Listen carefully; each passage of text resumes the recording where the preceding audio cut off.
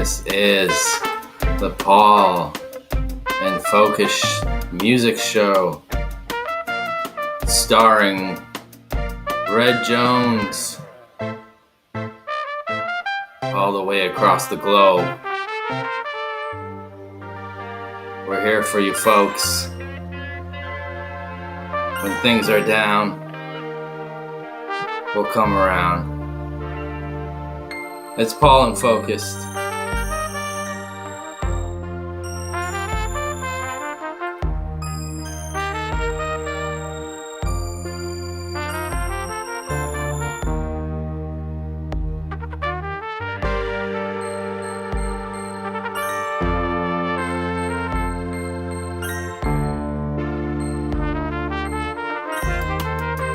All right.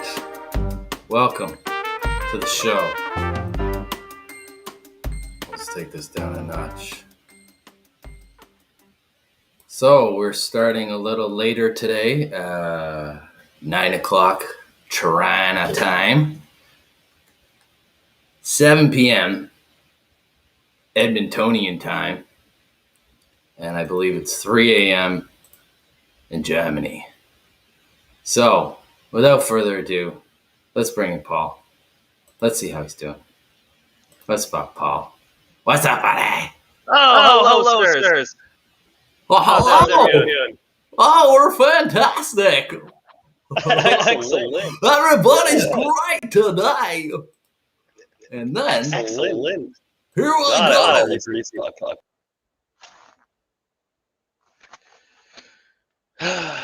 Alex. I don't know. So I heard I heard from the grapevine you're moving to Montreal. Ah. Yes. With shit going that, is not, I'm just having a little issue here.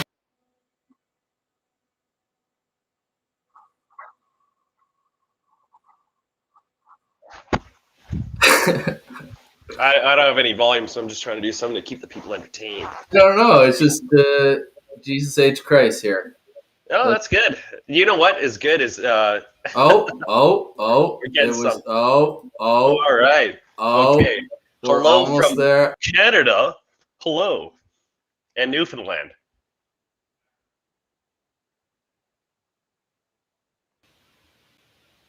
Oh, come on, Restream. Give me a break here. It's because everything was going so smooth. Oh, of course. That's why. Yeah. What else would happen, right? Like, Yeah. Okay. Oh, what the fuck? Ah! Goal! Goal! Now that we're live, I just wanted to say, fuck the U.S. government, fuck President Xi, and fuck Putin, and hello, everybody. And hello, everybody. Welcome. And hello, everybody. Welcome. Yes. I'm a little So- shiny. So I just want to tell you, which is really interesting, is I've been having the hardest time finding this Canadian artist. She lives in Calgary now. I don't even know her name. I just heard her on the radio on CKUI as like a local artist from Calgary. Use Shazam. You mean the superhero? He wasn't available. No, the app Shazam. Oh, Fucking play the song and Jeez. hit Shazam, and you'll know exactly who I it don't is. know. Like I was driving around, right? Ah. So I on the radio, here's what I found out. So she's from Japan. She moved to the Okay. USA, and now she Yeah. lives in Calgary. And remember, guys, I don't know her name, so don't think you're going to get some real information here. But Yeah. this is what was wild. She was there in the same room with Jimi Hendrix when he wrote Foxy Lady. But originally it was called Foxy Baby. And this is why the story is interesting, because since COVID, Oh, she's old. She's a She's veteran. old. She's she a played veteran. She played Carnegie Hall in 1972. What the fuck? Yeah, but here's the thing. She has to drive a school bus to make money to pay her fucking rent. You know what I'm saying? It's fucking wild, man. Because she's experienced. She was with Jimi Hendrix when he wrote Foxy Lady. You know what I mean? So since COVID, she's been not even able to almost pay her rent. And I heard her That's song on the crazy. radio. It's insane, man. I was So- just thinking how wild it is, dude. How wild it is Is to it- be such a talented artist and be having such a hard time paying your rent. And you know she's old. That's pretty common. Yeah, it's pretty common, but that's just another amazing example of how musicians are, treated. Like garbage. It's crazy. Like we're garbage. treated like garbage, and yeah. We're used for everything. Like you think about everything, stadium sports, fucking malls, everything. Music's being played. So malls. Darth Vader. It sounds like a case of like somebody fucked her over or something, or like she didn't have all the information, and she doesn't have her royalties, and that's common. That's so common. That's like, and we can get into that because my second album, The Bad Meat It's always LP, about you. No, joking. It's always about me. Marsha. Focus. Always focus. So this album, The Bad Meat LP, you know what? Landmark Entertainment. Fuck you, asshole. In Montreal, you piece of shit. I'm fucking coming for you, you fucking piece of shit. Arthur Hall. Fuck you. Anyways, this guy, I did like a publishing deal with him in Montreal, and he did like with the deal with publishing is like you give them your MP3s and they make a press package for you and they send it to all the radio stations and da. My mistake was I didn't get my songs coded with my ISRC codes, which are your tracking codes to pay you. Usually when you do stuff like that, I had the codes included in my information. So he's supposed to like send those codes with my songs. But you can't trust people to do that. You have to do it yourself and you have to embed it yourself. So I finally got my music on Sound Exchange. And Sound Exchange is the big American like watchtower for music and making sure musicians get paid. And like the Sauron, but for music. Yes, exactly. Now that's ring. To understand. No ring though. But my album, as soon as I registered all three albums, the second album came up as being flagged, and there was a problem with it. And I was like, what the hell? So I looked into it, and it was like the Orchard Company in California, and they're affiliated with Sony and BMI in Toronto here. And so this guy in Montreal set me up with these guys in Sony, and he's like, they're interested in you. They want to sign you. So I went and had a deal with them, a meeting with them. I looked it over, and I just didn't like it. It just seemed, it wasn't for me, and all I had to do was like improve on a few things and just do like some tedious paperwork shit and all that, register myself for a lot of things. And they basically wanted like a 50-50 deal with me, and they were going to have my ownership of Spotify for 7 years. So we were going to do the split, and that was for the first album, Free to Choose, and this one, the Bad Meat LP. And I hadn't made the new one yet, so it was only 2 albums. I didn't like the deal. I just said no thank you, and I left. And then so when I registered these songs like a couple months ago, I'm like, what the fuck? So the Sony owns it. So I looked into it, and somebody claimed the album for me. And so I said, what's the protocol, And she's like, well, if they find out that you didn't authorize it, then they're going to go into Sony's account, take the money out, and give it to me. But they can only go back 3 years, you know what I'm saying? So maybe if I had royalties for, Free to Choose, then I might have lost out on it. And so each song, you have 5 ways of getting paid if you own it all. There's the masters, which you give to like DistroKid and all these other distribution companies, and you just get paid for owning the whole thing as a complete song, right? As a product. Then Sound Exchange is a different entity in the United States, and they cover your performance. You perform on tracks and your composition. So you own the instrumentals, right? Then you have publishing, which is like Song Trust and your country's affiliation, like SOCAN for us, and they go after like when you're on TV or your music played in the mall, the shit, and all this stuff. Or the Darth Maul. Darth Maul. So basically, I've been missing out on like 4 of the 5 ways of getting paid from each of my songs. Well, that's the kind of, you kind of want those 4 ways. You don't want the 1 way. You at least want a 3-way. Exactly. 2 ways, okay. Yeah, it gets a little sloppy after that, but it's in a good way. It's amazing how many musicians have no idea their money that's being slipping away. Like it's crazy. I'm telling you, this woman that I was talking about from Japan, her first language is Japanese, so she does scat. You know how scat's like I'm the scat like man. So since she's Japanese, her scat, she uses different syllables. She's more comfortable with Japanese. So it's a scat, but it's like sounds like a form of scat you never heard before. It's unreal. Yeah. And she's broke as fuck, dude. And she used to. That's crazy. Yeah, I believe that too, and it's just so many magicians.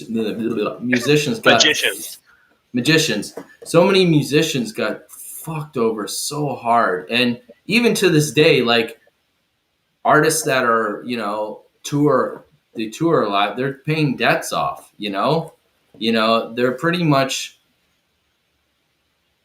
because they're just getting money for being a performer. They probably don't write their songs. They don't. And you're right, man. We get used and abused. They need our music for everything. Yeah, they need our music for TV shows, video games, movies, porn. Yeah. I mean, you only really need to play 1 beat for porn, but just like a bass line. Is that an extra large sausage pizza? Yes. Shit like that. Ordered. I heard your pipes were clogged. Well, here's my penis. Yeah. Oh. I have a sketch that I made on YouTube probably like 14 years ago. And it's called Pornoland versus Reality. It's so awful. I would like to see that. Would you like to see that? Hold on, Paul. To see that. Let me dig up the old archives here.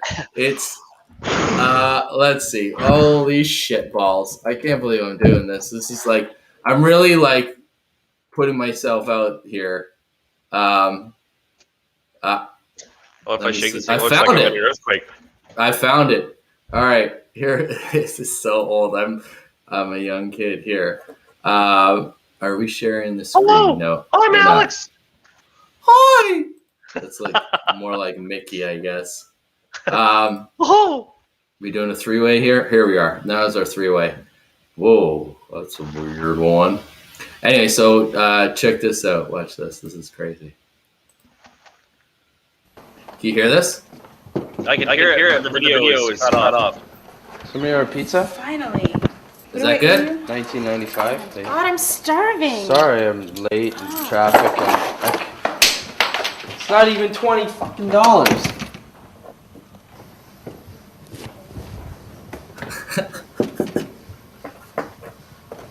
Somebody order pizza?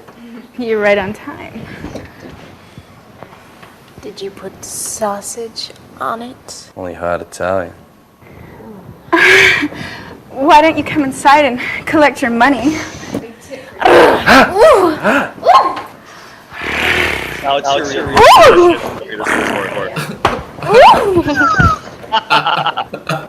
Okay, just have Mrs. Smith call me Monday. Reality. Sorry about that. Where were we? 12. Yeah. What qualifications do you think you have to offer this establishment? Well, I have a lot of training in the industry and business skills and people skills and and I work well with Okay, others. well, we have a lot of applicants, so we'll just call you if we're interested. Thanks. Thanks.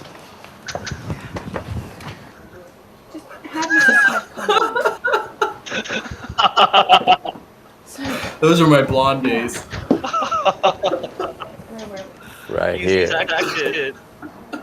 So, tell me what qualifications you think you have to offer. Well, I got this.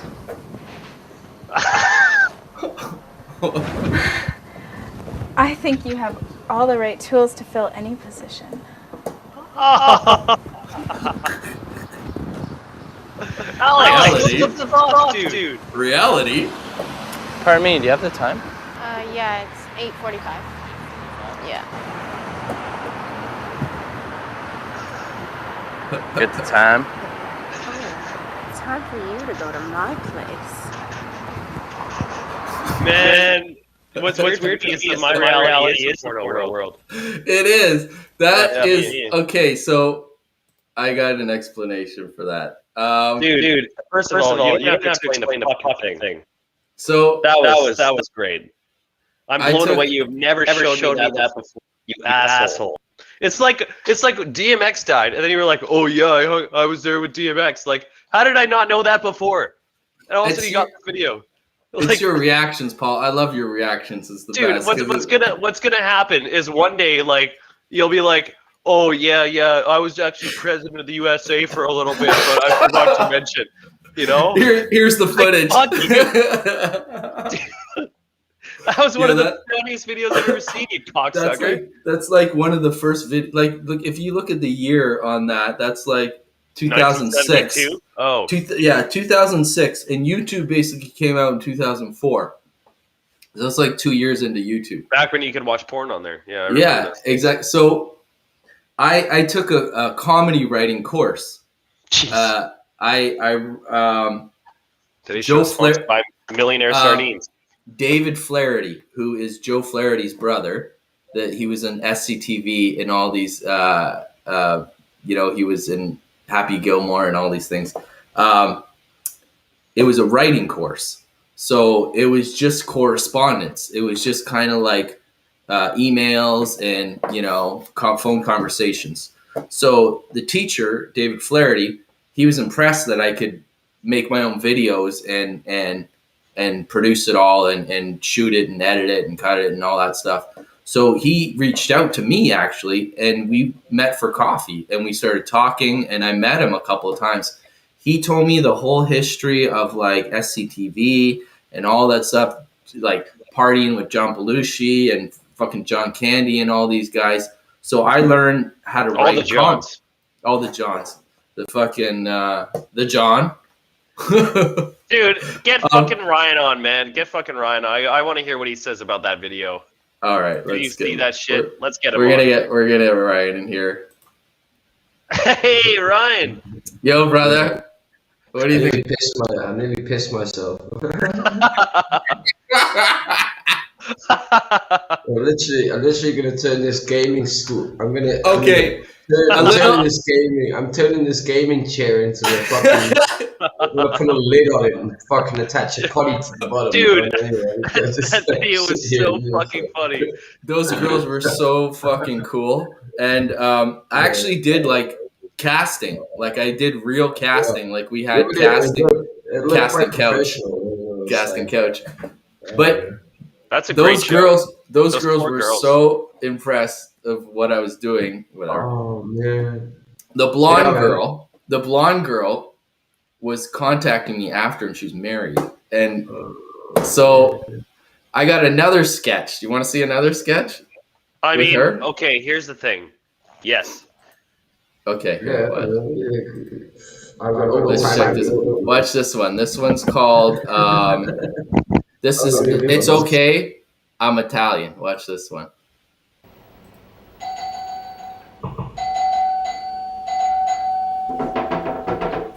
You want me to get that? I'll get it. I'll get it. It's cool. You look good still. Come here. Dude, I got some crazy news. Gavin wants us to pick him up in an hour. Ben, are you hungry? No, I'm okay. I'm good. So what is it? I can't tell you. Pizza Hawaii. Oh my God. Sweetie. Thanks, sweetheart. How do you do that? How do you get your girl to bring you a beer? I can't get that. I keep her in line. How? I'm Italian. That's true. Let's begin by reviewing a few important Italian greetings. I don't smell any dinner cooking. Well, I'm working on it, okay? I have to do the dishes first. But all you see you doing is fixing your nails. Well, I broke my nails trying to do the dishes. And you know what? You standing here yelling at me is not getting things done any faster. Meat, pasta sauce, pasta. I'm getting canceled. Don't forget the Parmesan. He's so gay. He's Italian. You guys? You still here? And we're done shopping. Why are you fucking retarded? I'm trying to watch the game. You know, all I'm trying to do is talk to you. I cook your dinner and I clean your house. Do you know the last time you talked to me? Susie and I were reading Cosmo. Cosmo says, if you don't look at me and you don't touch me because you're impotent. It's okay. He's Italian.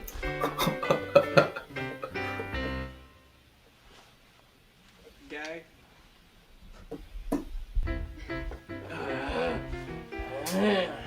Wouldn't shut the fuck up. Goddamn woman. It's okay. He's Italian.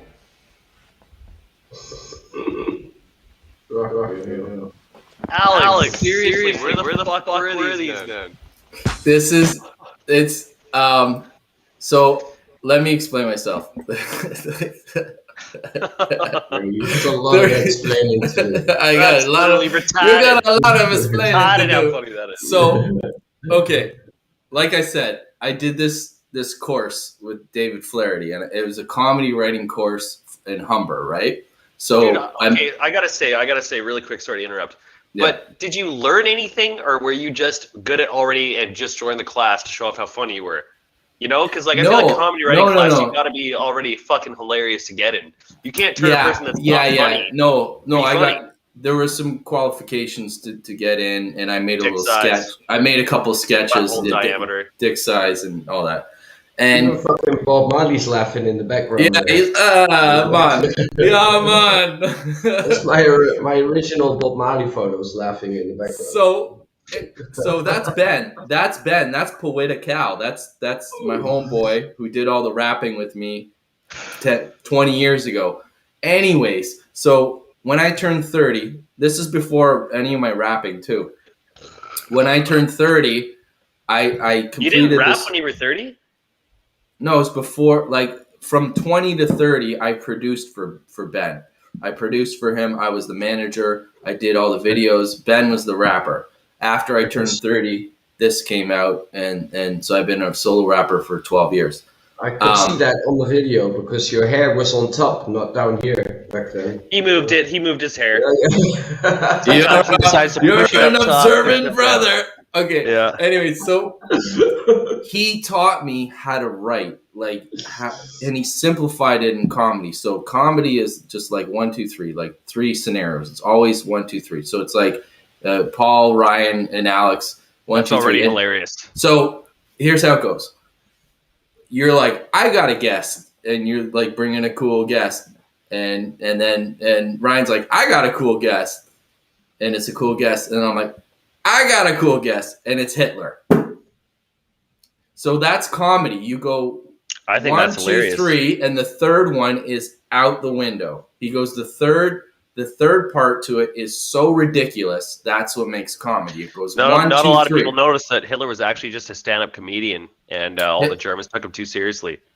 And he was Austrian. And he's the man who ruined a great mustache, I'll tell you. Honestly. That Charlie was Chaplin mustache. the most least maintained mustache. And here's another story. I got a funny story. So my grandfather looks pretty much like me, and I never knew him. He But passed Hitler. away. Your grandfather's yeah, Hitler. This is the no, next big hold thing on. that you expose. Hold This is the on. next big thing that you expose. Like, oh, I Just- met DMX. My yeah, grandfather my was relatives, my great grandfather's Hitler, by the way. I do have actually, there is Austrian in my family, so my great grandmother was Austrian. So, what the fuck was I saying? Oh, Hitler. You're saying how much you adore Hitler.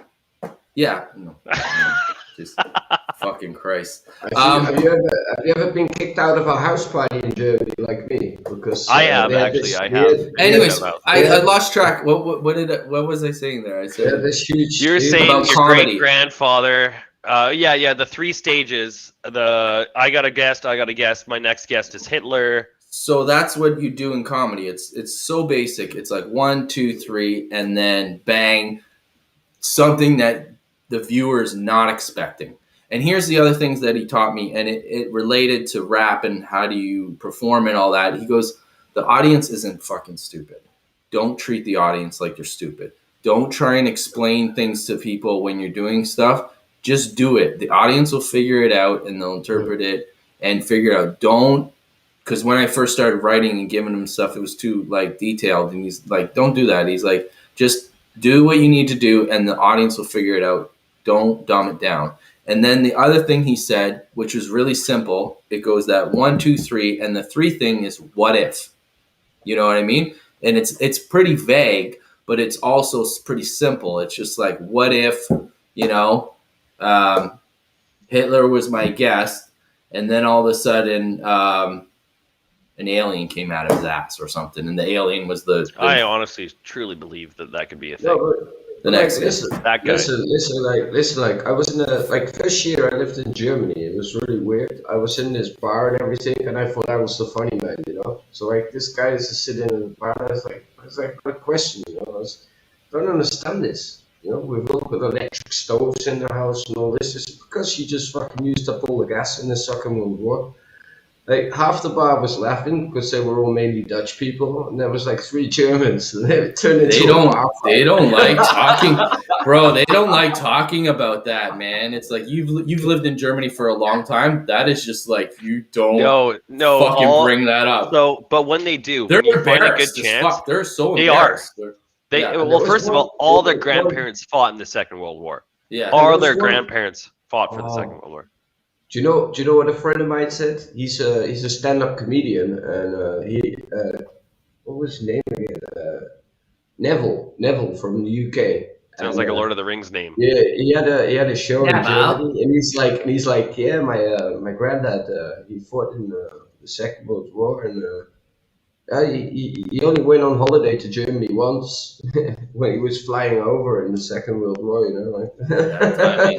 Jesus bombing fuck. over, like Bad timing. and he's no, like the way I'm saying it completely different, but the way he brought it was fucking hilarious.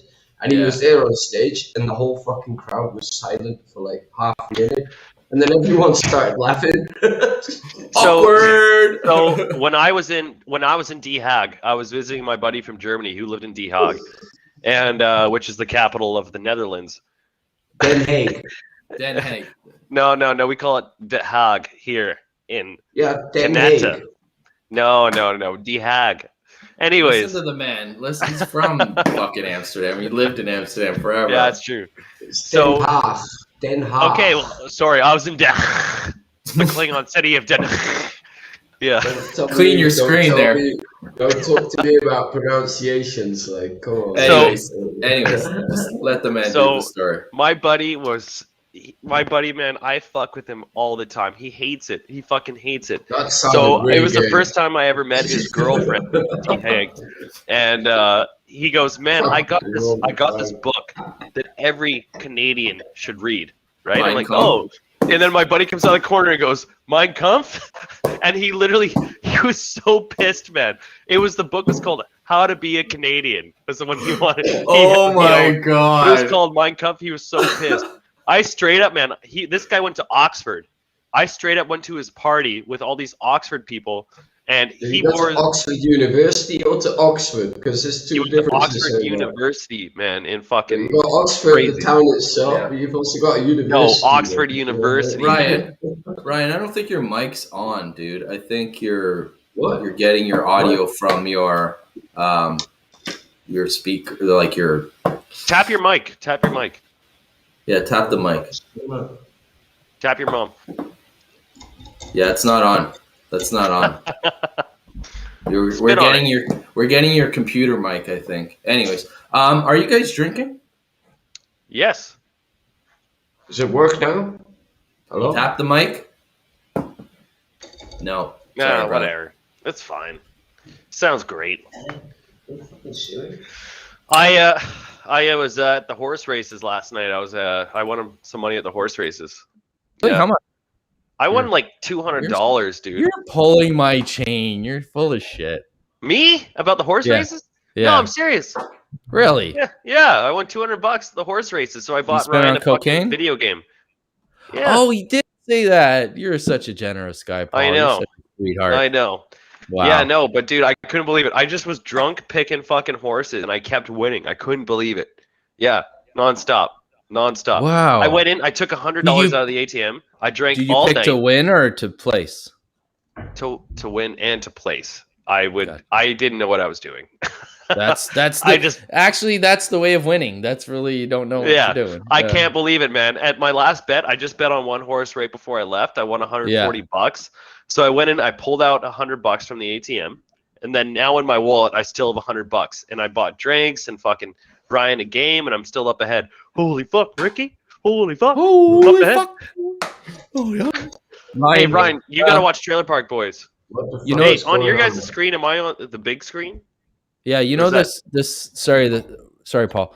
The setting wheel, Ryan. The settings. When you go into settings and you click the audio input, just make sure it's your device. Sometimes it automatically goes to default. So Where do I have to do that? it's Settings? in the link here on Restream link. It's that little wheel. It's that. Yeah. What are you drinking, Paul? Well, Video I was input. drinking Bubble Stash IPA. Mm. It went well with my Millionaire's sardines. But since then, now I am drinking Goose Island IPA. I haven't had red wine in a year, Paul. Is this it?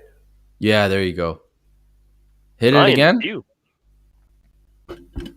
There you go. Oh, yeah. Now you got Now it. spit you on got it. Now, yeah, stroke it. I'm starting to learn. So, okay, quick story. I was in Belgium. I met these two kids from Montreal. We'll get into Have that some later. chocolate. There you go. So I met this kid. This is 2012, right? I met this kid. His name is Martin, and he's from Montreal. He was showing me on his phone how he was making beats, and I'm like, that can't be any good. And he's like, yeah, these are fucking WAV files. He's showing me. It was the only hostel I ever stayed in Bruges. I went to Bruges in Belgium, and How was the beer? pretty good. If you're I into didn't have chocolate. any beer. I had some Bless chocolate. you. Anyways, sorry. I went to a wine store and I was like, "Can you tell me what the best Belgian wine is?" He goes, "Yes, French wine." He goes, "We all we do is drink French wine here." So I discovered, and you guys have probably had this one before, but this Bordeaux, this is my favorite wine of all time. This is like Yeah, the shit. Bordeaux. This is, and so I haven't had a sip of wine in a year, and I just had that sip, and I think I came like 19 times. I got to It clean my happens. shorts. So, anyway, so salute, guys. Cheers, salute. my Prost, homies. Nastarovia, Gambe, Gambai, Tagai. Ryan, cheers. Prost. Sante. Prost. Hey, is this the first show we're all drinking? Hey. Woo! Yeah. Anywho, so I was outside today playing music outside, and I set up in the park. I bring all my gear out, and I just fucking give her. And it's just basically like, tightening your shit up. You know, it's like basically practicing and also having the balls to get out there and fucking play for people walking by, really. So Yeah. a few people were intrigued and came up. It's usually like people, right when I'm done, people come up and like, "Hey, play a little longer," and it's just like, Yeah, "No, I'm fucking done. I was always. here for 3 fucking hours. Where were you?" I'm surprised you still had balls after coming 19 times off that wine. So, Oh, my balls are like really droopy. That's what What really happens. hurts is when you come out with one of your balls, but it happens. Well, my balls are starting to drag around my ankles. I'm 42 years old, and when I sit in the toilet, they dip in the toilet a bit. That's nice though. It's refreshing. Well, when you piss in the toilet first, and then your balls dip, kind of like you lean forward, and the balls down. You're like, oh man. You know what? That's going to be one thing I'm going to get you guys to rap about. Balls Piss on my dipping. ball. Balls Yo, dipping. my balls are dipping, but my raps are hipping. My favorite band is a tragically hipping, but when it comes to beats, I be slipping because I don't know how to write. when I went to the bath, I was slipping because my balls were dripping. Yeah. Catch this. On your ball like Catch banana this. peel. Catch this plugged-in toaster from the kitchen. All right, So I got some exciting news. I gotta say, All I right. gotta say something to Paul. I've got something exciting to say also. One at a time. I've just ordered the setup on Amazon that I sent you the photo of. Oh, I Oh, thought the you were new going to say you got a dildo. vasectomy. But No, he was No. actually quite surprised what it cost. So Yeah. He just got a brand new, fully kitted fucking streaming setup for €139. fucking My right, eye's always brother. smaller than my right eye. Oh my god. That's With, like that's like $8,000 Canadian, right? Like Yeah. that's like $9 Yeah. million. yeah, but it's got Canadian. it's got an external sound card with all Yeah. the buttons, so I can like put my voice like, "Whoa, man!" I could So talk if like it's good, Arnold if it's good, we Schwarzenegger. should advertise it on here because people need The that. Arnold. So my exciting news is that one of my favorite bands from Canada is called the Crooked Brothers. I think I talked about them before on the show, but now I'm in discussion that next week or the week after we might have them on the show. What? That's Yeah. crazy, Paul. You're getting some fucking crazy, amazing guests. Like your research is fucking killing it. So here's And, the thing: it's normally easier to get like people on, but something about the last 2 weeks, like I don't know what it is. I shouldn't have sent them so many dick pics, but I'm not getting a lot of responses back. But you these should guys light are- it better. Light it better. Put some light on it. I actually put a little top hat on it. Looks like a fucking happy snake. with a Hello, hat. my baby. Hello, Hello, my honey. my honey. Hello, my penis. Hello, talks. my It loose really talks. pussy. Hello, Alex, my loose Alex, pussy. Yo, Alex, what kind of camera are you using? on this? Yeah, This is just my webcam. fucking hell, now mine is Are you shit. know- man. No. Slow. Don't be hard on yourself. It's lighting. I got awesome lighting. That's what it is. I got a lighting kit that's fucking phenomenal. So you need a light. So just get yourself a light, one of those ring lights. Jesus is my light. Thank you. Oh no, we're not doing that shit, Paul. You know, Fuck that. Jesus turned That's water lovely. into fish. Yeah, also to red wine. So Water in a blood? Yeah, fuck that. Hey, I who's hate- that? Who's that serial killer from America? Charles Charles Darwin? Charles Mason or so? What's his name? Charles Oh. Manson. Charles Manson. Manson. Yeah, do you know? I was watching a documentary the other day, and do you know he actually wrote half of the songs for the Beach Boys back in the Yes. Okay. Oh. So here's the thing. Whoa. Let's go there. All right, my So mic. I can hear you guys, so I gotta take a leak. I'll be right back. I wrote Keep this. going. There's this book. There's a book that is just like unbelievable about him, day. and they're saying how like I don't want to go too deep, but they're saying how the CIA brainwashed him and used him to infiltrate people to brainwash other kids to do things. It's crazy. The book is so intertwined with the 60s, with the Beatles, with that band you mentioned, and Helter Skelter. Helter Skelter. He was actually a good musician, and the guys from that band were going to sign him, and they actually had an album with the guy, and then people were getting suspicious of him and stuff like that, And yeah, that's a whole fucking You know what happened? can of worms. They Seen that threatened- movie Once Upon a Time in Hollywood, right? With Brad Pitt. That's all based on that, really. They threatened like this Charles Manson guy. They threatened the Beach Boys. Like, I'm gonna kill all your children and all this. And the drummer went up to his ranch and beat the shit out of him. Yeah, I think that's like that scene with Brad Pitt in the movie where he goes into the compound and he's looking for somebody and he just ends up fucking that guy up or something. And Charles in the Manson, end, Charles well, Manson got fucked up. that's the Once Upon a Time in Hollywood. That's that new movie. That's that movie where the guy has that guitar case that shoots all the bullets, right? No, I think No, that's like old Spanish movie or something. Desperado. Your camera's frozen, by the way. Mine? No, Alex. Mein Kampf? He looks like Really? he's about to give himself a wank job. It's not frozen there for me, but A digital jerk. Digital jerk. So I think Alex, you should play that live video I sent you of the Crooked Brothers because I want everyone to know that sees this video that they are coming onto the show. It's going to be Okay, a big so set this freaking up. So we're deal. gonna have these guys coming on. Is this confirmed or is this like? It's in the confirmed that they It's in the- will be on. The date isn't set just yet. We're talking to the people. All right, Yes, so yes. this is and sorry, my ignorance. Give me a backup with these guys again. I kind of remember them, but So these guys are out of Winnipeg. gotcha. And they are the sound of the prayers. They're amazing, and I love their tunes. That's If the you one hear city this- I never Go got on, to go on. play in Canada. It's one of the best cities to play in. And I'll tell you- it's only 100,000 people, but it's amazing. I had 2 gigs lined up before the lockdown, and I was just gonna fly out to Winnipeg for a week by myself and do a whole week in Winnipeg and just hit that music scene. I've been there to work, like I've been there to work the Junos and Canada Has No Talent, and yeah, Winnipeg is like another entity because it's in the middle of nowhere and it's basically got a ridiculous music scene. It's an amazing music scene. Let's roll these guys.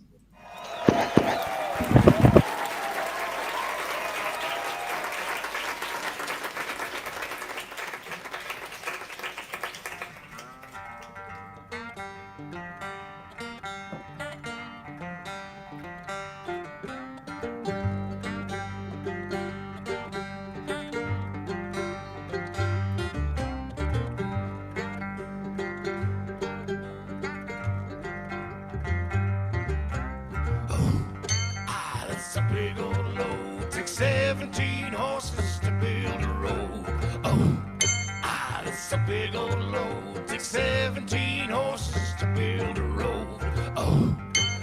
That's a big old load. Takes 17 horses to build. Sounds like my balls. That's a big old load. Takes 17 horses to build a road.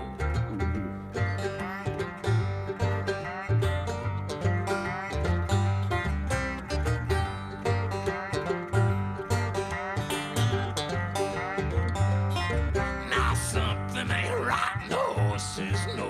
There's something in the wind. Something in the soil. The backs go stiff. A flare their nose. There's something in the wind. Something in the soil.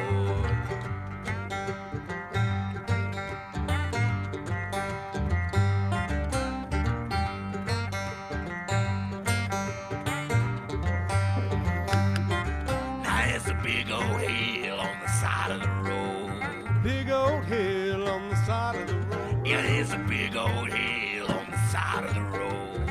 Big old hill on the side of the road. Oh, there's a big old hill, a big old hill, a big old hill on the side of the road. Going out east on the 44. Going out east on the 44.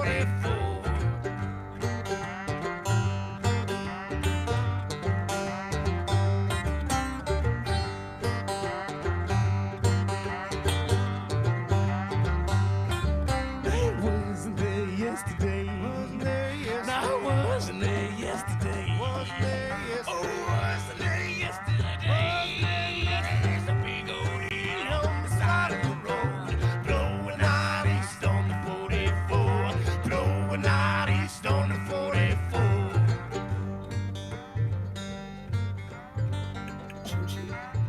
I could rap with these guys.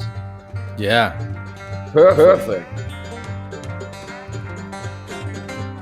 Loving it.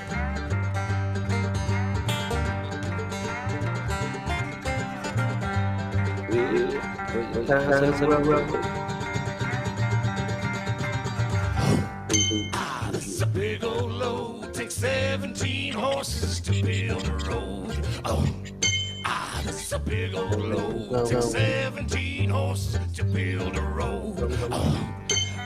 It's a big old load. Takes 17 horses to build a road. More cowbell. Takes 17 horses to build a road. Yeah, many goals. Man. Nice. Right. Whoa.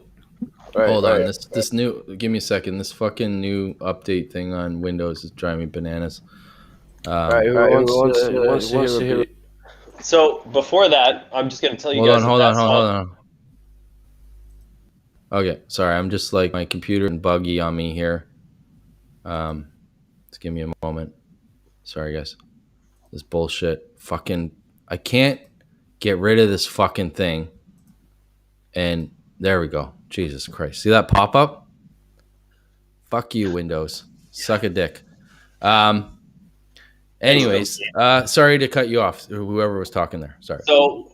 So that song's actually about building. Okay, so Ryan, you live in Germany right now. Germany is full of fucking roads and highways and the Autobahn. It's full of fucking roads, right?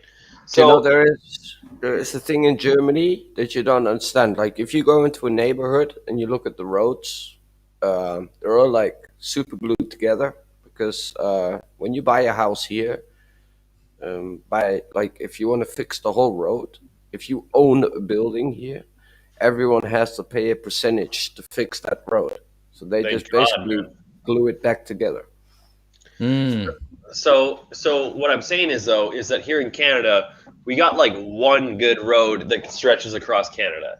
What's Trans-Canada Highway. Exactly. Trans-Canada Highway. The Transgender Canada Highway. The Tranny Highway. We're gonna get banned. So the Trans-Canada Highway is like our main road, right? There you go, Ryan. That's good. That song, That's better. That song that you just listened to by the Crooked Brothers is about building a road in Canada, the 44, and because it's a lot different out here. No population, lots of land. So that big old hill on the side of the road that they talk about was made out of horses' dead bodies from working the road. Jeez. Yeah. Wow. Yeah. Well, it's better than dead Chinese men building the railroads. Railroad, yeah. Like our whole railroad system was built with Chinese slaves, basically. True. And Al Capone. Did you know that Al Capone owned them? He brought most of them in. Really? Okay. So check this out. Everyone that's watching right now, whenever you get a chance after this, look up Moose Jaw, Saskatchewan, Little Chicago. So Al Capone owned a big house there. I've actually been in this house that he used to own. And you pull back his bed, and this isn't no fucking lie, man. I remember this. You pull back his bed, and there's a tunnel.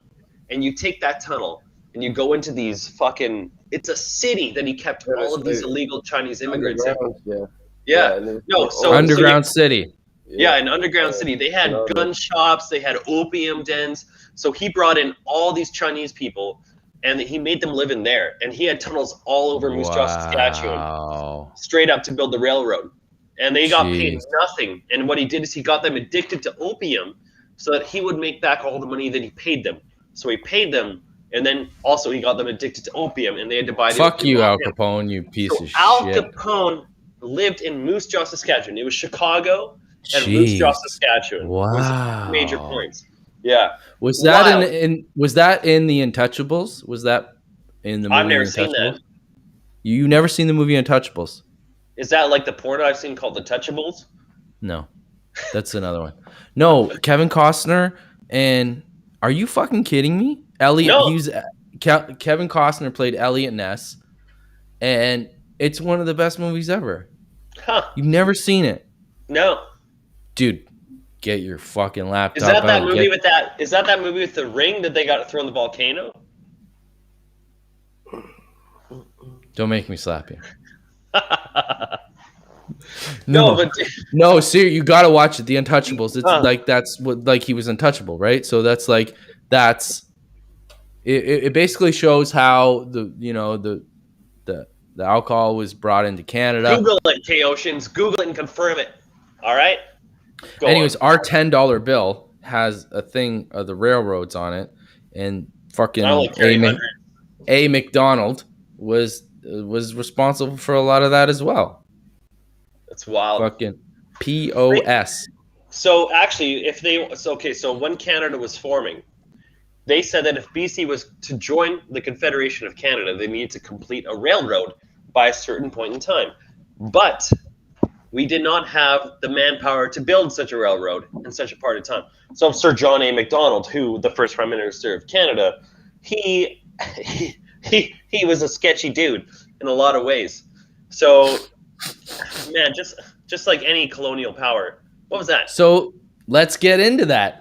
We got into that last week, and now we're going to talk about it a little bit more. The Canada, we got some fucking dirty secrets, man. Let me know when I have to warm up on the beat. We're not such a perfect country like Germany, Ryan, okay? Hold on. Sorry. I'm getting echo from somebody. Probably me. Could be me. There, how's that? Czech. Check. Republic. Czechoslovakia. Czech Republic. Did you know that Czechoslovakia changed their name? Czech Republic changed their name a couple of years ago? It used to be Slovakia. Now it's No. Now, Czech Republic is now no longer called the Czech Republic. Check it out What on is Google. it called? Check it out. Czechia. If Czechia. you refer to Czech Yeah. Republic, you it know- is now called Czechia is the proper way to call it. If you check Okay. on their Google Maps, if you look at their official name on Wikipedia and whatever. Have you guys been to Prague? Have you No. ever seen a bird's eye view of Australia on the map? Actually, looks like a kangaroo. Dude, I spend most of my time looking at Google Maps. I don't know what I'm looking for. Ryan, have you been to Prague? Yeah. Yeah, it's beautiful, eh? I'll tell you a funny story. When I was back in the day when I was skateboarding, my friend, he got like 20,000 inheritance from his dad that just died and everything, and Nice. just turned 18, and we were in this bar called the Mines in Amsterdam, drinking beer, and then like at like 9 o'clock in the evening, he's like, Ryan, we had our skateboards, our I like bags your name, and Paul. everything with us, and he's like, we're going to the train station now. We got to the train station, Amsterdam Central Station, and we took a train to Prague, and there was like this secret skate park indoors, but you had to like go through this theater building through a curtain, and you just came in this fucking underground skate park. That's the last time I seen you, Paul. Or sorry, Ryan. That's the last time I seen you was at the train station in Germany when Chris and I left to go to Berlin. We took the train from Amsterdam to Berlin, and it was the hottest week That's in when German you killed history. Hitler, right? That's gonna be the next Yes. story you tell me. You were the Yes. one that killed Hitler. That's Yes. no, You son of a it bitch. was Anyways, a we took train- that train in train Amsterdam. to Dresden from Berlin to Dresden, and then we went from Dresden to Prague. And Prague was amazing. Like we got there, Dresden, by and the way. there was a music festival there that day. So I don't know. Chris went and did his thing, and then I just went. There's like an island in the middle of the river there or something, and then I just went there and started drinking beer and sat down on the ground and listened to all this music. And then I found a place to play music in Prague. So I went to Prague to this place to play music, and it was just an open mic, right? So I played like one or two songs, and there was like 3 people that were playing music there. And whoa, sideways, Paul. And there was like the guy who was running the open mic, he came up to me and he's like, "Can you play more music? We don't have enough people." And I was like, "Okay." So I did like a 40-minute set in Prague. So this guy comes up to me and he's like, "Fantastic music, da da da da." And he goes, "I'm from Toronto too." And I'm like, "What, really?" And he goes, I'm like, "Where?" He goes, "Parkdale." And that's the neighborhood that I grew up in and lived in. And Paul, holy shit, you're in space. Paul is in the space station, and we're going to his jizz is floating around in the sky. The day I left you guys in Amsterdam Central Station to go on further with And your you got trip. the money. You found that money. I found a bag with a GoPro camera in it and $700 in an envelope with no address, no names, nothing. So I was like, yeah, Because it was for you, I left that for you years ago. yeah. And I was homeless. I had nothing. I had no money. I had nothing. So I was That like, was I'm gonna 20. take this to a police station. I'm gonna take this to a police station or just fucking. That was leave it. 2016. I'm That sure was the police would have 2016. found its original owner promptly. And then guess where we went after Yeah, Prague? We went to with Vienna. fingerprints and all that. We went to Vienna and we saw David Gilmour in Vienna. That's pretty fucking sick. Yeah, my buddy Terry, Terry Lowe, my buddy that I work with, this is his design. He owns this patent. I've He seen owns that this before. patent. I've He seen owns that this. shape before. You know why? I'll tell you why. Because the company that I work for stole it from Terry. I had two favorite. So he has these pins. So he made all these pins with this thing on it, right? And he gave it to all the broadcasters. He gave this pen to all these broadcasters, and all of a sudden on the Raptors court we see this maple leaf. And so each variation of this maple leaf has a patent. So with patents, with logos, you have to write out in crazy detail what it is and all that stuff. So he owns the patent for this gold trim with black. And all of a sudden, it ended up in a lot of Raptor merchandise and all that stuff. And then Terry's like, I own this. And so I don't know if he did anything with, and all of a sudden, like he brought it up with one of our people at work, and then the logos disappeared after that. Like they just vanished off the court, off the actual physical court. He owns this look, this patent. He actually has the patent to this, and this one is meant for the soldiers. This one is meant for the fallen soldiers in Canada. And so big up to my boy Terry. Terry's a fucking unbelievable dude.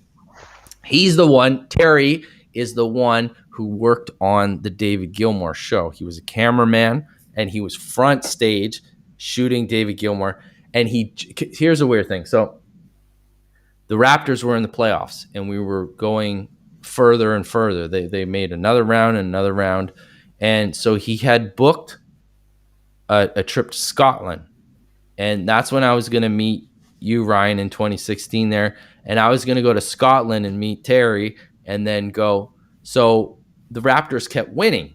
So it's just like he had to kind of like postpone the trip. So I got a ticket from London to Scotland for $10. London, Seriously. Ontario? No, London, England.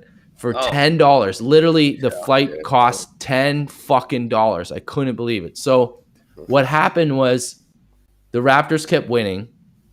David Gilmour came for a concert in Toronto. He had 2 concerts beginning of April. Terry gets calls for concerts every once in a while. I get concerts every once in a while.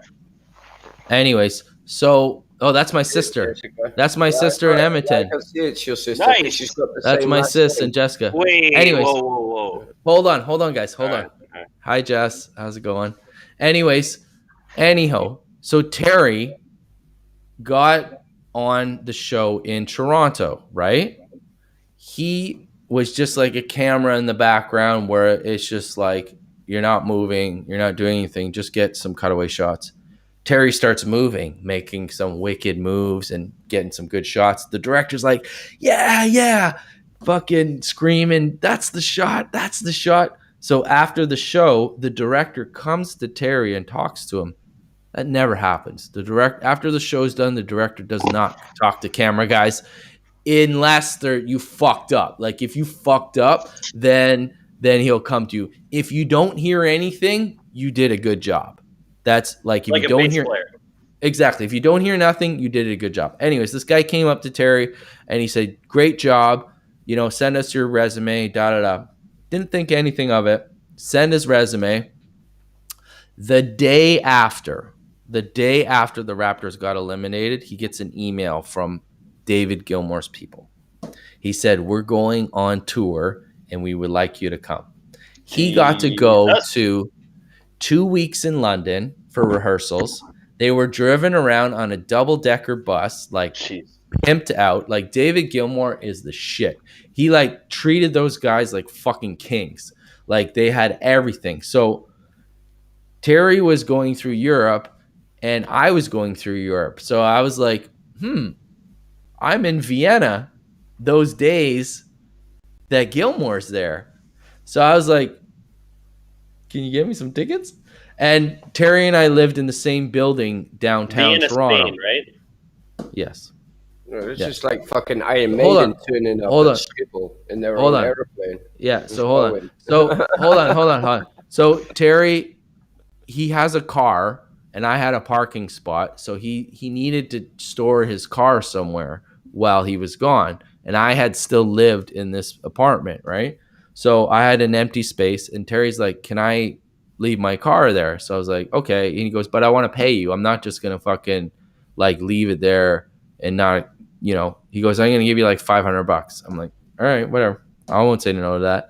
So then I thought, can you get me 2 David Gilmour tickets and we'll call it even?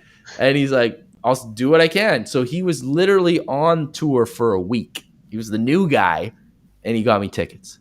But he didn't get tickets until the last fucking minute. Like I was still hopeful. Like there was 2 shows there in Vienna. So we showed up to the one show outside the gates and we listened to it outside the gates. So he was shitting himself till the last moment to give you. No, he had to like wait. Like he made the proposal and he has to wait to see the day of the show of what tickets are available for the crew and their family, right? So he was just shitting himself, man.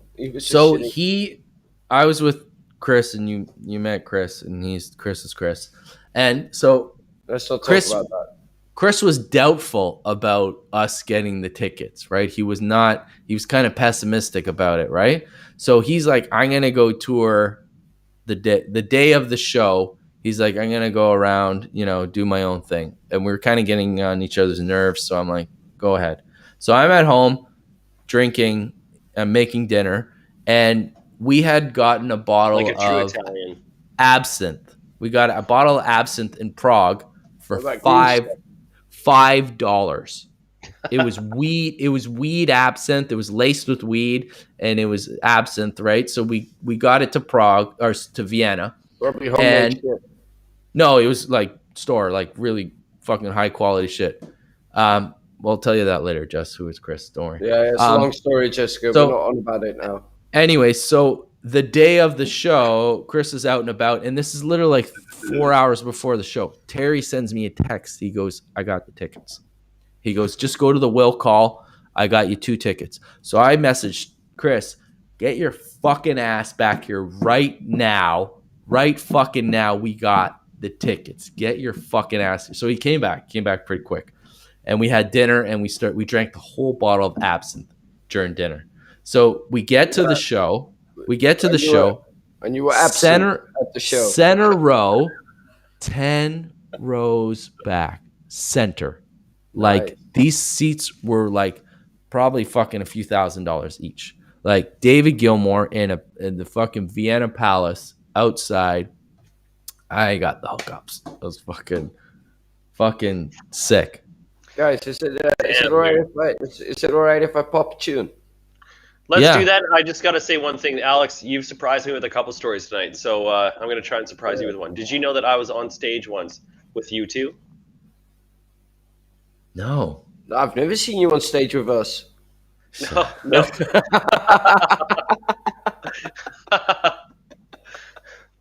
Sorry, you. I just had to pop Bono! Yeah, Bono! no, dude, I was on stage with Bono once. I'm not even lying. I believe you. Tell me. Okay. So I was on stage with you too. Shut the fuck No, up. that's the guitar player. That's the guitar player. Edge is the guitar player. So first of all, I hate Bono. Right? Oh, me I too. hate Bono, right? We won't go there, but who doesn't? I got a new record coming out. I'm feeding kids in Africa. Yeah. Who cares? So, so this is what happened. So, my brother drove the forklift for AC/DC when they were here. Dustin? Ben. I have 7 brothers. Yeah. So he drove forklift for them. And I ended up just like throwing out my my resume to them, and they said they needed me to help them out with a show, right? So I was there when they built and took down the world's largest stage ever built, the 360 tour of U2. I fucking assembled that with everybody. You're a rigger. You're a rigger. Yeah. I assembled that. Not a wigger or the other word. A rigger. What other word? He nearly There's hung another himself word? on the rope when he saw Bono. So here's the thing, right?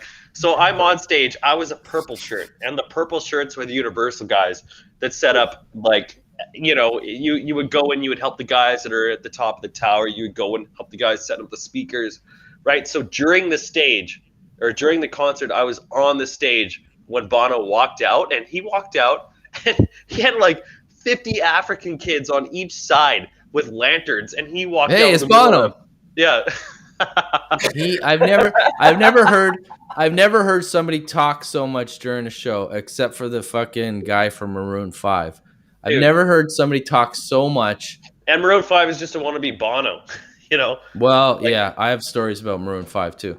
But I used to do all the concerts at the Air Canada Centre too. I was the house light guy. So I've seen like 300 shows there. I've worked 300 shows. I've seen every act, like big act. So I did the U2 one, right? And they had like, I'll give it to them. Their visual presentation is amazing. It's all about Bono though. The rest of But the the band music sits back. sucks balls. And it's like, it's a huge LED screen. You know the one in Texas, the Cowboys, like that scoreboard? They had something like that. It reached from the north to the south end of the hockey rink. Like it was so long. So it was empty, and they can go inside and play in it, and it would lift up, and it was transparent so you could see through it. It was crazy. I'm hearing echo again. Check. How's that? Check. Better? Right. A little. Yeah. That's what it is. I think it's going. Do your other ear. If you're going to do that, pull your No, thing that's off. just the volume for the whole thing. Got you. I got Anyways. the volume back here. Yeah, that's that's a cool YouTube story that. Oh, so Roger Waters too. Roger Waters was doing the Saw him on wall my trip. tour. He was doing the wall tour in Toronto, and we had come in to test our cameras because it was the beginning of the year. We just That's the cameras coming. test the cameras. So they were in the middle of rehearsal. No, they were rebuilding everything for Roger Waters' set, and they were literally putting the wall back up, like the fake cardboard wall or whatever, right? So we had a camera plugged in, and I just started waving it around, and these guys started fucking screaming at me. They're like, "You can't fucking shoot this!" Blah, blah, blah. And I was like thinking in my mind, it's not a big secret how you guys made this. It's not fucking like I'm Paper just mache, like, bitch. yeah, it's not like, ooh, wow, they did it like that. It's like, people are so sensitive with shit like that. It's crazy. It's like, anyways, let's change gears here. Do you want to tell the people what I'm doing? Yes, I do. Alex. We're gonna announce it on the show here. is Ryan doesn't know yet.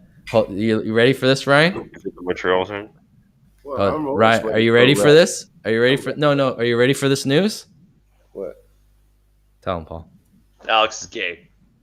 Yeah, I know. Yeah. Well, I'm Alex happy. I'm moving to happy. Montreal. Well, gay, Alex gay moving is to actually, Montreal. gay is translation for happy. Yeah. No. Okay. Did you hear that, That's Ryan? besides Did you the hear? point. Did you hear Alex that? is moving to Montreal. And straight up, man, when I sell my house, I'm moving to Montreal too. So, and when you sell your house in Deutschland, do bist be coming over here, bitch. To How can, Montreal. how can I sell a house when I'm renting it? Anyways, Just try come to to figure out how to sell Montreal. your Come to business. Canada. Get on the underground. You gave me actually an early birthday present. My birthday is on the 1st of August.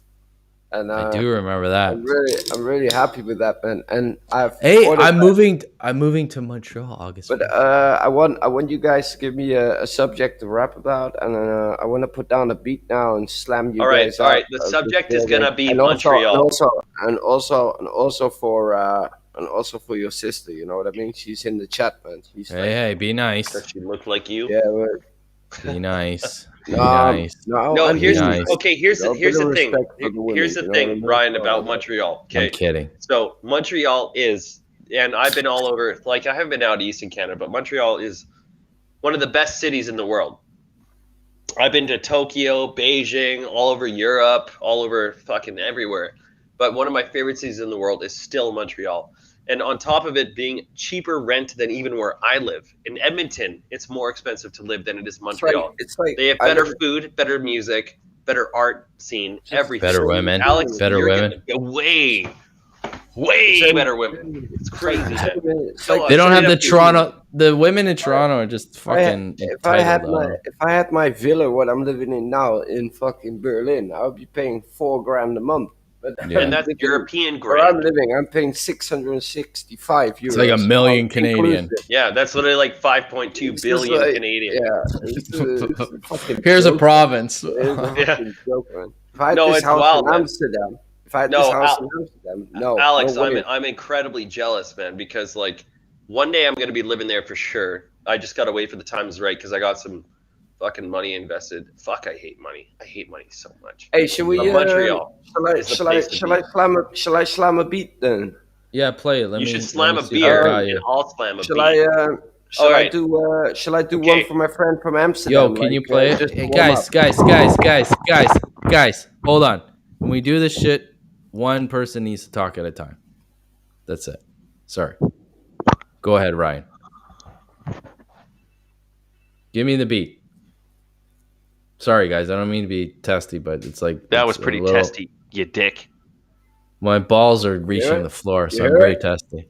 No, I'm not hearing it. Did you send That's never happened before. Whoa. It went away. They call me Montreal Paul. When it comes to French chicks, I fuck them all. Yo, that's it. I like baseball. The French team was called the Expos. Alouettes.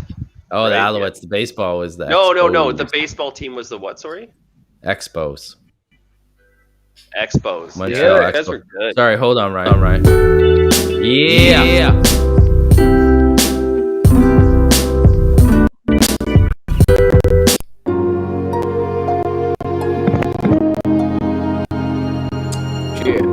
You hear this shit?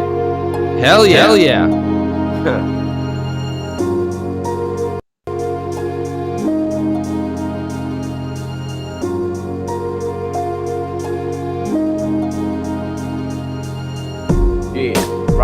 Rocking on the stage, turn it to page. Anybody wanna laugh and you rage? Warming up microphone, a millionaire. Got myself here, what you wanna go and care? And now we're living, now we're going on to take a share. You wanna live in over Montreal? I got myself here, I'm rapping like it's big, you small. So I got myself there, calling, taking a tight beat. Headed down here, I'm mentally going the street. It's just the poetry, the soul for taking me. And when I'm breathing, in my misery, but my brain, I gotta be taking a roughing. But you wanna be coming talking something, yeah. So I'll be killing a takedown. I'm bringing the whole air. I'm bringing it straight out like your eyebrows. Anybody wanna be keeping? That's the reason that I gotta be living the weekend. Drinking up my beer and enjoying the season. We haven't started yet, man. Come and believing, but I'll be concerned. Can't see the raps and people wanna be coming around the corner talking crap. Yeah, but I'll be fed up with what I've got in destiny. It's just the reason that I'll be loving and happy. Ha! So we're chilling and cool, I love in old school. We chilling and cool, but I'll be loving the old school. Yeah, so I'm chilling and loving the old school. Old school, bitch. Yeah, ha! Yeah. Roger that. Yeah, roger that. Anybody wanna be talking the facts? I wanna be relaxing. Anybody wanna talk it back? But I'll be going over the bridge cooling. Anybody really wanna go old schooling, yeah. But you wanna be over schooling with all the raps and technicians that wanna talk you back. But I'll be taking and revelating with what I got it designated to. But I have to go and tell it on the truth. But the poetry is taking my move. Don't write it on pen and paper. I just intend to write it down and rip it up and check it later. I'm just a rap revelator. Yeah, so we'll be killing and taking and breaking it all. Chilling and out, we got it all, man. Germany's on the cap, we gotta say it, and people wanna be replaying what they've been saying. Yeah, but I'll be fed up with things in the past, and that's the reason that the most MCs kissing my ass. But I'll be killing it down, killing it cool. I got myself here, now we got it rocking on school. Me and Alex and Focus, we got it, we're hocus pocus. You wanna say to me?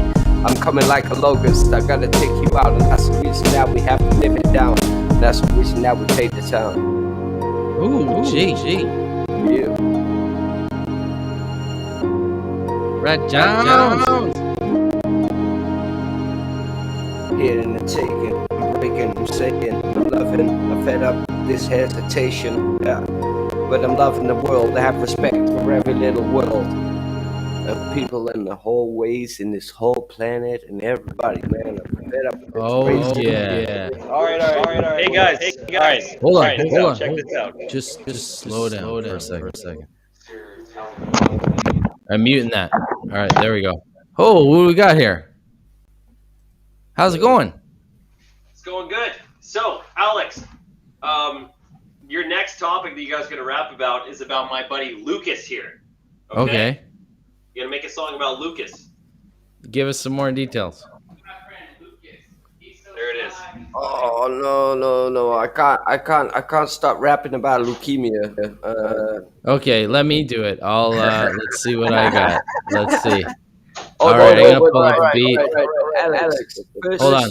First you're rapping, and then it's me. Okay, hold on. I'm gonna bring up Sure. a buddy. I'm gonna bring up a Anthem Church beat. All right. You guys hear that? Yeah.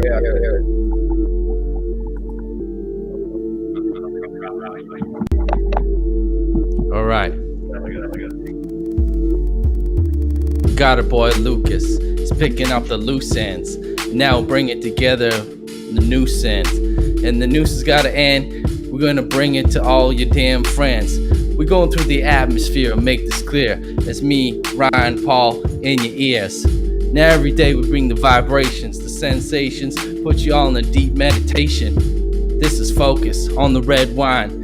You're real fine, the Red Jones in your mind. Is the realest is never to come. And now we're coming out, busting on your Johns, yes. The Red Jones of the ways, and how we doing, it's all been plays. Phased in your mind, a reaction, sensation of time.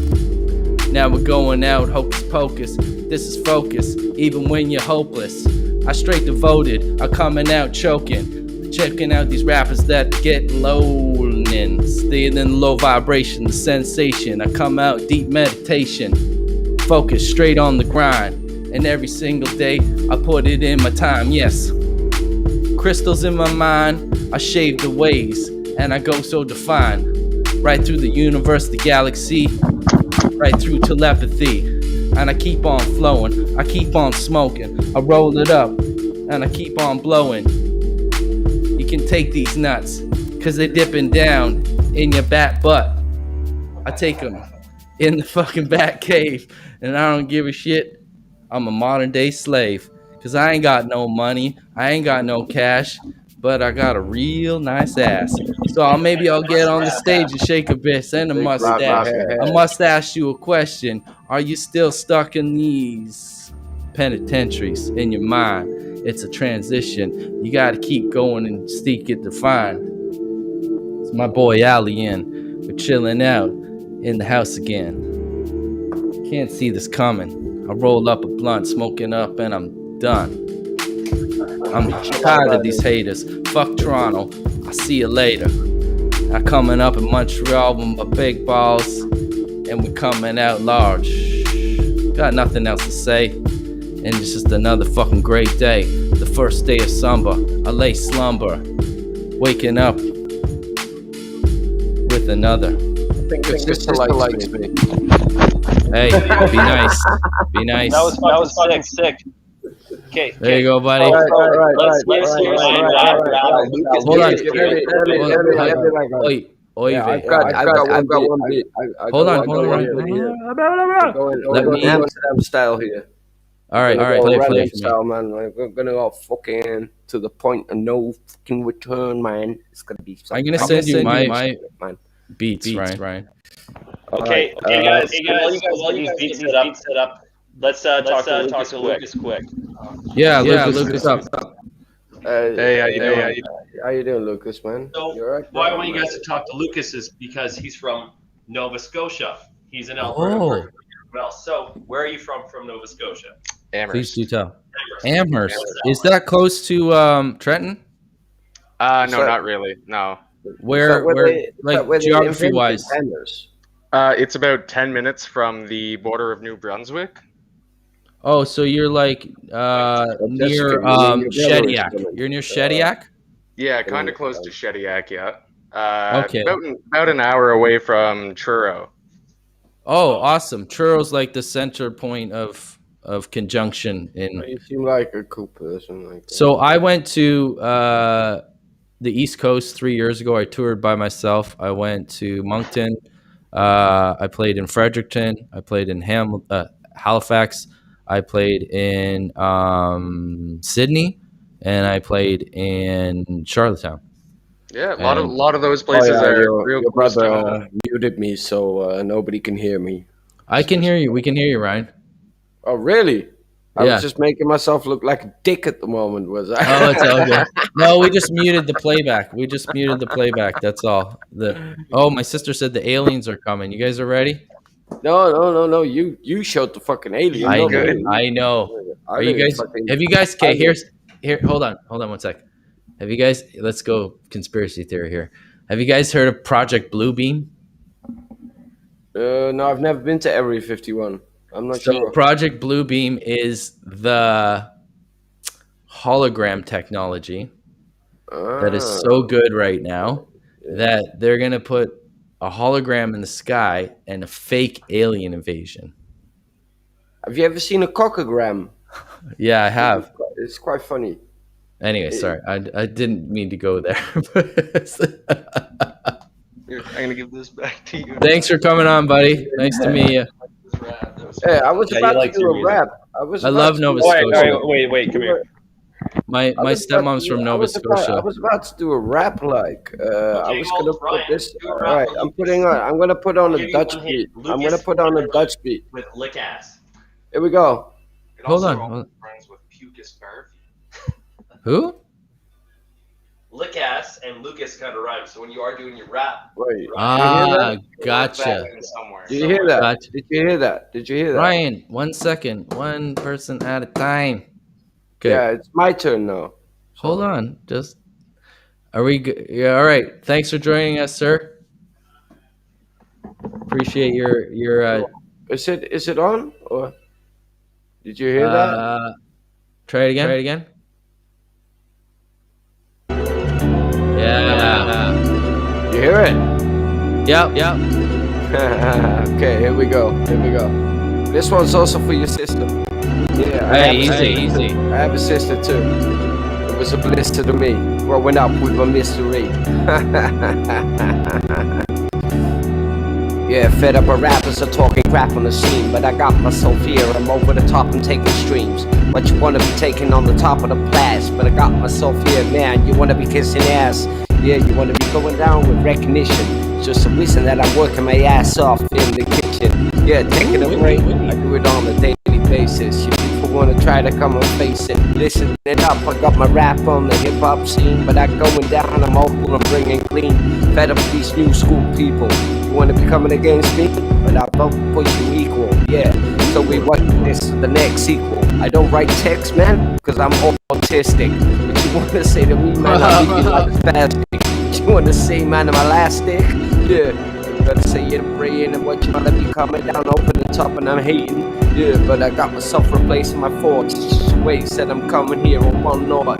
Yeah, drinking up my beer, laughing on the weekend. just the reason that I've gotta go the message and spend. Hey, but we gotta be keeping it all cool. I'm rapping the whole shit, revelating old school. Yeah, what you wanna say for the sake? Live for the day, but we live for the prey. We're looking at life, we have to live it in one way. But that's the reason I'm living on this Sunday. Never been to church before? Fuck that. I'm living my ways here, I'm walking my own facts. But I believe in myself on the hill, and that's the reason that I'm coming and I'm walking the stealth.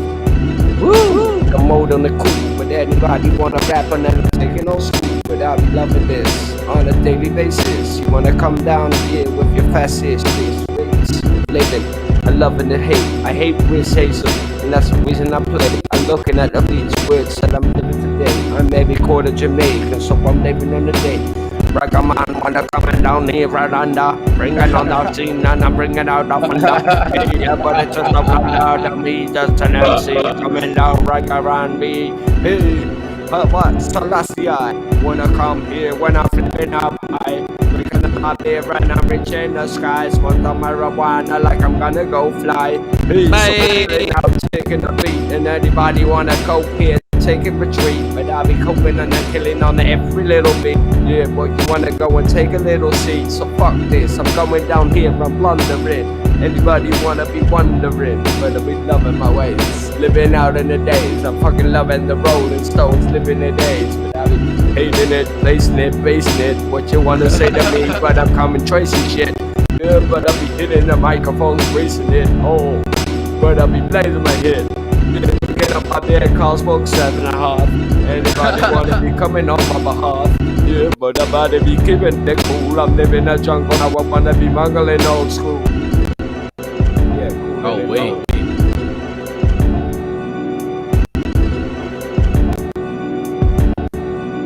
That was a warm up.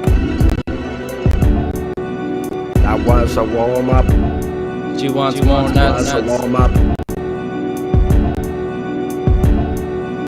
Too many beats on the mystery, and that's the reason that I'm coming here is mystery. You wanna be coming around quickly on me, but when I got the microphone, I got it listing me. It's just my brain working, it's just the ways that I be over the top. So we're hurting what you wanna go stop. When I'm grabbing on the microphone, we're taking the top. It's just me and Alex, got pull on the drop. Hey, you wanna say this, man? Back in the days, man, when these rappers wanted to diss, man. Look at them all now with the yellow teeth and the red colors are going around them like it's gonna be seen. Look at this man, 6'9", I'll be putting it down here and fucking breaking his spine. You wanna be living the life, it's just a great fan. I'm fed up with fighting rappers and people on my time. Yeah.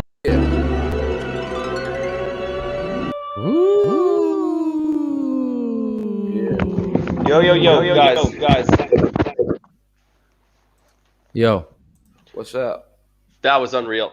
That was fucking unreal. But now, I gotta get rolling. But I want one more thing to rap about, right? So, Lucas, name something. Just say a word. It'll be my turn. What is it? Okay, so we're gonna use the word skeleton. Alex and Ryan. Skeleton. Easy rap skeleton. Ooh. Okay. All right. Let me dig up a beat here. Ryan, I sent you my folder of. Oh, sorry, you're muted. Sorry, Ryan. Sorry, Ryan. I sent you a folder of my beats in Gmail, so check it out. Those are my instrumentals. All right, one second. So while you do that, I'll do this. Skeleton, eh? Do you know what's good, Ryan? On skeleton. I'll keep that one for myself. You guys hear that? You hearing it? Yeah. All right.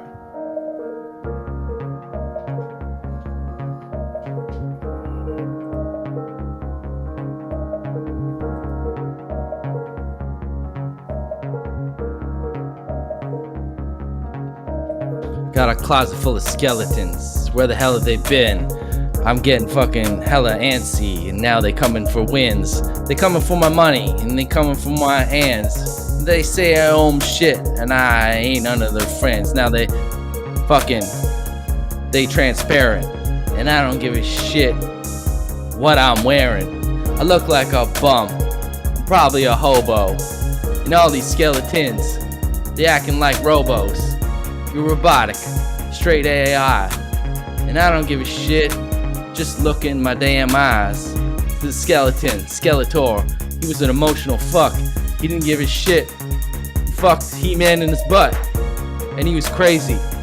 He had a whole layer.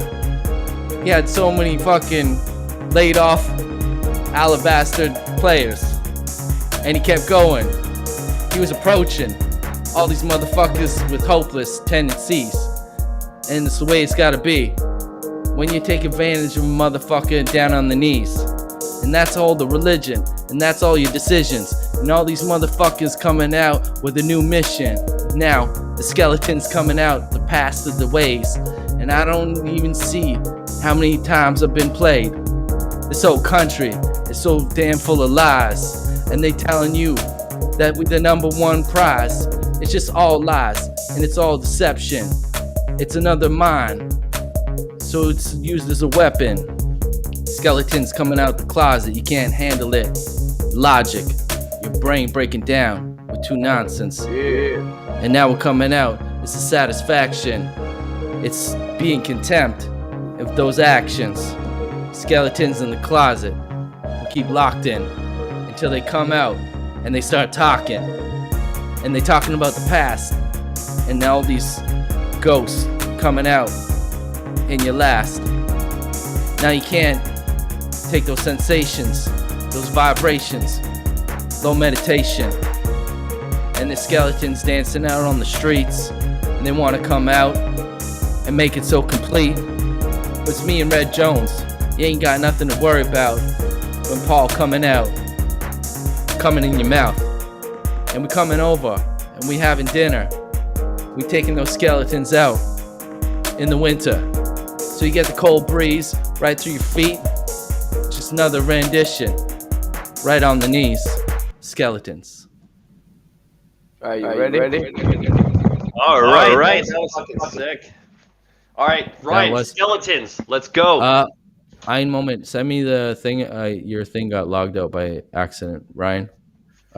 Just. I got the beat. Send the link. Like link it again. I kind of it. What happened? No, just do the link again. Like share your screen again. It just kicked it off by accident. Yeah, here we go. Share the screen again, my friend. Did you share it? Yeah. Here we go. There you go. Oh yeah. The focus beat. Yeah, this one's a bit too slow for me. Yeah, that's a slower. Do the sunglass half full. Which one? Glasses? Sunglass half full. Do that one. That's the trumpet one. Yeah. This is a dirty beat.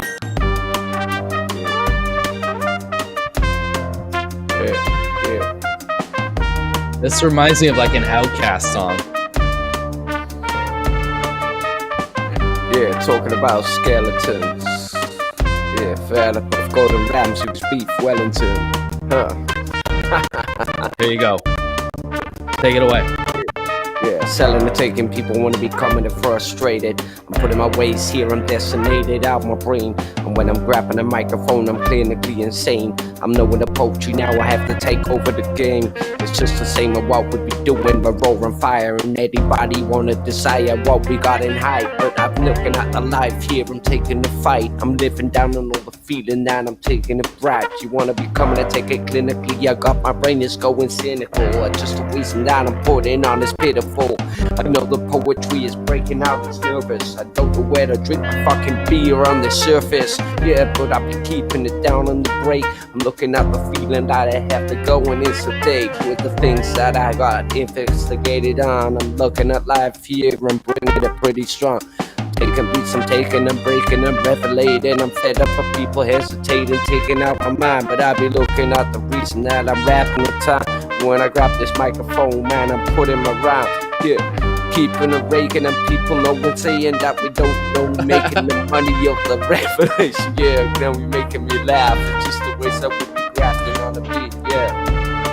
Yeah, some days I feel like a skeleton. I don't know where to look up the hill, but I be keeping revving on with every song that I be doing and taking. I feel like fucking bones walking around. It's just keep getting. Yeah, look at my house, we're chilling and cool. We're looking at the life, man. I'm mad, I'm on the old school. Look at the feeling, we're walking it too. It's just like we gotta drink a beer and enjoy the truth. Yeah. Moving and grooving, improving and losing it. You wanna calm down here, but I've got the power. I'm walking over the top, I'm loving the hip hop. You wanna come and drop in the no ways that I wanna stop. Yeah, but we gotta enjoy the beer and atmosphere. Chill it out here, man, we're out of mind clear. Yeah, loving and taking a break in. Chilling with Alex, focus, now we're breaking. Yeah, and we got Paul on the other side. Now we're riding on the place that we wanna disguise. Yeah. So we gotta go and drinking on beer. Ha ha ha ha ha ha. But I'm loving music, people wanna come and create it. And that's the reason that my life's all designated. Yeah, quarter blood from the Jamaican island. I don't know where my family's from, but I find them. Ooh, bye.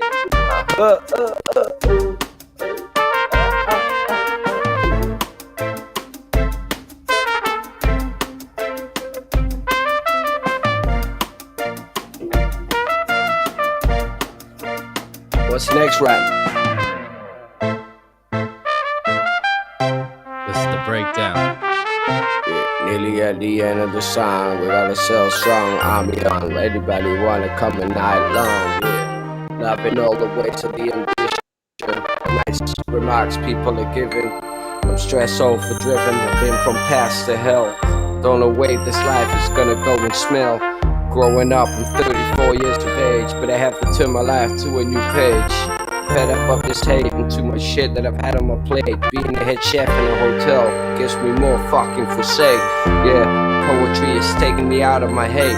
Never too late to grow up and be mature. And that's the reason that I'm coming here pretty pure. But I'll be coming it cool, I'm in this old school.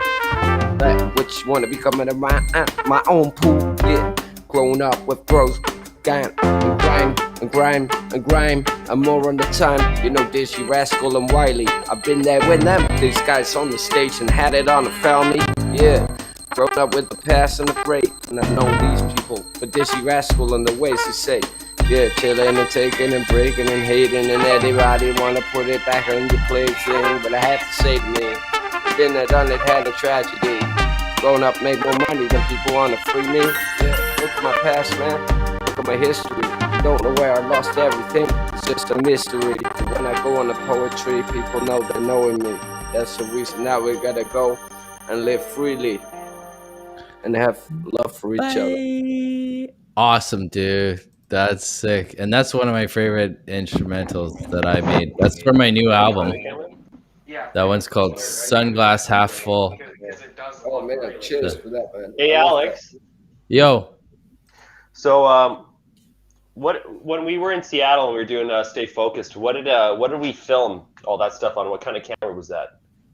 Oh, that was just my fucking Rebel 5 T5. That camera's like fucking 8 years old. That's old ass camera. And the thing with that camera, with daylight, it's great. So if you have enough light, it's fantastic. It's not a great night camera, but Paul, I got to tell you this. For somebody who's never done a music video before, you did a fucking amazing job, dude. And all I did was like coach you a little bit. And here is Paul. Can we just like put on that fucking video right now? Yeah, let's do that. Let's do that. It. Hey, so, Alex, I think your girlfriend's falling in love with me, man. With all these that's my sister. Shut up. oh, your sister. Sorry, yeah, it was a joke. Hey, listen, fuck that. Don't make me come to Germany, buddy. Don't make me fucking come. Got enough germs here already. Okay, hold on. hold on. Let's give. I'm gonna shout my sister out here. So, my sister is an amazing person, and she lives in Edmonton, same city as Paul. And she has her own YouTube channel now. It's called The Birthing Flower, and she's giving information on her profession. She's a doula. She's a licensed naturopath doctor, and she's phenomenal. So you got to check her channel out. It's called The Birthing Flower. She is like a yoga pro. She knows nutrition. She knows naturopath. She's a doula. She was a midwife. She knows all this stuff. So, Paul, I'm going to segue here. Paul, are you still there? Yeah, that sounds like no, I think he went to the bathroom. Okay, sounds a bit like my girlfriend. My girlfriend's also doing all this stuff. She's like a physio, a personal trainer, and she was a stuff and all this kind of stuff. Okay, Paul's back. Your girl's like ex ballerina, right? Yeah, she is a professional ballerina, but then after that she got a master coach, and then she did physio and all that kind of stuff. But then also other healthness and wellness things around, like what your sister's actually doing at the same time. So yeah, they'll probably be on the same line if they ever met each other. So that's pretty funny. Yes, hold on, just 1 second, Paul. Ayurvedic health, that's what she specializes in. She's Ayurvedic health, and that's her profession. So anyways, I want to segue to this, Paul. Hold on 1 second. Just 1 second. Give me a second. So Paul introduced us to this rapper last show, and she's from Afghanistan, and she's the first female rapper from Afghanistan.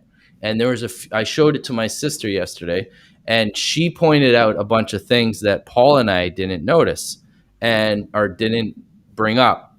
And my sister, Jessica, who's watching, lived in Oman for 2 years. She lived in Oman.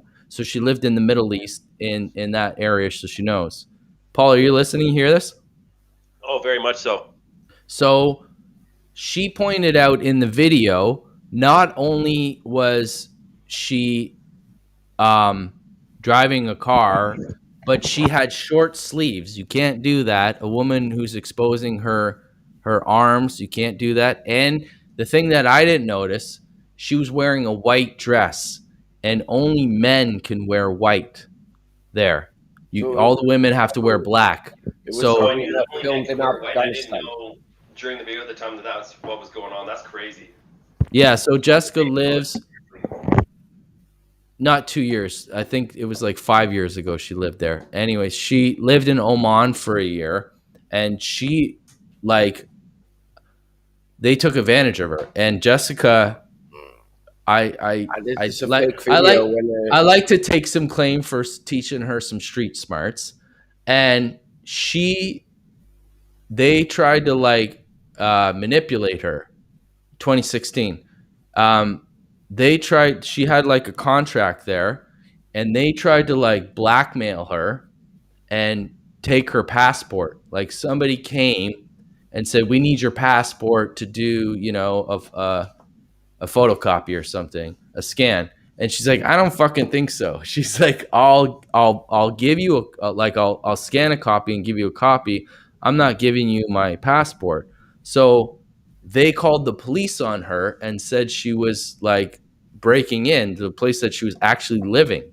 So they tried to and she's a Western girl, so they won't believe her. So she's lucky she had a friend there who spoke Arabic and told these people that they were fucking with her. So they bounced. She just took off. They left, and she went. I can't remember where you went, Jess, but they went to Dubai or something. And then and Jessica called me, and she showed up on my doorstep downtown Toronto, and she's like, I'm home. She's from Oman, and she showed up at my door, and I hadn't seen her for a few years, and so she lived in Ontario for a bit more, and then she went to Edmonton. So she's living in Edmonton now, and she's doing her profession in Edmonton. And the first time that I came out to see Paul and did a show with Holiday Monday, I reconnected with my sister and we started talking, and now we have a great relationship again.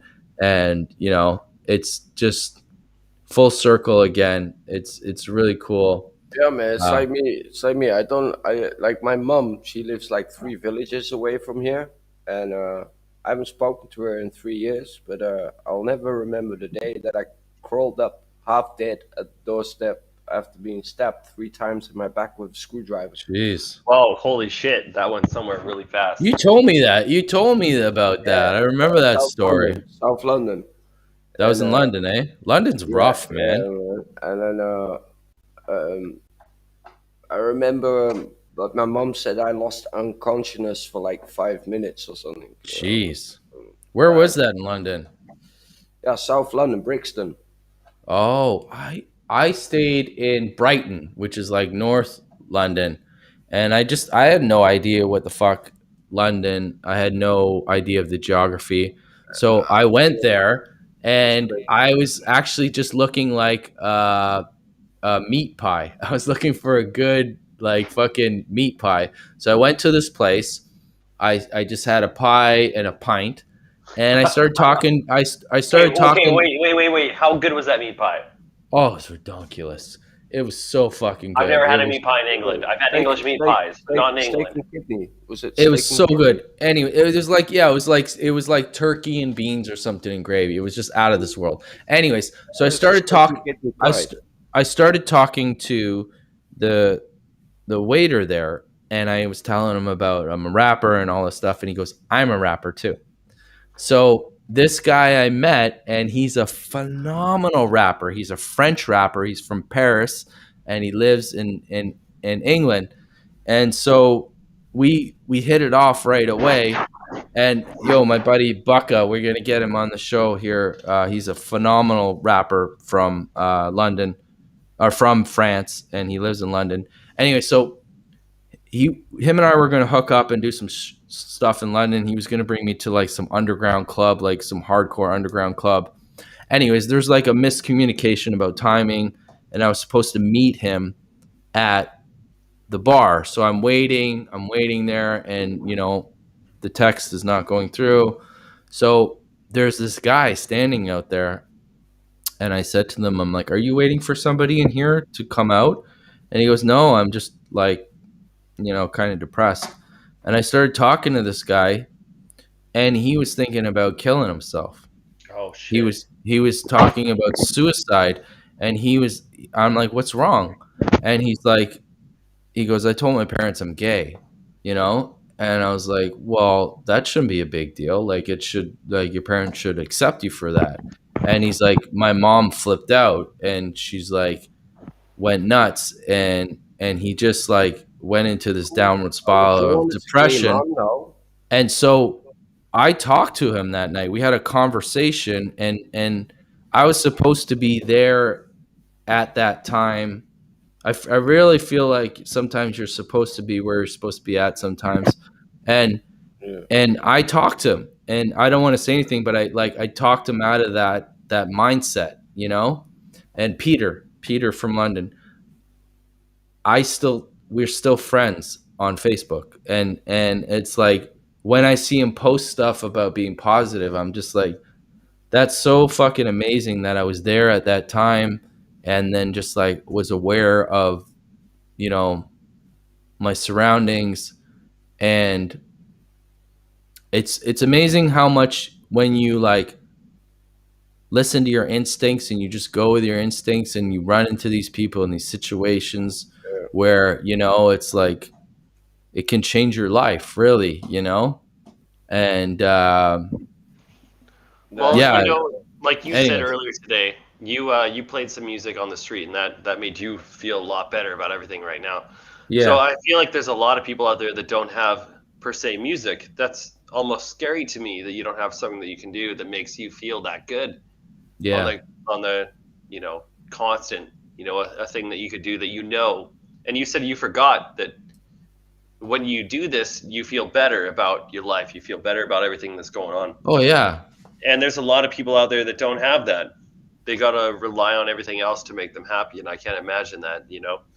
So if you're not, I don't know, it's so valuable to have a passion. It's so valuable to have meaning. Well, it's so valuable I'm to so have. thankful for you guys, and I'm so thankful that we're doing this. And I'm telling you, this is bringing me out of depression. Like, to be with you guys and do this every weekend, this is really making us positive. And I think this is something very important that we need to talk about. And especially now, the thing we're not really addressing is the amount of suicides that are going on for the lockdown. It's just it's ridiculous. I just wanted to announce you. Thank you for the remark on Facebook that you put, like that we got you, me and Paul, and all together actually with the three of us, that we put you on the map with your streaming and everything. You guys are my boys. I'm pretty proud of you, man. I got to tell you, Ryan, it's crazy. Ryan, I met you here online. And when I first was introduced to you, you know, I wasn't sure about you, right? But every single day I talk to you, I learned that you are so amazing. You are so talented. You are a person that I want to hear from all the time. Like before, I had no clue who you were. And now I've never even met you in person before, but I feel like that you're a person that can really do something. You know, you're a person that's a huge personality. Your music is crazy. Your rap is crazy. When I first met you, I was like, okay, so it's me and Alex. And I'm like, okay, so why is this Ryan guy in our in our stream? I don't even know this guy.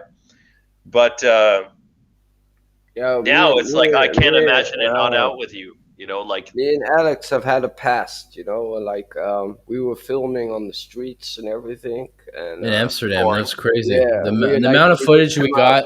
We come out of the bar and everything. I want to big you up so much, Ryan, here. So I've, like, other than Paul, like Paul, you know, is always bigging me up. Good to me. Just fucking leave me alone. But if you need to. the week that we were in Amsterdam, Ryan hustled for me like nobody's ever hustled I've ever seen in my life. This guy went up to everybody, and he's like, this guy is a fucking sick rapper from Toronto. You got to hear him. He bigged me up so much, got me into fucking every amazing place in Amsterdam, like the best fucking venues you can think of. We played with the best people in Amsterdam. We played like the best venues, the coolest people I met. I met fucking producer for fucking George Clinton and all this shit. Yeah, and I had a whole conversation with this guy, and I'm telling you, Ryan, that week was the best week in my music history in my fucking life. That gave me so much fucking confidence that week, and I just soared with it. Yo, man, that was so like hospitable of you, man. Like you really fucking gave me the red carpet that week. Like, you know, people always complain about all the hardships of life. You know, people always complain. And about we were stuff. both poor. We had nothing. Like I had some spending money, but we had nothing. And I had the best week of my life. Like really, dude, that was. And I'll tell you guys both. I'll tell you this one thing right now. The trip to Seattle and the fucking trip to Amsterdam are the two best things of my music life. That like, yeah, I'm telling you, and I've done some wild things like, and that was the most inspirational two fucking trips of my life. We were there at the start of COVID, man. Like, Alex, I was gonna be there in Toronto this season too. I would have been there. We would have had another similar trip if it wasn't for COVID. We would have. Yeah. You know, Alex, I have a COVID question. hit. Yo.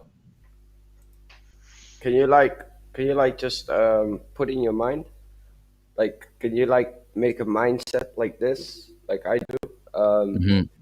You only live once. Yeah. Keep your mind positive. Yep. And fuck the depression. Yeah. Because you don't need it. Because you are already there, man. You were already there. I agree, man. And the moment you put that mindset on one side, you're gonna feel much better in your body, man, because you're a beautiful guy, man. I love you. Like I love you, bro. only that your hair Beautiful. from the top of your head fell to your beard, but it's okay, man. You got a nice The beard, troops man. retreated I love it. years I love ago. it. The I love troops it, man. left years But, ago, I want man. to see you laughing, man. I don't see you laugh a lot anymore, and I just want to see I you know. happy. I've been. I'll be honest with you, man. It's been really fucking tough, and it's like, Yeah, I just want to see you happy. I just want to I see you smiling and everything, because you're I like, never realized how oh, much Bordeaux makes me happy. This yeah, is That's what it is. no, but you were like this is one of like my, the you're best. like you're like a brother from another mother to me, and Or a I sister You're a from brother, another. man, I don't and want to see you suffering. You know what I mean? I appreciate. I I love it, and I just heard of a friend of mine online that he just found his friend in the forest. He hung himself on a Oh, rope, and I'm like, well, I gotta say something. this kind So of stuff, man. And I'm like, yo, and he's a good friend of mine, and I just started trying to talk to him, and he's like, Ryan, not tonight. I'll speak to you tomorrow. And he's just like completely jeez. off the planet at the moment. And I'm just like, Sometimes, hey, man, there's some really weird shit happening on this planet at the moment, and I don't know what they're oh putting yeah, in our blood system, but I am true, not man. taking There's a some bad fucking shit going on. vaccination. no, I'm not. I'm not. Anyways, so we can do that. We can talk about that later. But I- I Well, think the strongest thing that we're talking about is connecting with people, and I think yeah, it's, to me, honestly, this is my opinion. It's not this. It's not the mushrooms. It's not the weed. It's isolation. I yeah, think isolation is the worst. Isolation leads to addiction, or whatever you want to call addiction. It's Can't even talk about playing a show. Can't even exactly. talk about playing music. yeah, but So hold on. I'll give you a perspective right here. I'm not gonna say anybody, but a friend of mine was at Niagara Falls the other day, and he's a professional cameraman. This is gonna be hard for me to get through. He was there shooting with his crew, and you have your peripheral view of people coming around you, and as a cameraman, those senses are super heightened. You're aware of like who's around you and your field of view, because you're always looking of how clear your shot is and all that stuff, right? Yeah. So he was there. They're facing the falls. They're there with the host. I'm not going to say the network or anything like that because I don't want to put anybody out. They're shooting this stand up. There's a host, there's a producer, and all that stuff. To his right,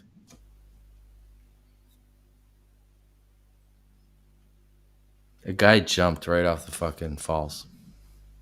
fuck, Right in front of them.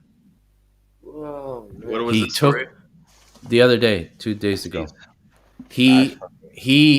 The guy took his shoes off and jumped over the fucking Niagara Falls. You guys So- are right. This world is crazy right now. It's fucked. Can we- So can we- if can we, you like- if you sense what I'm saying, my point is here. If you sense that somebody is isolated and depressed, please reach out to them. I strongly encourage you to reach out to them, because even if they're apprehensive and they don't want to talk, just fucking get to them, because it shows that somebody cares and somebody's there with you and you can relate. And I'll be honest with everybody right now. Yesterday, it was really bad for me. Like, it was one of my worst days I've ever had in my life. And it was like mental. It's all mental. And I had the darkest thoughts in my mind. I don't want to say the words, but Oh man, I was so close to there, and I was just like, it was so bad. And to talk to you guys got me out of it, man. Like, honestly, I tell you, I regret till this day that when I moved from Amsterdam, just after I moved from Amsterdam, a friend called Julius, really good guitar player. I think he was about 20, 21. And I should have taken him with me to Germany. You can't say And that, then- dude. You can't Yeah, I beat like yourself should've- about anything. Yeah, but I didn't know he was depressed. He never showed any signs. That's of the thing, though. Like, You don't know. that's And then- my problem too. That's the worst problem that I have is like putting the guard up. You know what I mean? Yeah. Everything's fine. Everything's cool. And then people that really know me, they're like, "Come on, Alex. It's Like, not true. That's Yeah, not but then true. he- I know there's then- something wrong." It was my first year in Germany, and then all of a Jeez. sudden I get a phone call of his sister when it was just the New Year, a few years ago. New Year, yeah. Julius has just jumped in front of a train, dead. Jeez. And I was How long like, ago was this? This is like 4 years ago. Oh wow. All right, so now we're gonna segue. No, Sorry. no. I got one No. story. Let I got Paul one. talk. This is Go ahead. just, this is just, This is if real I, shit. If I could have helped him, like get him Yeah, over but- his mental problem, but he didn't show any symptoms of How would you know? You can't. depression. You You can't- don't know. can't read the people's mind. You Yeah. just like look at him, and it just seemed normal, and he was laughing. I always bought him a beer, and we had a good Yeah. laugh. And this guy, and then on the just one day before New Year, he just fucking jumps in front of a train. I'm like, Jeez. and I cried So- my eyes out. I cried my eyes out. My boss was like, yeah. My boss didn't even give a shit. I was like, oh, fuck you. Wow. That guy's in my fucking heart, You That's have how no it goes. fucking feelings. Wow. So And that was my So- new year. That was my new That's year awful. at work. I just fucking Jeez. left and went home. Yeah, of Yeah. course. I couldn't stay there anymore. I went home and I drank a whole fucking crate of beer. I got absolutely shit faced. And messaged him on Facebook at the same time, even Jeez. though he was dead. And then his Wow. sister called me the next morning because she had his Facebook password and everything. And she's like, Jeez. Ryan, are you okay? What state are you in? I was like, yeah, I'm okay, but who are you? And she's like, yeah, I'm the sister of Julius. I was like, oh. And then now we're best friends. It's really Jeez. nice girl. So- Well, that's good for her to reach out like that, and Yeah, I'm sorry for your loss, dude. That's fucking Yeah, awful. but That's she always just asked me to come to Amsterdam to rap for his Yeah. birthday every year, and Yeah. I can't make it every time because I'm working. well. You can do it online. You can do Yeah. something online, Yeah, man. I asked her to do it through a stream kind of thing, but next Yeah. week when I've got my whole new setup with the external. Well, let's do a sound card dedication and to him everything, next week. We'll dedicate man. the show to him. I'm gonna So- have an external sound card next week, and I can plug 3 mics in. So I'm gonna have the SM58 on. I'm gonna have Yeah. this mic on. I'm gonna have another mic on. I've got 3 mics running. That's one my at a boy. time. And that's when we're gonna start rapping, man. Because I got my SM58 Shure. Yeah. Yes. No, okay. All right. Thanks for sharing I that, got a buddy. story. Thank you. I got a story with this too that only lasted like probably maybe 8 months ago. This buddy of mine, Taryn, is his first name, and he was on. You guys all heard of the Sundance Music Festival, right? Yeah. So he was a promising. They call him promising actor of the Sundance Music Festival. So as soon as COVID, Put your hit- mic up a bit. Sorry, Paul. It's like no worries. How's yeah. that? Thank you. Yeah. Perfect. Thanks. So he was a promising actor of the Sundance Music Festival, and what happened was COVID hit, and he wasn't able to get any work. What's crazy is this guy was, I remember I went to high school with him. He always got girls' attention. He was always a great Sorry. guy. Just pull it away from your mouth a bit there. Sorry. I'm. Just, How's that? That's perfect. Blah, blah, Sorry. blah, blah, blah. Yeah. No worries. So he's a great guy, and what Hey, happened Flem was, on it. so as soon as COVID hit, he started to lose work for acting. Yeah. And great guy, very funny. No issues really. Like literally, you would never expect this, but the guy he hung himself, and I'm sure with the stories that we've all been talking about, you could assume that that's where this one was going. But the guy was actually getting a lot of, like he was a good actor, and people wanted him in their movies and stuff. So he just started out his acting career. It was just Jeez. starting to get big, and as soon as COVID hit, it slowed down. and no one even thought about it. No one even believed it when he did it. And Wow. it was like 8 months ago. No one even understood why he did it. So I get it. Isolation. Exactly. Isolation That's is what a I'm killer. saying. That's what I'm Isolation saying. is the biggest fucking killer of anything, and it's crazy, I'm- dude. Yeah, we gotta reach out to each other. It's so fucking important, and that's why I started this thing with my boy Yeah. Souley in Montreal, and we started this thing. It's like, how's it going, bruh? And that's all we did. It was just like just to check in on each other, man. It's so, and I don't want to generalize or anything, or like you know, do a sexist war or anything, but men, like the suicide rate with men is so much higher than women. All right. And it's just like, okay, sorry, but like the support system with women is great, and there's a lot of women that suffer and stuff like that, but men, like, we've been stigmatized with this shit where we gotta be tough and like tuck it in pussy, and like this idea of that we can't talk to each other. It's like, it's fucking ridiculous. Well, that's come like this now. You know, no sexist things anymore. No racism. No. All this. Like I say, I tried to commit suicide 3 times, and Jeez. my mom saved my life every time, and I Wow. got actually put in a jail cell and all that kind of stuff because she had Like to prevent you from doing that. prevented doing it, and I'll thank her to God for the rest of my life for doing that, because when I look at life now, I'm never gonna do that again. Well, especially now that I buy the new game Squad. You don't need Just- to. You got Squad. Yeah, I've got it. It's downloading now. But when I was growing up, it was just like, you know, I didn't know who to look to, or my grandparents, or my auntie. I don't know. Especially as a guy, you know, And, like, my auntie and uncle have broken up. I've just heard, like, after being married for 26 years, whatever, how long they've been married, and it's just like, you know, I'm just looking at life in my own perspective. Okay, I have an older girlfriend. All right, she could be my mum. She's older than my mum. I don't care. But she is a fucking nice MILF. So fuck what people are saying, but she Who is gives a a master coach. shit? You know That's what I mean? great, dude. She has a fucking anus of a 17-year-old. You know what I mean? oh my god. blowjob like a Oh, 17-year-old. Zembai is so tight. You will never get this. You will never get this.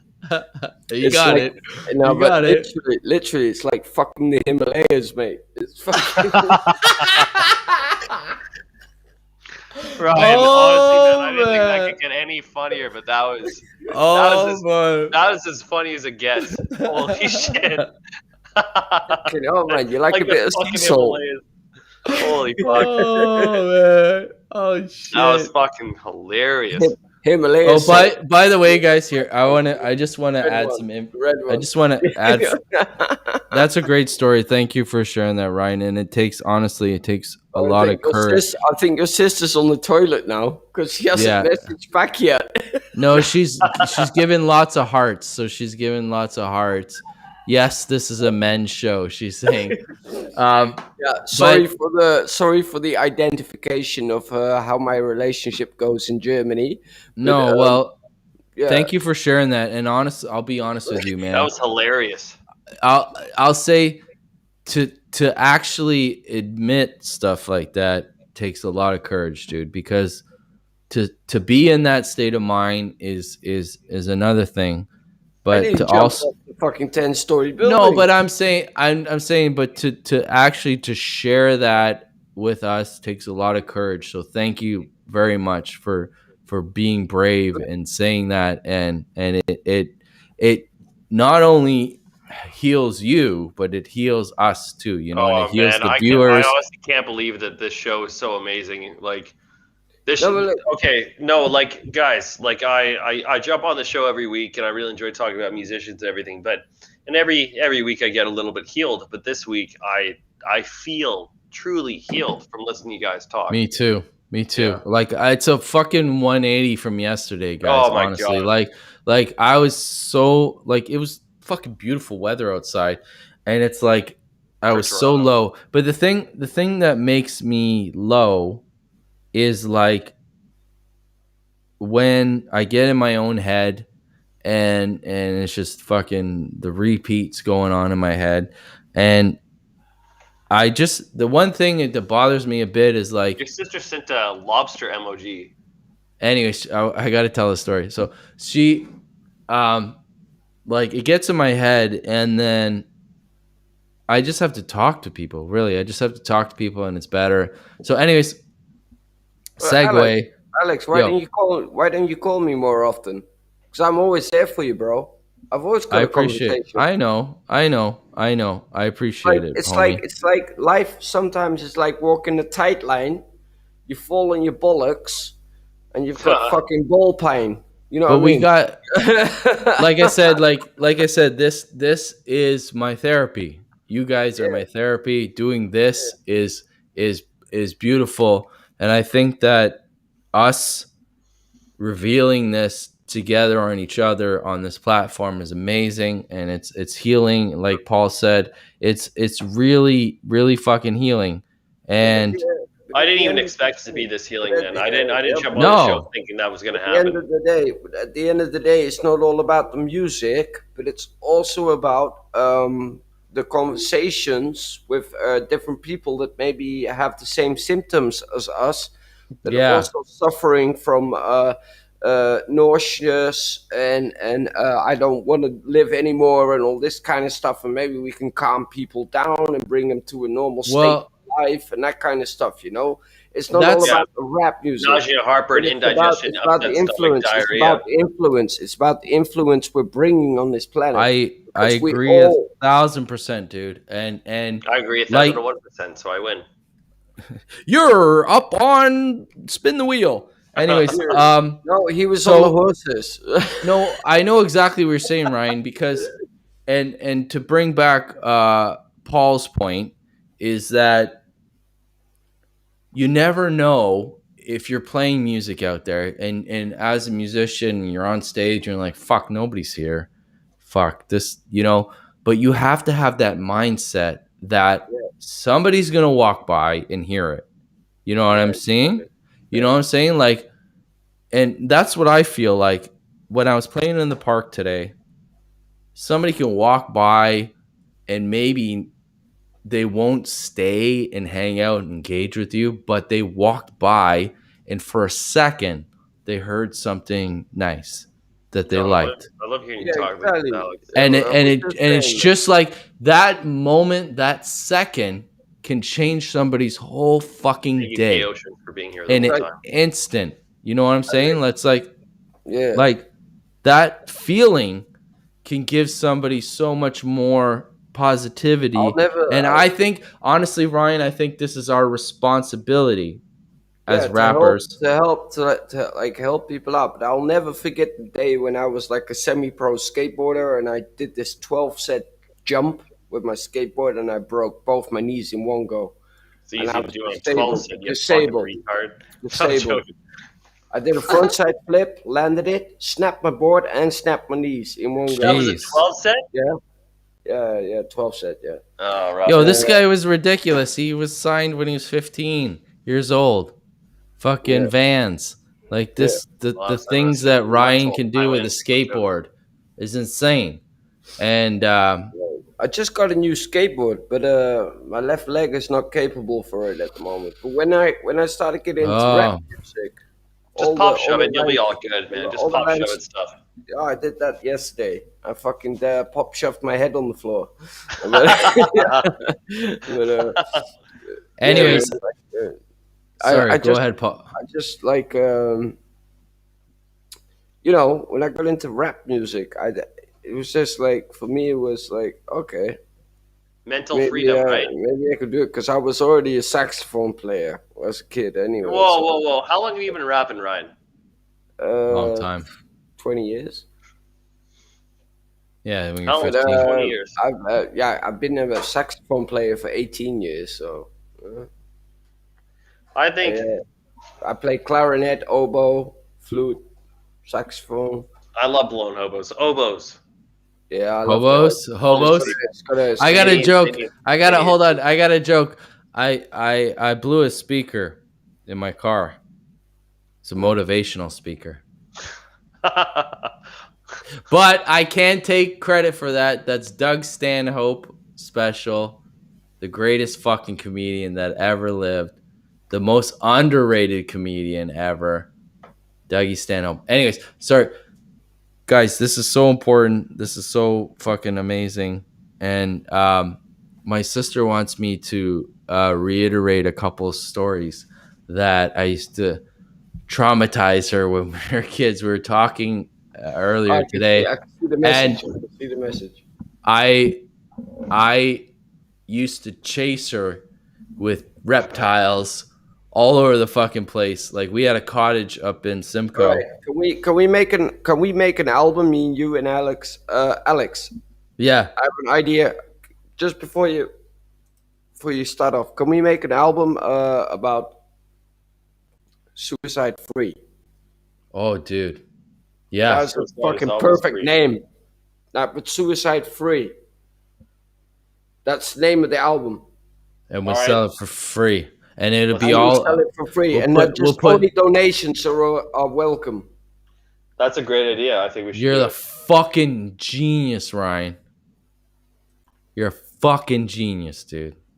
Suicide. Just an free. idea. It was just, The yeah, killing's it's just free. the album's called self-killing's Suicide Free, and we put songs on it that like interpret people's mindset to go on with life and be like what we've been through and enjoy the nice feelings. I was like, yeah, I just came up with that.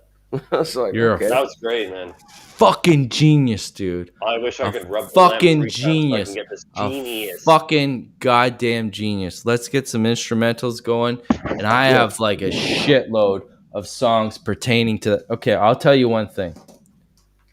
They say depression. When you're feeling depressed, you should write it down, right? So this whole lockdown has been really fucking tough. We're It's gonna been do a it really- like the Eminem show. So it's gonna be Alex, Paul, and Ryan show. I'll And show then you. at the Okay, bottom, it's gonna be suicide free. You know. I'll So show it's you. gonna be Okay, I'll top show bottom, you. know? I'll show It's you gonna when be- the. It's just gonna be fucking sick. It's just Oh. gonna be like overrated. So Ryan, this is when this date here is when the lockdown started. Look at this.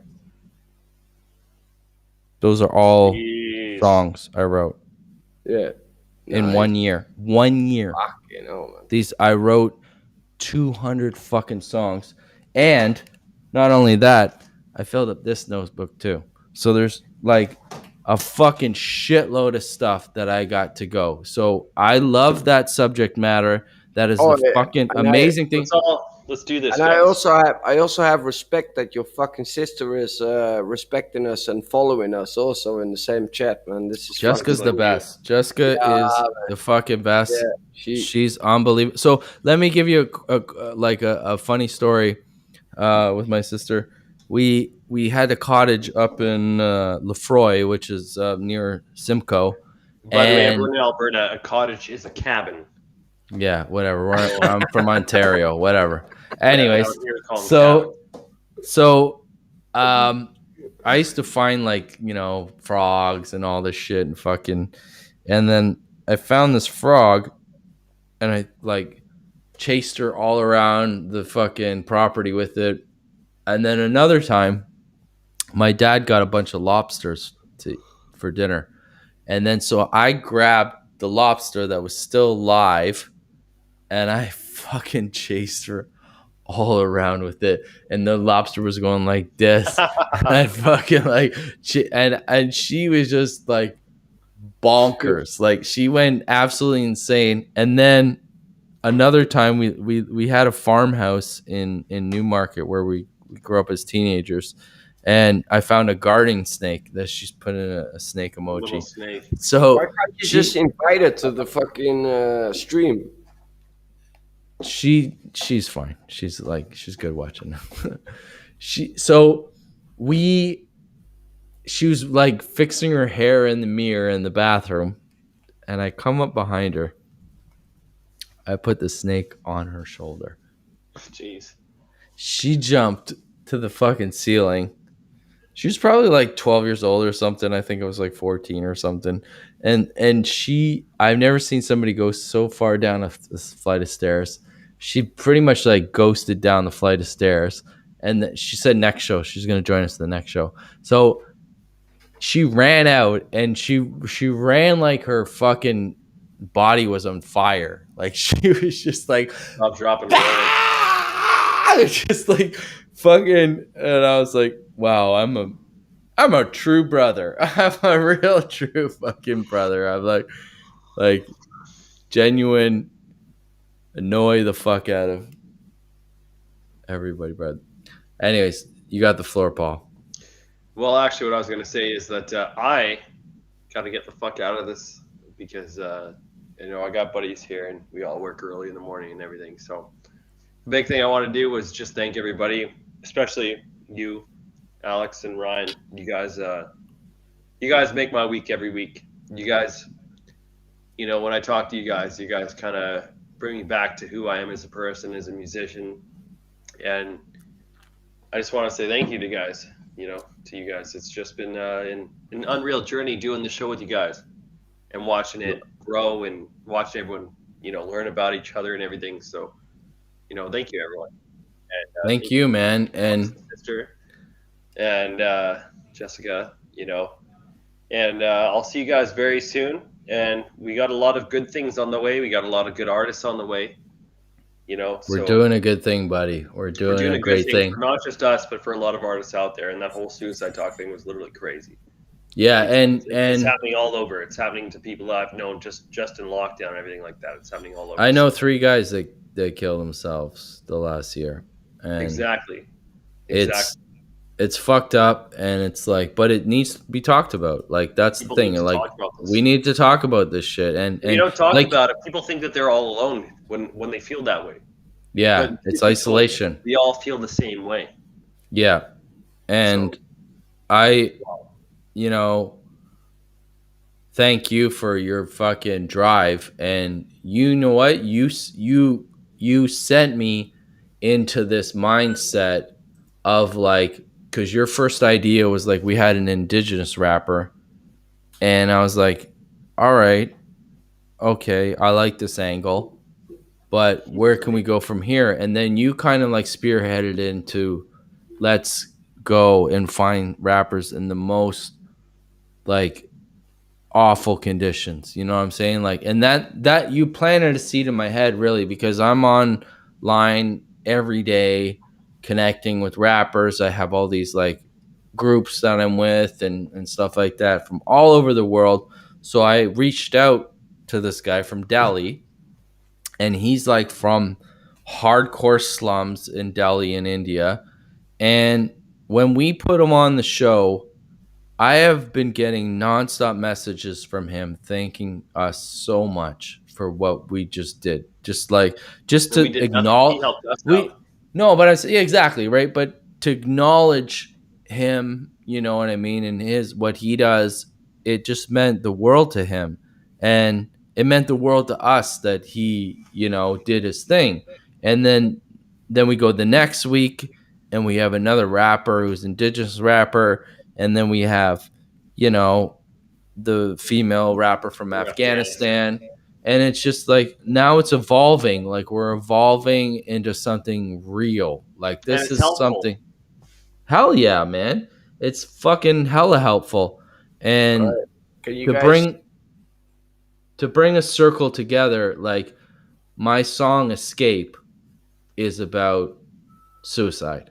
So on my first album here, the song Escape is about suicide. And it's in Toronto, the subway, people jump all the time and they kill themselves, and they make an announcement on the subway. We have a delay, and the way they word it, so robotic. That's what happened, right? So we got stuck one day on the train, and they made this announcement, and I was like, I know what's going on. So I had this beautiful instrumental. And Jessica, hold up. Sorry, I don't want to throw my throw out my sister there again. But the guy who did guitar on the song is my sister's ex-boyfriend. So he did all these. He did instrumentals. He did guitar for a lot of my songs on Free to Choose, and he did an outstanding job. Like, he did guitar on Escape, Running Man, and a few other tracks on that album. He did all the guitar on that, and the song hit me. Like, when you have an instrumental and you're waiting for the subject, and then it just fucking hits you and you're like, okay, that's it. That's where I'm going to go. And I had the instrumental, I was playing in my head, and we stopped in the subway, and I was like, this is what happened. And then all of a sudden, my mind went into somebody's mind like that. And I was like, what's their state of mind when somebody's going through that? Like, are they you know what I'm saying? Like, I put myself in that person's shoes. It's actually do it. We all thought about it. It's like when you have a state of mind like that, and you're, when I listen to music, like I grew up with hip hop. Like, first I was in punk rock when I was a kid. I was like, oh yeah, you listen to Lagwagon and fucking Millencolin and all that kind of shit. Millencolin, nice. Yeah, you know what I mean? Like, you're growing up like that, and then you had and they had the Dr. Dre album. And then the Chronic, 2000, I think it was 2001, something like that. Yeah. And then you're growing up, and you get into learn all this old music, and then I go back to fucking times of Elvis Presley, fucking. There was no blueprint for Elvis, but there was nobody before Elvis. How I grew up was status quo. I grew up with the Beatles. I grew up with, and then you had Phil Collins. Oh, fucking hell, man! That's a fucked up song. That is one of the most haunting. That's the most haunting songs ever, and the lyrics. It's a true story, right? Like, the guy, what did he do? He found, he pulled over the side. Paul, you tell the story. You tell the story. So Phil Collins is looking outside of his window, right? And through his window, he saw a person drowning. And he couldn't save him because he was so far away. He was in the next building over, the next skyscraper over, watching it. So he watched a person drown, and he couldn't do anything about it because he was so far away. So he saw the whole thing. So the whole song's actually about watching a person drown to death and not having the ability to save them. It's like my mom. She used to work for this cat protection league, like for cats in the UK, and she got a call from Robert. Robert, yeah, what's your last name? Because she had to identify the guy and everything. Yeah, Robert Plant. Fuck off. Fuck off. Yeah, and she's like, my mom's like, you're not that Robert Plant from Led Zeppelin. Yep. Yeah. And he's like, yeah, that's me. And we actually went on a coffee break. My mom's like, I'll take it with you. I'll take you with me. We're gonna go bring a cat. Right. Did you meet Robert Plant? Yeah, I met him in real life. I was about 8 years old at the time. Jesus fuck you. Yeah, man. Holy shit. And the first thing I said to him was like, can you play me Stairway to Heaven? He's like, fuck you, kid. Fuck you. I play that for everybody. Yeah, and he actually grabbed his guitar and played it for me. Wow. Oh, yeah, man. For an 8-year-old, for sure. You're going to do it for an 8-year-old. Oh, man, I'd do anything for an 8-year-old. That sounded bad. I'd do anything for. And I found out they only lived 5 miles from our house. What? Yeah, he was our neighbor. Hey, remember, Alex, everyone in England lives 5 miles apart from each other. I know, it's so tight. Robert Plant's had a fucked up life. Like first his drummer died, and then his 21-year-old son died of a tumor. cancer. And then Robert Plant just hide it in the valley in Wales. And, All right, cheers, guys. Oh, that's Cheers. some good stuff. That's not drinks, but cheers. That's a whole thing of mushrooms. Did you take any today, sir? Cheers on that. You microdosing the bitch. Chew it. Come on. Nope. Do you know a musician called Mike Oldfield? I know a musician called I don't know what the fuck you're talking about. I watch Ryan take some fucking mushrooms right now. Mike Oldfield. He made quite a lot of. Shall I play a song of his? You might know him. Paul's trying to get out of here. Yeah, I got people that have been waiting for me an hour and a half now. So. Thanks, buddy. Get them all in the stream, man. No, They were earlier. Paul asked me earlier that we had to wrap up, and Paul's been very Wrap up, gracious. dude. It's been 2.5 hours. I was gonna be on for 1 hour. It's 2.5 hours. We did I an know. amazing Thank you, show. buddy. Thank you so But much. Don't thank me, man. I was only on because it's amazing. Ryan and Alex, don't fucking apologize. The show was amazing. Love you, brother. As good as it could be. I love you guys both. I do got to get going. Cheers, guys. Hey, Peace. Jessica, do you want Eat your us to do one more song or? Peace in the Middle East. I gotta Peace, get bro. going, Ryan, but I'll fucking hit you up later. Love you, brother. Fucking download squads. Love you guys. Love you, Ryan. Love you, Alex. See you guys Peace, later. brother.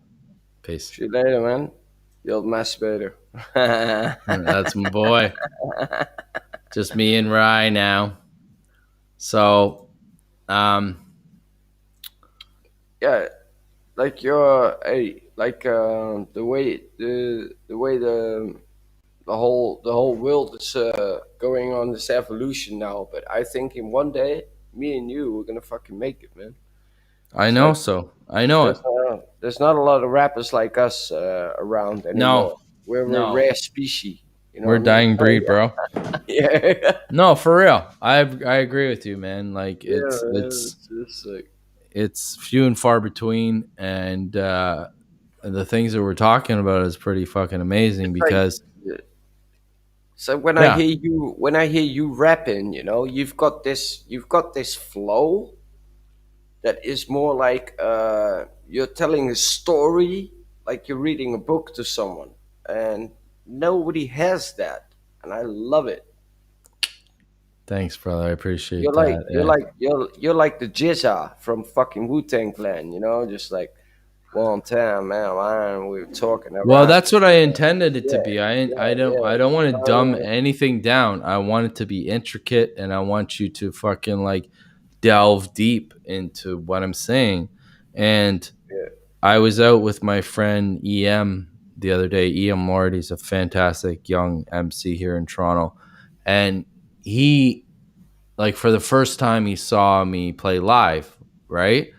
And he was like, man, I never really understood your songs. I had to listen to them like 3 or 4 times to really get them. And like your lyrics are like, wow, you got to really study them to like, to understand what you're saying. Like there's so much in there. And I'm like, yeah, that's what I intended to be. Like I intended to be, you know, hard.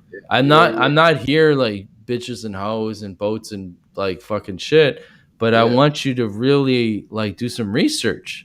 Like there's some fucking underlining shit that I'm trying to, you know, have you think about, you know? It's like you know, it's like when you make music, like I don't talk about guns and weapons and all that kind of bullshit, you know, but I'm more into more like intellectual level of rap. That's hip hop. That's hip hop, man. You know, but the feeling of rap is having your freedom in the words you're allowed to use. Yeah. Well, we have that freedom, and unfortunately, like our female counterpart in Afghanistan does not have that freedom. So that's the power of what we're doing, my homie, is that we're trying to give that same opportunity to the people around the world that don't have. Trying to give people freedom. Yes, exactly. So what my mantra kind of was as a rapper is like, I'm the voice for the voiceless. Yeah. Like I have the privileges, I do have a lot of privileges as a white MC, as a Canadian, as a lot of things. I have a lot of things that give me more privilege than a lot of other people. And I'm definitely in the top 10% or 15% of Yeah, wealth that's what, for so sure. No, that's what I, no doubt about it.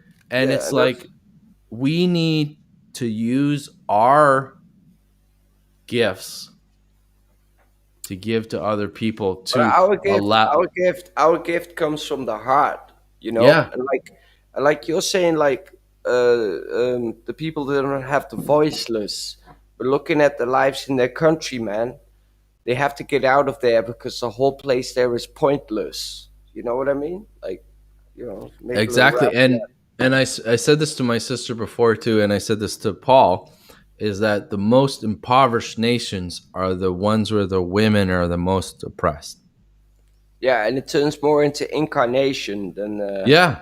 running a nation. So Yeah, well, if the women yeah. aren't educated and the women aren't, you know, Because the women have to given stay that at home, look after the equal, kids.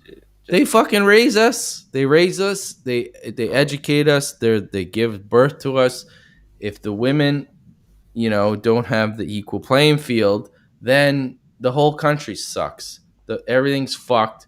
It's corrupt, and it's like the only way for a society to get better is for, you know, women to be educated, to get that, you know, equal playing field of education and opportunities and all that stuff. And especially, motherfucker, with rap.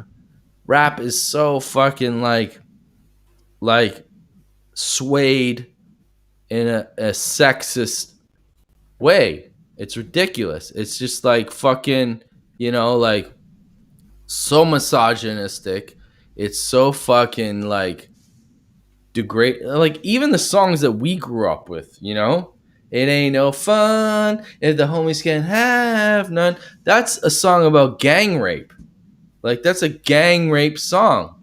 Like that's a fucking like a song about fucking taking advantage of a woman who's drunk. Like it's like it's so intertwined in our culture, in the hip hop culture, that Yeah. it's disgusting. It's toxic. It's super toxic. And the only way for us to equal this playing field is to give the women a fucking, you know, a platform to say what they want. And the song, the WAP, the wet ass pussy, the fucking one with Meg Stallion and Cardi B, people lost their minds over that. And it's like, are you fucking kidding me? Men have had these songs for years, for fucking years. And so two boss ladies come out and they're talking about controlling their pussy. You know what I mean? They're talking about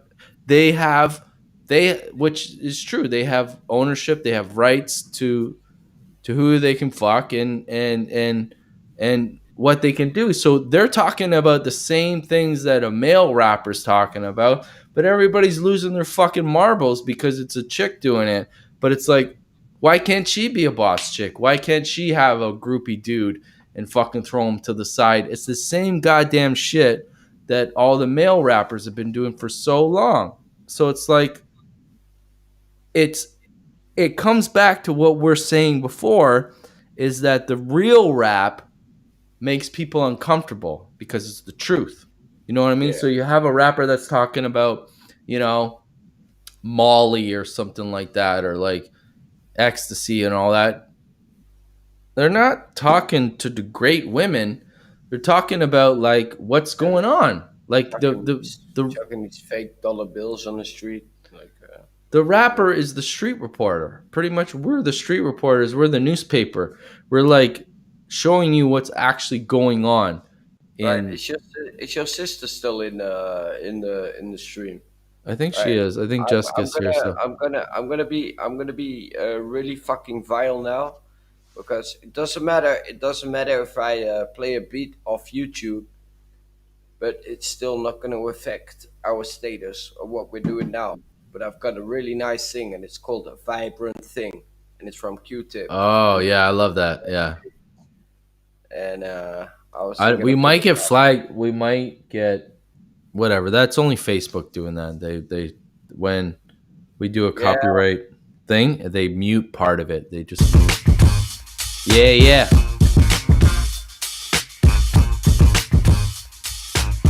Yeah, it's a vibrant thing. Yeah, it's a vibrant thing. Yeah, but we gotta go. Yeah, chilling it out. We got associate what you wanna talk in your mouth. We going down on the microphone, talking around. Anybody wanna come here, take out the town? Just me, Alex, we got it all together. Everything that we're going through the stormy weather. What you wanna see is just a vibrant thing. Anybody wanna see this vibrant thing? Yeah, so we're loving it cool, and everybody wanna love what we're doing and now. Yeah, but the mist is up. This is the way said I wanna come and trust enough, but I'll be going it down with vibrant things. Looking at life, man, like vibrant things. Drinking up another beer, looking at the atmosphere, looking at the daylight here. Just the way said I wanna love to be. This is the reason that we got it going on the street. Ha! So we're killing and breaking. People know the way said I be going hesitating out of my brain. I gotta get it down with frustration when I'm working and I got myself destinating, but I don't know where to go to. But I got myself here with the Pro Tools. Anybody wanna hit it up? But we gotta say enough. Yeah. Are you okay Vibrant there? thing. Vibrant thing. You can rap on this. I think Come so. on. All right, here we go. Yeah. The vibration sensation. Me and Red Jones in a meditation. We in another galaxy, the fallacies. These motherfuckers coming at us tragically. We don't take those low negativities. We take it up in a vibration, sensation, positive ways. We keep it moving. I keep it grooving with the red wine, Red Jones, and we'll keep it moving. Y'all fools are just goofs. We coming out like full proof. 150 proof, we keep it moving. I keep it grooving, and I keep it on proving. Yeah. It's the proven evidence. You see it all in the hell events. Yeah. Hell event. I take it way back to the skeletons. In your closet, taking logic. Now we're coming out straight talking. And we talking out all the problems. Taking out, we're gonna fucking solve them. Yeah, like we're detectives. Come back. Selection. Take a ride. Evolving. Anybody wanna come right down here? Huh. But you want the atmosphere. When I grab my microphone, I take it out of clear. Oh, but I'm living the best. You wanna be coming against me, taking a quest, but everything wanna be coming and nothing less. But when I grab a microphone, no one taking the test. Yeah, so we're all right here, but we got the mind clear. Yeah, so we're living the love, we're living the tough, we're living the west, we're bringing it rough. And everybody wanna come back, yo, clear. Jeden Tag enorm viel Energie. Gut, wenn man Sonnenenergie stop speichern those kann. German ads. I muted that for a second. So, Paul wanted me to segue, and we kind of got lost track. But that I just want to wrap it up with that suicide topic, and the video of mine is Escape, and it basically talks about suicide. So, I just want to do this for Paul because he was asking. We're going to play two of my videos back to back, and one of them is Escape, and that is basically talking about, suicide, and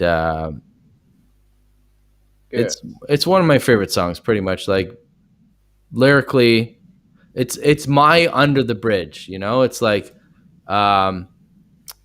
basically, Anthony Kiedis wrote Under the Bridge was like a poem. And then Flea told him that we should make this into a song. So I feel like the same thing about me with Escape is the same relevance, And so I want to play this right here, this video. Hold on one second. This is Escape.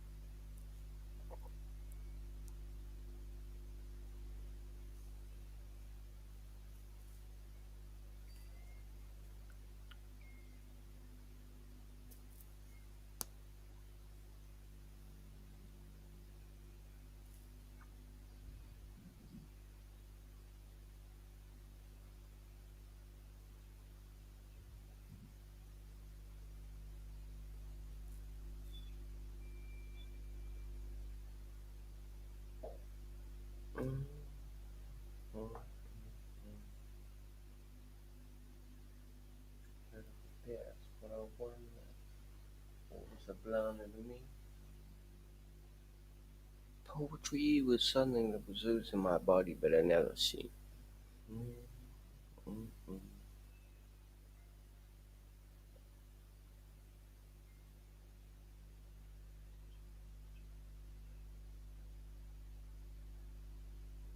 I can't hear anything.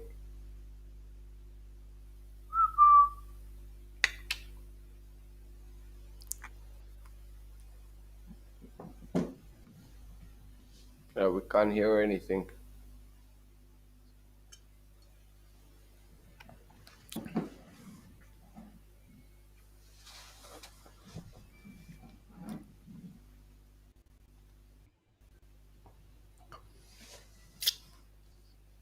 No focus.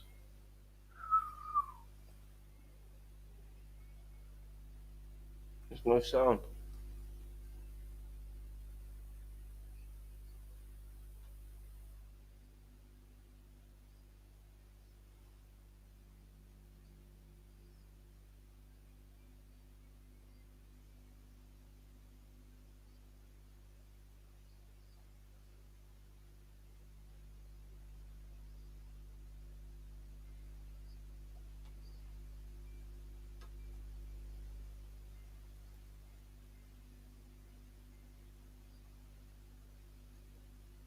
Yo, Alex.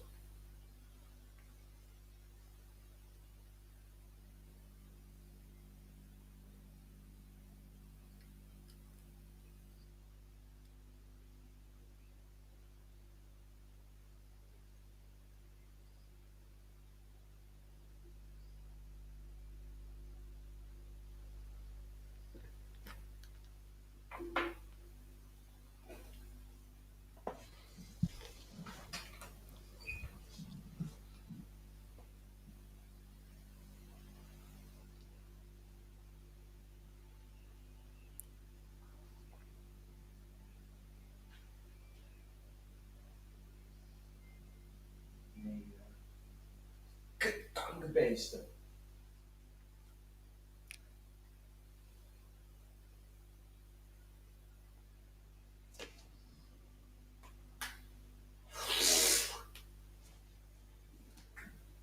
Hey, ik ben er niet echt geboren.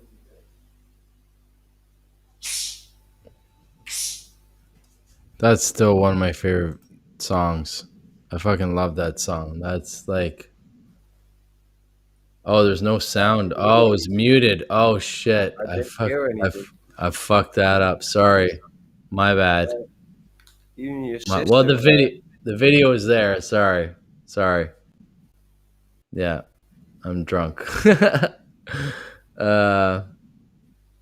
Well, it's there. So I'm going to play the other video that Paul wanted to play.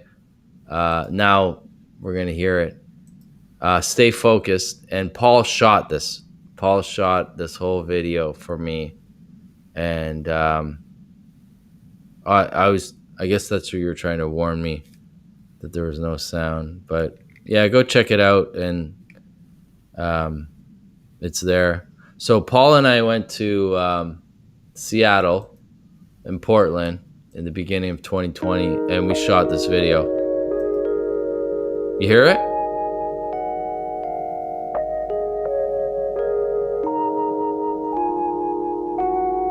Never will I quit, even if I slip. Stay focused, never giving in. Journey down the rabbit hole, urgency unknown, and feel it deep inside, controlling your soul. Mind blown, seed sown, and only untainted seeds locked up in the North Pole. I came out of mind control with my soul, talents utilized and honed.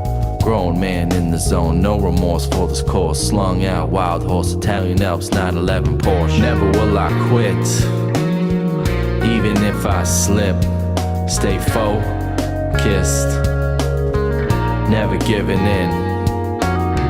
Ruin my environment, label me a terrorist. Stay focused, never giving in. Never will they admit that they created this world of fear tactics. View the environment with a different approach. Encroach on the road, treat it up, light another brow, blaze another pan of the hocus pocus. Me and my posse floating on a mushroom boat, over provokers and lady day elopers. Even the Pope who's wearing penny loafers. Smoke a mirror driven by tears and fears. Manufactured terror, political careers. Debris and shrapnel, crisis actors. Militarized police, benefactors. Fractions of news, emotional views. Boxed into group in a captivated muse. Never will I quit, even if I slip. Stay focused, never giving in. Bad me, went down the wrong street. Ran me a marathon and blew off my feet. Fake friends, fleed when you bleed. Cognitive dissonance, struggle to believe. But hey, we all make mistakes. Open up your brain if you wanna be brave. Look away, pay, adapt luxury. Slave progress, human race possessed. Never will I quit, even if I slip. Stay focused, never giving in. Ruin my environment, label me a terrorist. Stay focused, never giving in. Never will they admit they created this world. Fear tactics.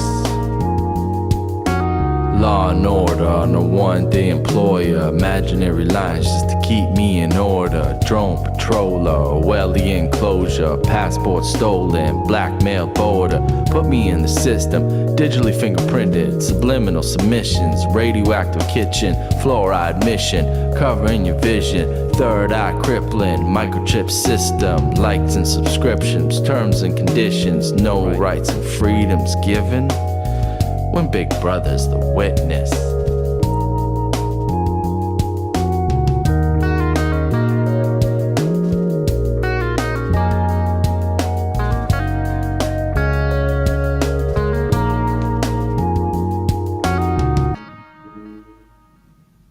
I love the end of that because it's like those guys just happen to be there. They're randomly there and they just showed up and we just started doing our first shot.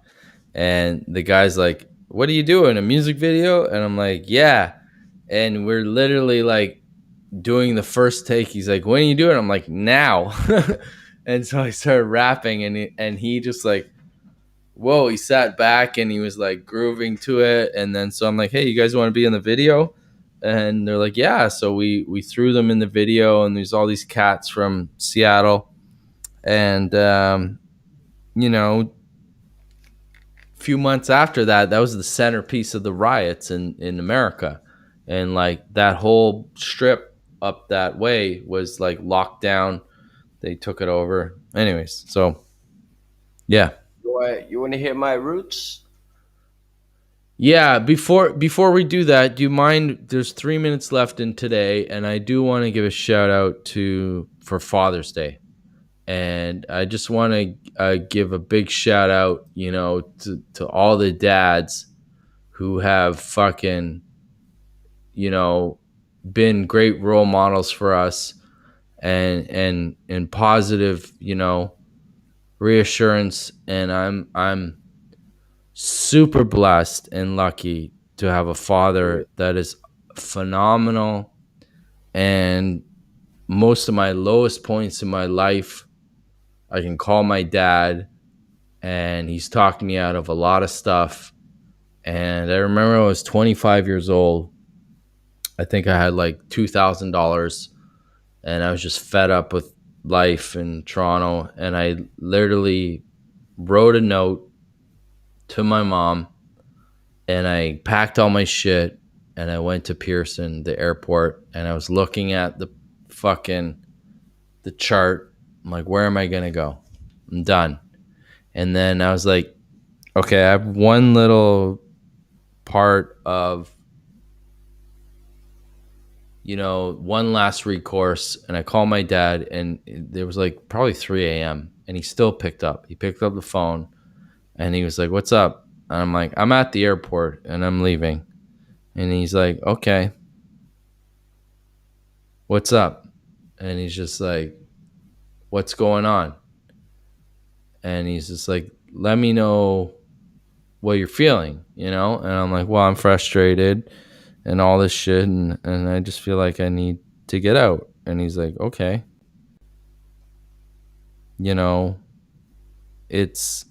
He's like, "That's normal. That's normal to feel like that. It's normal to go through these motions." And then he just like made it more relatable. You know what I'm saying? Like it just like broke it down into like basic, everybody goes through it, and that was so like therapeutic just to hear that, and I want to big up my dad. He's the fucking amazing motherfucker. And like, here he is right here in Italy. That's my dad. And that's the grinding statue that my logo is. And you know the whole story. And so his grandfather came from Italy and, sacrificed everything, left poverty, left famine. And, Italy was one of the worst fucking places after the Second World War. It was just fucking brutal. And it was actually the first CIA op ever in Italy.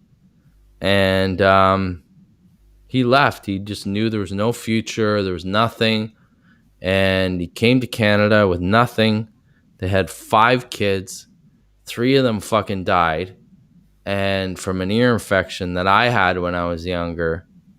And, to me, that's like,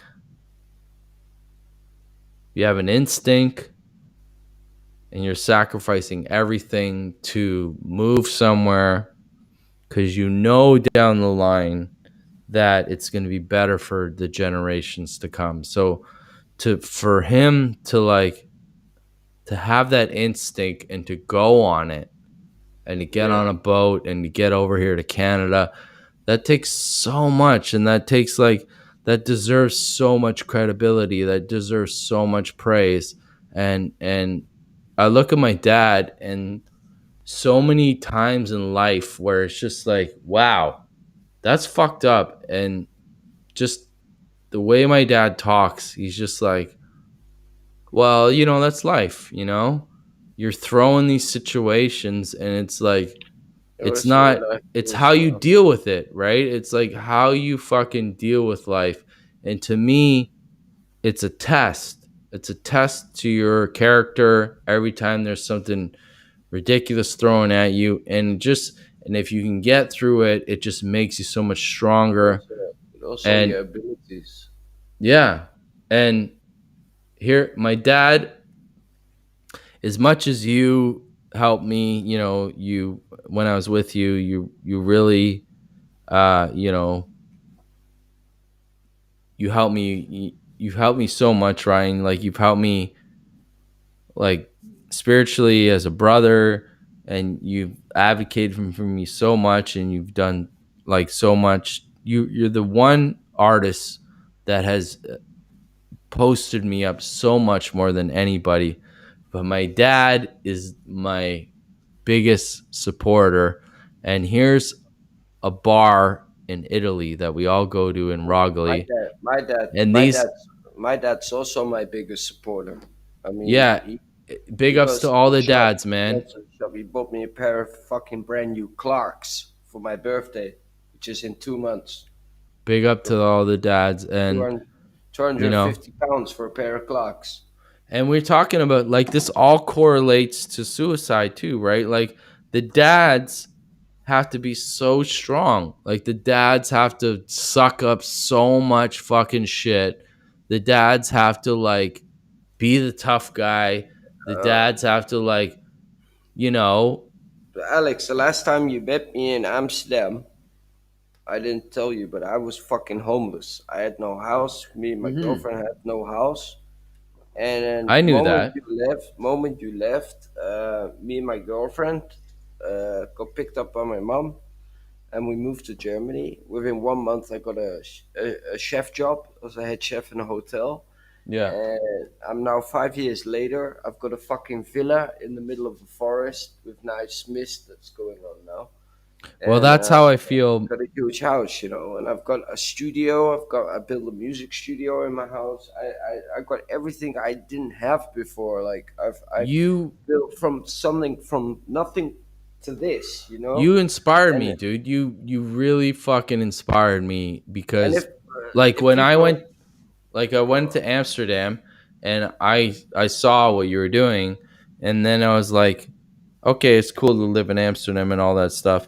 And then I saw like the effects on you. You know what I mean? I saw how that city can tear somebody apart. And I saw it to you, and you're a great soul. Like I saw your soul, but I saw that you were broken down so much by this city. And when I got the news that you got out, it made me feel so happy. And I was so happy for you that you got out of there. And I feel the same way about myself leaving this city. Like I'm leaving this city and I'm going to Montreal, and I feel like I'm going to grow and my life's going to get way better. Honestly, I feel like that. I honestly feel like that. And that's the way you have to feel, man. Because and it has to be for you. It has to be for you. You can't worry about anybody else. Can't worry about what your family's going to do, your friends.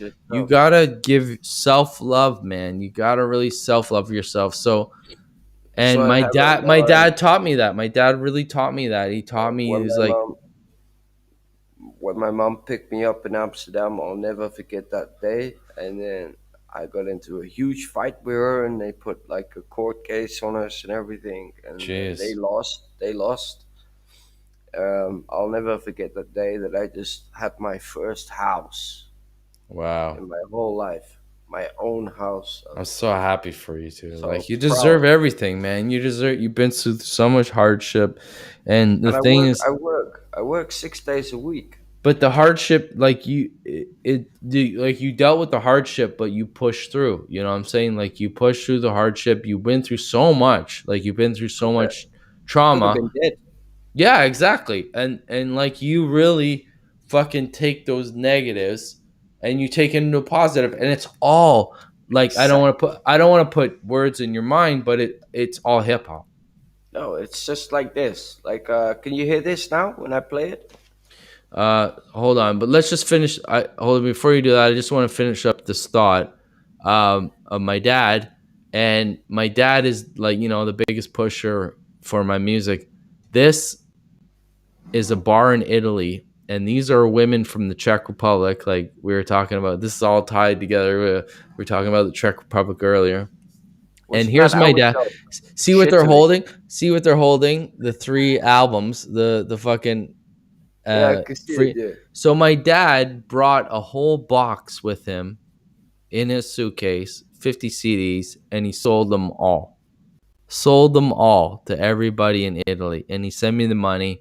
It was unbelievable. Like he doesn't like rap music, but he got behind me because he knew that this is what makes me happy and it makes me fulfilled. And you know, it's more important to like be there for somebody for something that they love. You know what I'm saying? Like that's so key. I'm got you in now, and I think I can play it. Play it. All right, here we go. I think we're gonna put a picture of my dad while we freestyle here. Yeah.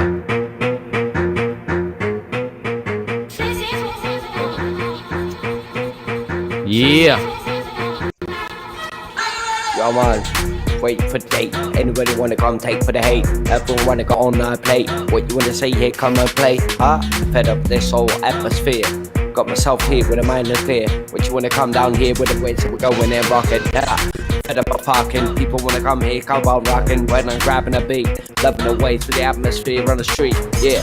Keeping it down, keeping the waves with the atmosphere nice, yeah. Fed up with shit, people wanna come here and take the drift. Oh yeah, it's Red Jones with Focus. All you motherfuckers hopeless, and we're coming out straight devoted. You can't stop this, we're coming on lock this now. We on lockdown, you can't stop now. You motherfuckers coming out and drop now, dropping bombs like Vietnam. We're going crazy, we're going numb, yes. My brain's been numb, and they can't say anything we've been done. We can't bring all the past, we get muted, be put last. Put in the back of the checkered flag, we keep going. Fuck all yo. Racing.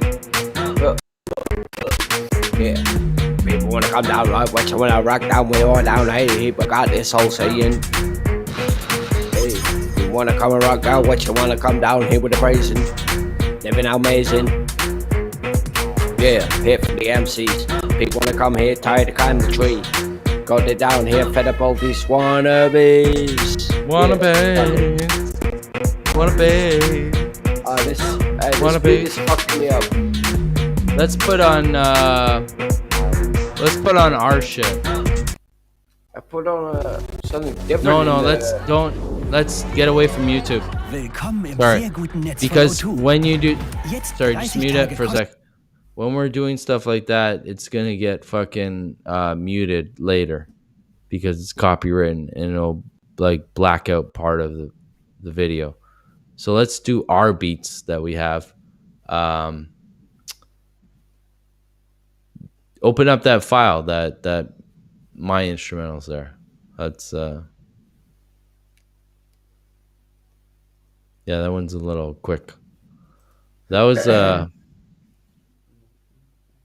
I got a new one, I think, from what the fuck is that, man? Alright. Share the screen. Oh, let me see if I can you hear this? Let's see. You hear that? Yeah. You can rap to it, eh? Yeah. All right, so let me do another one. I'm gonna do. That was nice. I like that one. We already did that one. That was already done. Yeah, I didn't do it. Oh, you didn't do it. Sorry, my bad. Oh, I don't even know which one it was. I'm drunk, man. Nope. Nope. Jeez, I lost it. Sorry, dude. Freestyle beats. There you go. Yeah, you can hear it? Yeah. You got the floor. Yeah. Yeah. Yeah. Waking up in the morning. Time's up. All distorted. Take the headset off this. Hard waking up and didn't know what roughing up. No one when I go pop it up. Feeling sick, overwhelmed, I'm gonna go trip. Looking away, so don't know where, I feel like a prick. But I'm waking up in the other side. And I'm fed up with people committing suicide. Yeah, the pressure's going through my bones, so quite a revelating too. But I'm glad what I've made in my life, and now I have to go and tell the microphone the truth. Yeah, moving, know what I've been losing out of my mind. Yeah.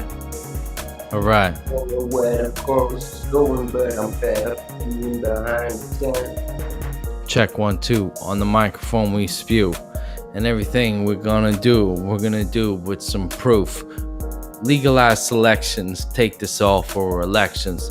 Y'all been fooled, y'all been selected. Lay back, take back on the times. There's Red Jones, focus in your mind. We got the state of mind and the state of provision. Don't worry about your worries and all your damn wishes, cause we're going through state emotion, straight provoking. Red Jones, keep it on flowing, and it's focus on your damn straight of mind. We got the 5 senses all aligned. Yeah. Taking a break and people out here. Coming ahead to the table.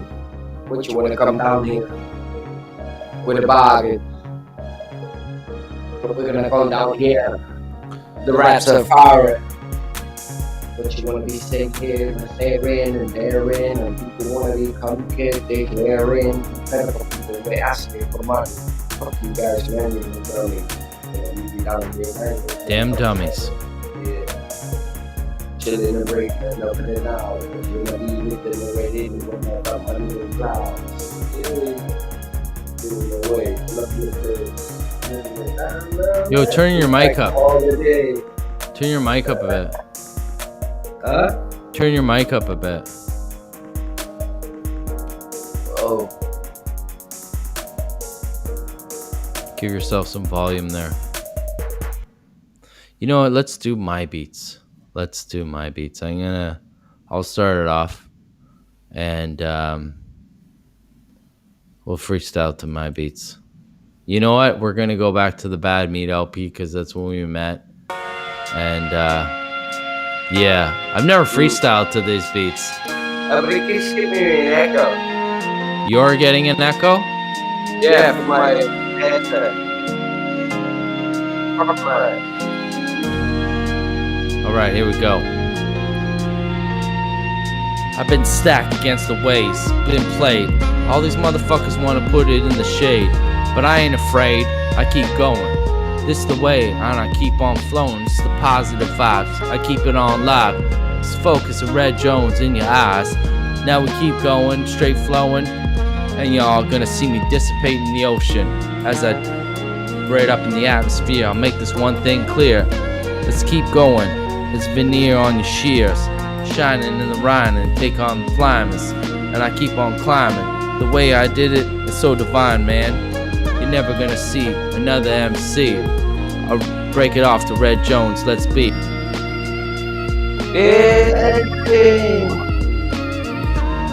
Yeah, but I got a double rubber. Psycho with it.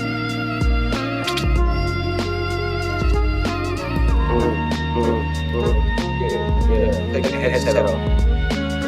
Yeah, I ain't rapping one of my games. Got a truck. Looking at the live kids right mouth there. But I'm feeling grabbing the right hand up there. Laughing at it. Everybody wanna be taking the whole grip. Making it going down here mentally quick. And I'm going on the microphone, taking it sick. But you wanna be saying us, we got it all drifting. And that's the reason that we go in microphone quick and yeah, taking the mind. We got it all cool. Me and Focus, man, we're rapping this whole shit old school. Yeah. Old school. Old school. Just sit back and chill. Sit back, relax. Like a girl on the toilet with her Tampax. We ain't asking for the facts. Yeah, man. I'd rather be sitting there with a little bit of candle wax. Right on your mind perspective. Take this. It's another damn weapon. Your mind is the battlefront.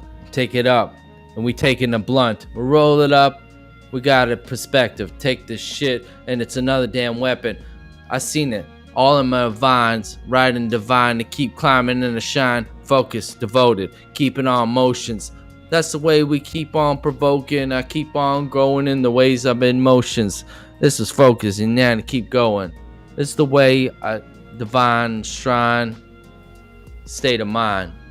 I keep going. I keep climbing. It's the sweetest of wine. It's in my veins, and you will find that the greatest thing is all in the state of mind. And I'll never be stopped because I'm the consciousness that will never walk. Straight devotion, hopeless, and I'm smoking. And I'm provoking. focus. Every day I keep emotions floating.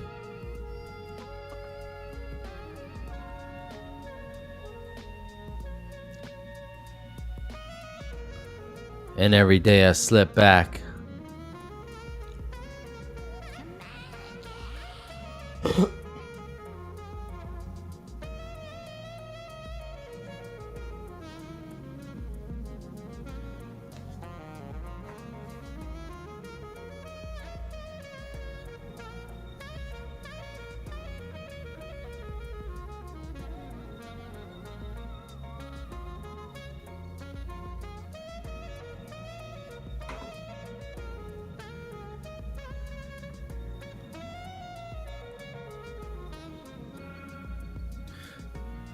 Straight devoted.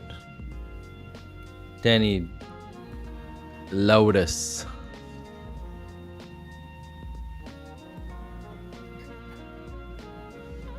Yeah.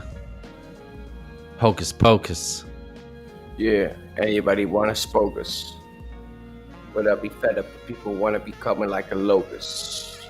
Yeah. Cool. Put up for the rhymes and anybody wanna be taking the time. Yeah. Ooh. Yeah, overdriven stress from the women. Why?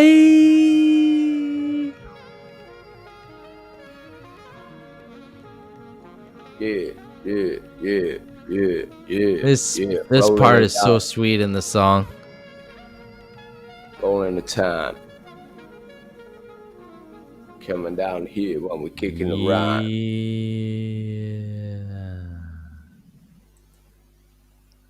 Yo, brother, I'm fucking tanked. I drank a whole bottle of wine. I haven't been drunk. I haven't been drunk in like fucking. I just smoked a cigarette, man, and I'm high as fuck. It was like smoking a joint. Oh yeah, you don't smoke cigarettes, bro. So let's chat a bit here about where I'm going. I'm going to Montreal. So here are my people in Montreal. These on the left here is Leah Keeley, and she's a phenomenal singer, and she grew up with Justin Bieber. She's from the same town as Bieber, and beep beep. And my friend in the middle here is Sule, and he's like a legendary singer-songwriter in Montreal, and that's who I'm going to go live with. And these two are like my Montreal family. So here's the correlation. So my dad, his parents, his mother is from Montreal, and she's a French-Canadian Chinese girl. So her dad was Chinese, and yeah, so she grew up as like a French-Canadian Chinese girl in Montreal, and she dealt with like a lot of discrimination and lots of shit and crap. And no, sometimes.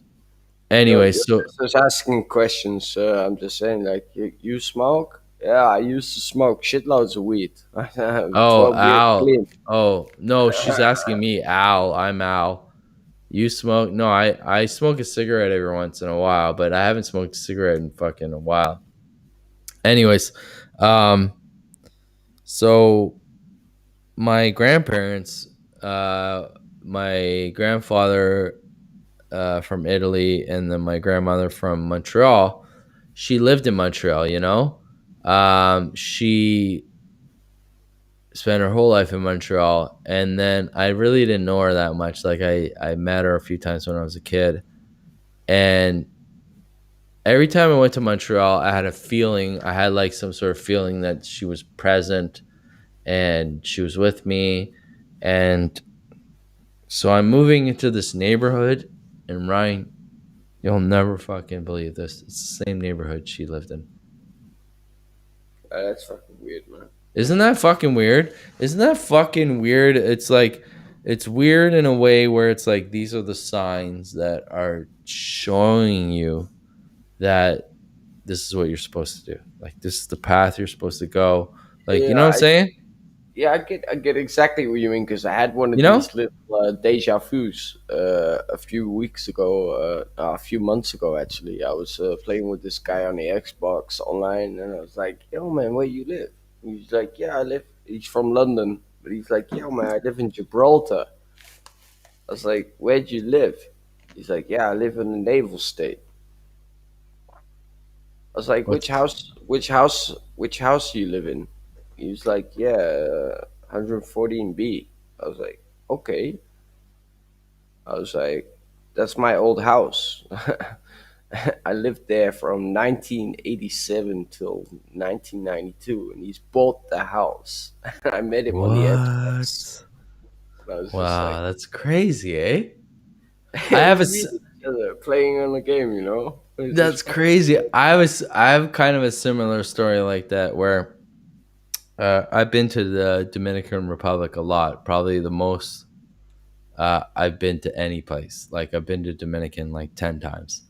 And I'm very fortunate because my good friend in Toronto here, his mother bought a house there years ago.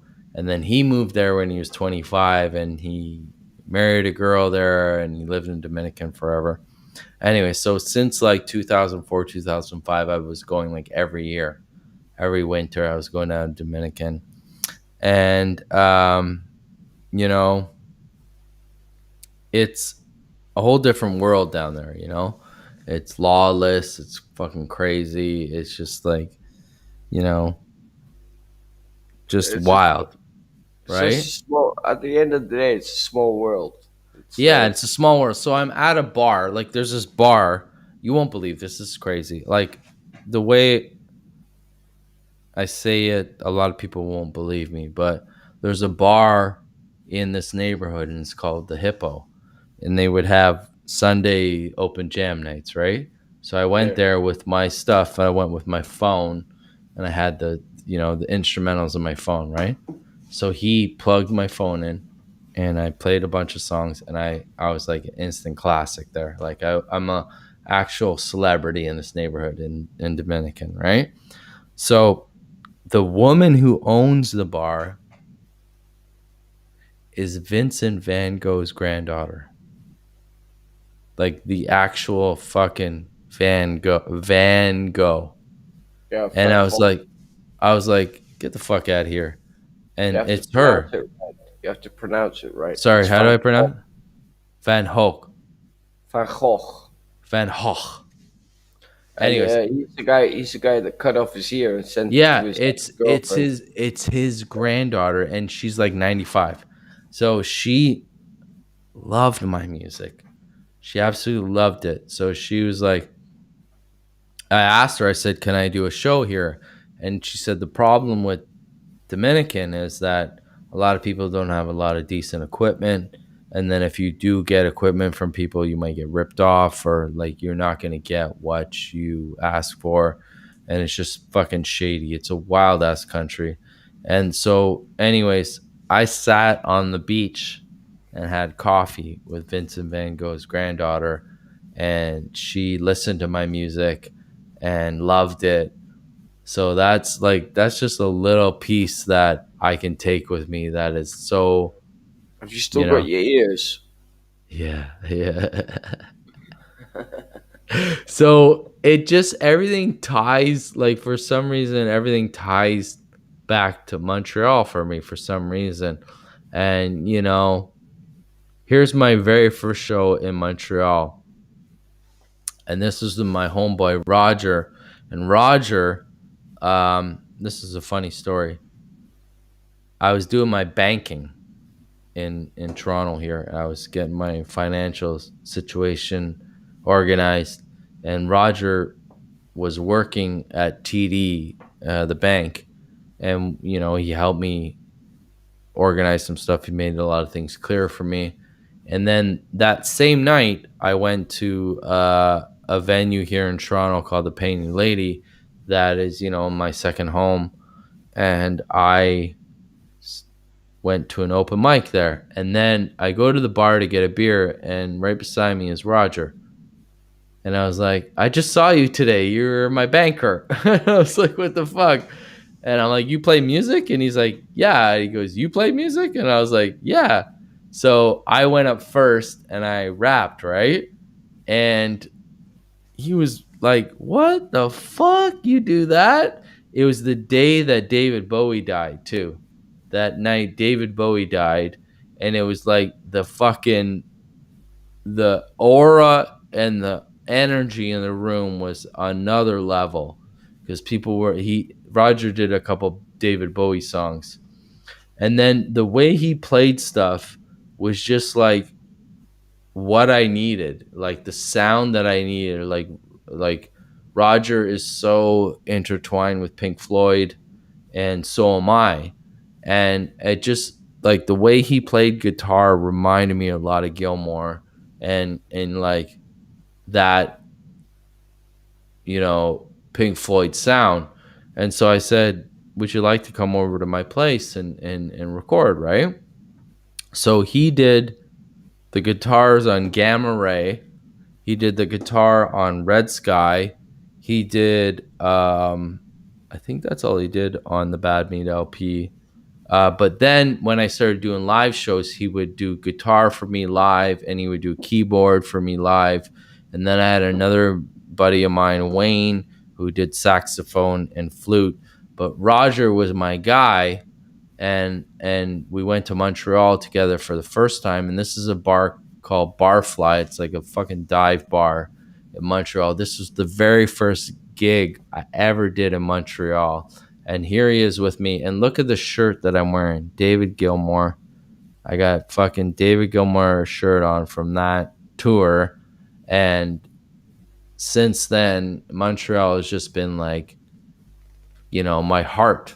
And it's like, I feel like every time I go to Montreal, I'm reconnected with my soul. And it's just like something that I need to fulfill to like progress as a rapper. And I feel like this is the city I need to go to grow.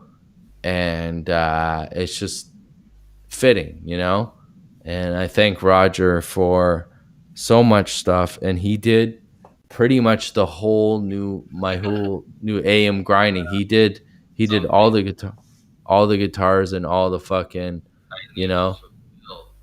like progress. So here's my buddy Raj, who's a friend of Roger in Montreal, and this is an island across from Montreal, and he's sitting there. He looks like the Oracle, and this is like native land. This is indigenous land, where like 30 years ago was the biggest standoff in Canadian history, where the military and indigenous people who had land had a standoff. And it was the first time ever in Canadian history where the military shot and killed a Canadian citizen on Canadian soil. And it was fucked up. And 30 years later, there was a lot of tension and a lot of, like animosity in the air. And Raj, here in the picture, he said, let's go there and buy weed. So we went there into the indigenous area, and there's just weed shops everywhere. So we bought weed and we smoked a big spliff, and we sat here, and I felt the peace. I felt like the peace of everybody. And it's just, there's something to me about Montreal that just gives me so much peace and, tranquility. And I'm so looking forward to going there. And I feel like this is my conclusion to being a rapper, the fulfilled rapper, and things that I need to do. It's beautiful. Like you leaving Amsterdam, like you're in, like literally you're in the biggest fucking one of the biggest meccas in Europe, in Amsterdam, I and don't miss you it. knew you had to get away from there for your own mental health, right? Yeah, it was like you imagine like dealing drugs, running wheat plantations, being arrested all the fucking time, taking shitloads of coke, fucking your life up, and then I realized that I had a better life back in Wales. Yeah. Wales was my life. Like I've got my motocrosses there. I got two Kawasaki 250s in the garage at my grandma's house. I miss that shit. But now I'm in Germany, but I do not miss all my friends. One jumped off a building, one jumped in front of a train, one hung himself, and then it goes on. I've got about a list of 20 friends that have died in the last 6 years because they just didn't want to live anymore. Yeah. And it even got worse with the COVID. But I don't want to talk about it. I'm more. Yeah, I into feel like it's coming to that in Toronto for me, and I just feel like a change is needed.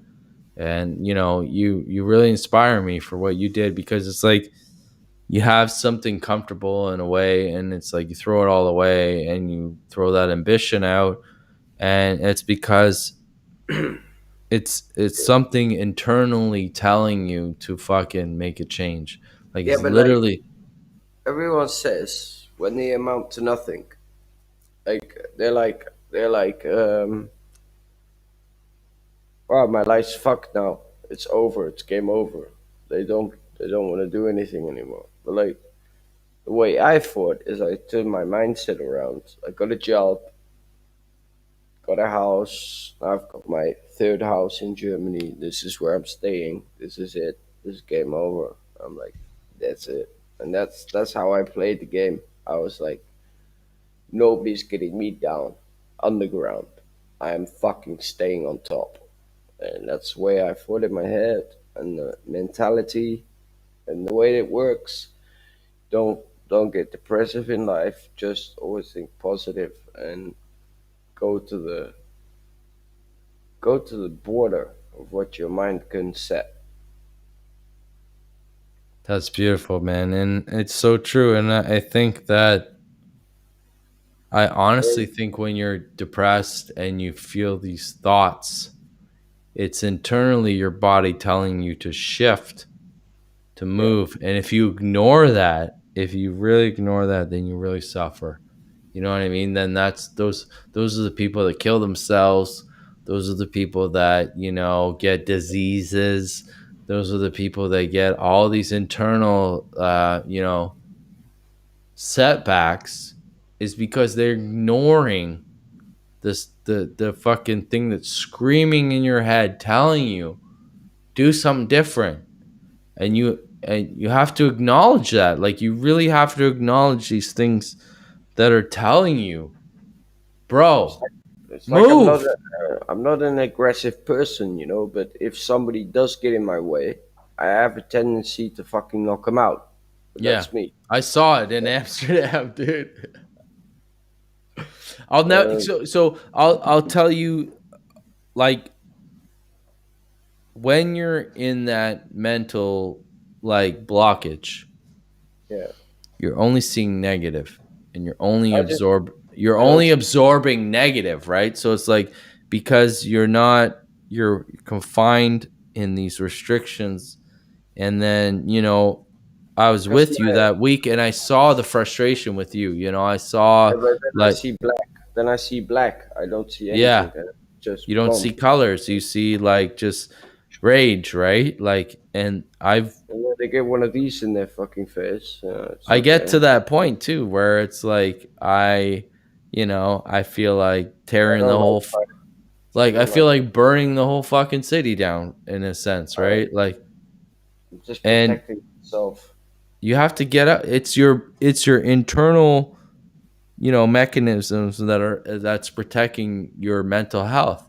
And it's giving you, it's almost like bing, bing, bing, bing, bing, bing. It's like all these warning signs going on. It's giving you every fucking indication of something's wrong, and you better listen to that shit.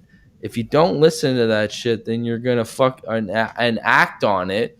You're gonna suffer. Really, it's like, and then it takes bravery to do that. It takes courage to do that, and then once you get through that threshold, it's glorious.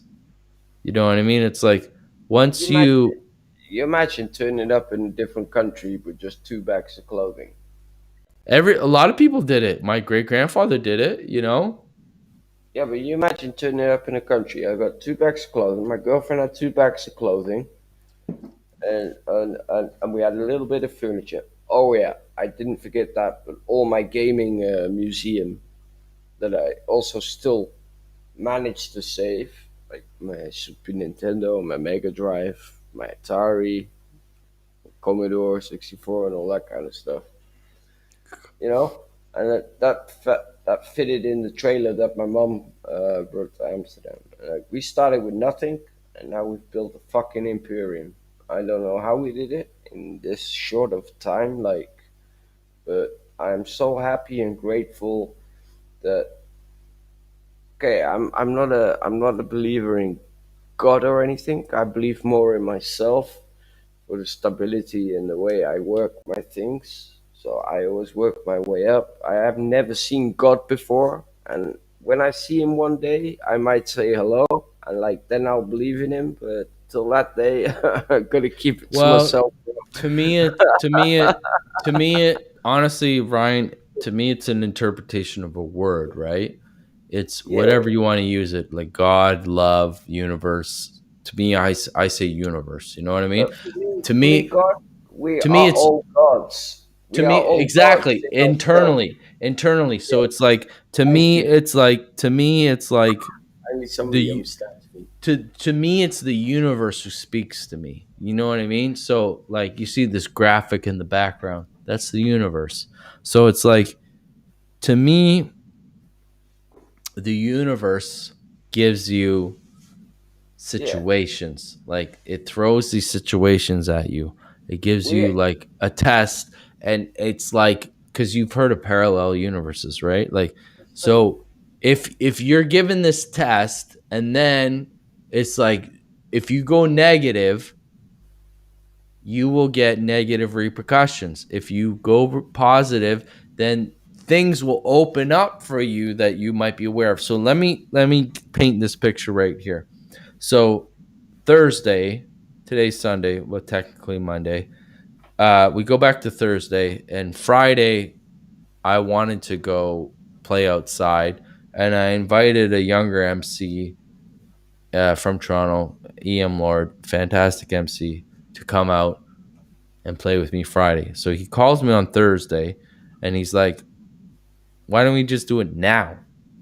And I love that. You know me, like I am such a spontaneous person. Like I'm mostly a reserved person. Like 24/7, I'm reserved. I'm chilling. But if you call me up and say, "Let's go do this right now," I am so keen.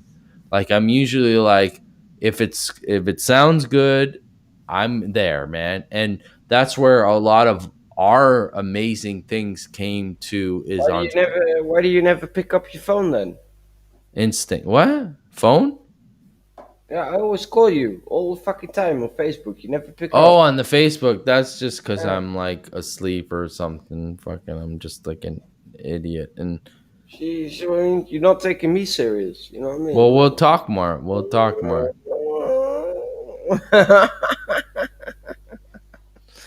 Anyway, so it's like, it's internal, right? It's like your internal part screaming at you, saying like, you need to change, you need to move, you need to shift this vibration, you know?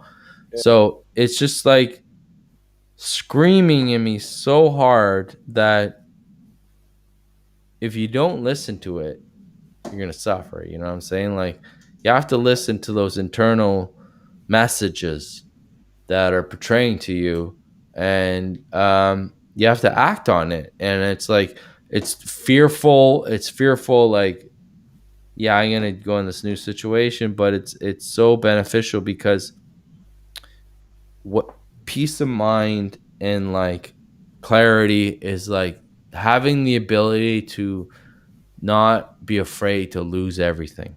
You know what But I'm saying? that's also a psychological thing going on. Yeah. It's like Oh yeah.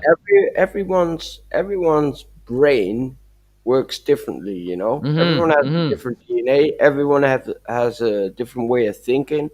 People have maybe been born in a different way. Like I have a friend, and he's been born as a drugs baby because his mum was a crack junk, that Yeah. kind of thing, you know.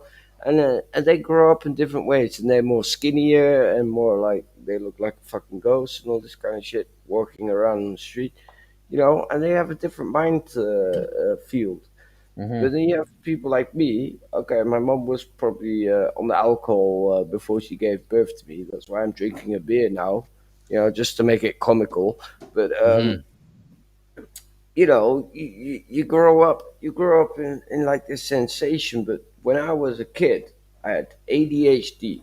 I was autistic.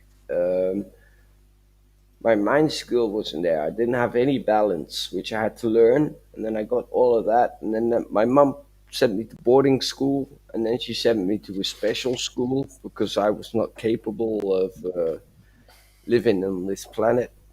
And yeah, and then when I started growing up and I found rap music, it just changed my life. I can relate, homie, because I, you know, I had trouble reading. Like I went to a French immersion school, so it's like half French, half English.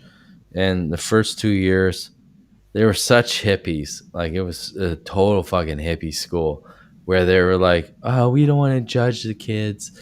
We're just gonna like let them be."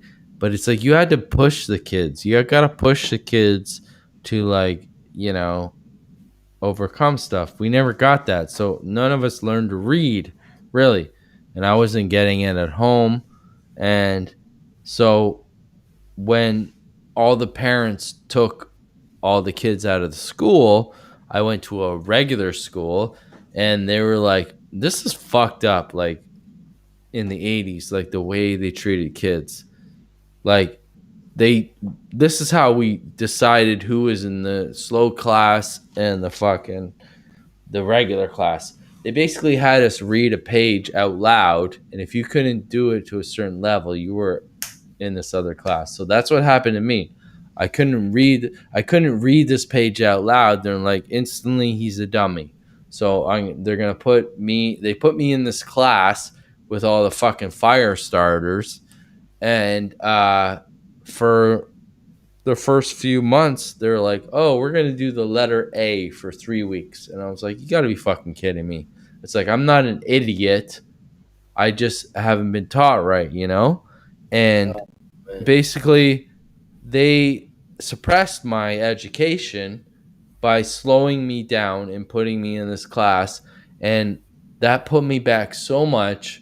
And then by the time I got to grade 7, I went to an all arts school. I was so far behind with my English that I had to start at like grade 4. And I had to go through the grade 3 book, grade 4, 5, 6, 7, till I got to equilibrium with every other kid. And there was one teacher that noticed that, and it's like, it's not the fact that he can't read. There's other outsources. Like there's problems at home. There's all these other things that are distracting the kids. And she noticed that. So she took me aside and she's reading stuff to me. And then, you know, my mom really noticed this and she started giving me books that were really difficult, you know? So like at like 12 years old, I started reading like John Grisham books, like fucking 800 pages, like detailed. And I found that it was more like things that interested me that expanded my education. So that's the thing with kids now. It's like you have to see what they're interested in. If they're interested in something, then you got to expand on that. And not every kid is going to be interested in the fucking like the fucking cookie cutter academics that they have for, you know what I mean? We're not all going to fall into that line of like, this is how you're supposed to behave. Like you got to really harness kids' creativity and their own interest and what they like, and that's so fucked up about school. It's like I love the logic of some people. Yeah, so you got this guy. All right, let's just have say like a guy from Holland. Yeah. Just won the lottery, 90 million jackpot. Isn't that? He built his whole back garden into a whole fucking huge swimming pool with a sauna and everything. Suddenly, his money was gone.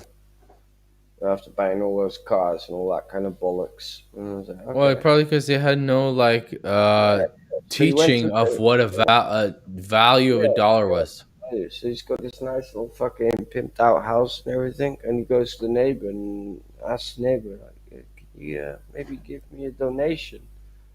So the neighbor walks to the kitchen, gets a glass, fills it with water, and he's like, "Yeah, it's a donation for your swimming pool. Glass of water." It's true though. It's like you got to be happiness. Happiness is contempt. Is being contempt with things, right? Ryan, I haven't had a dime for like a week. I haven't been in this situation since I was 21 years old, with eating potatoes, But I know the money's coming, so I'm not worried. You know what I mean? I've been in these situations. I can handle it. I can get by. I know the money's coming because I know the hard work I put in is coming to fruition. What I did from the start of the COVID situation, I knew I had a saving pot. And what I managed to do through all these hard times, after even getting debts, like I had to pay 1,280 euros to the health insurance and stuff, I still managed to keep 1,000 euros every month separate on the bank. Motherfucker. I didn't know how to do it. But I did it. Man. I should be a fucking accountant, me, man. Yeah. I'm working that shit, man. I took this math course in high school because I knew I wasn't gonna do like algebra or fucking calculus or anything like that. My school had this course and it was called Tech Math, and basically it taught you how to make a budget and fucking budget your monthly expenses. It taught you how to like write down what you're spending on. It taught us how to be disciplined with your money. It taught me how to invest in RSPs, and it showed me I don't know what the formula is called, but it's like, I think it's called compound interest, where like, you have $1 and the next month is $2 and the next month is $4, the next month is 8, 16, 32, 64, 120. Pythagorean, right? The Pythagorean theory. So that's what's happening with me with streaming. The streaming money every month is doubling. So I started with like 50 cents one month. The next month was $1. Next month was $2. Next month was $4. And the last month I had was $20. And I'm not talking about $20 overall. I'm talking about $20 from each entity, like Apple, Spotify. The next month is going to be double and double. Where's my share? And double. What share? You didn't do any of my songs. You're not on my songs. What? So my rapping didn't make any money? No, I'm saying my recorded albums, the 3 albums that are already recorded. I'll let you off for that.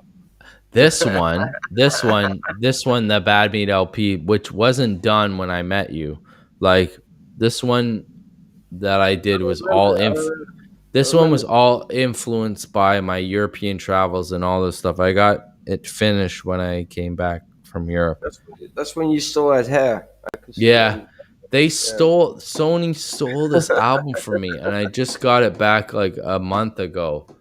They stole this shit from me, and I am getting my royalties in a couple months from this. But it's like the amount of royalties that go uncollected for solo artists is ridiculous.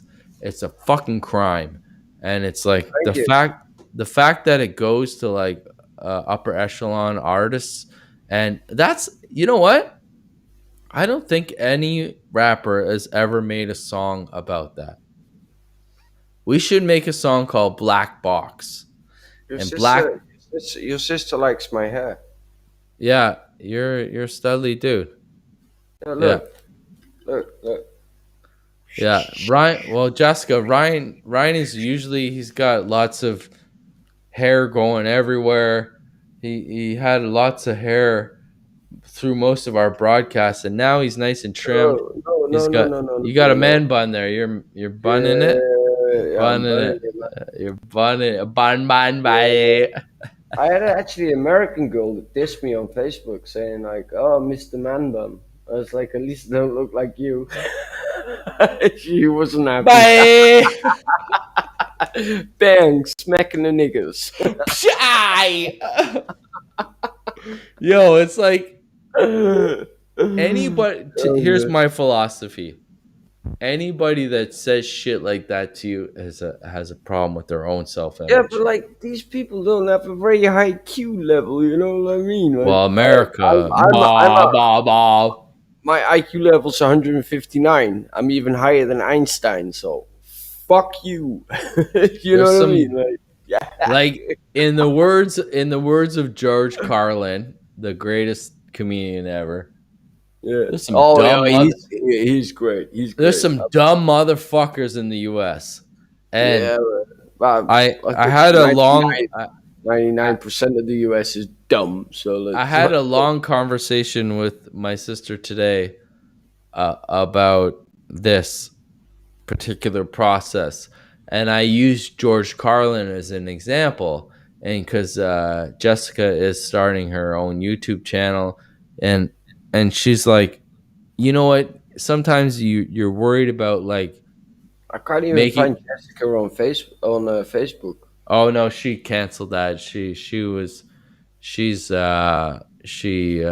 stopped that. We had a whole conversation about that today.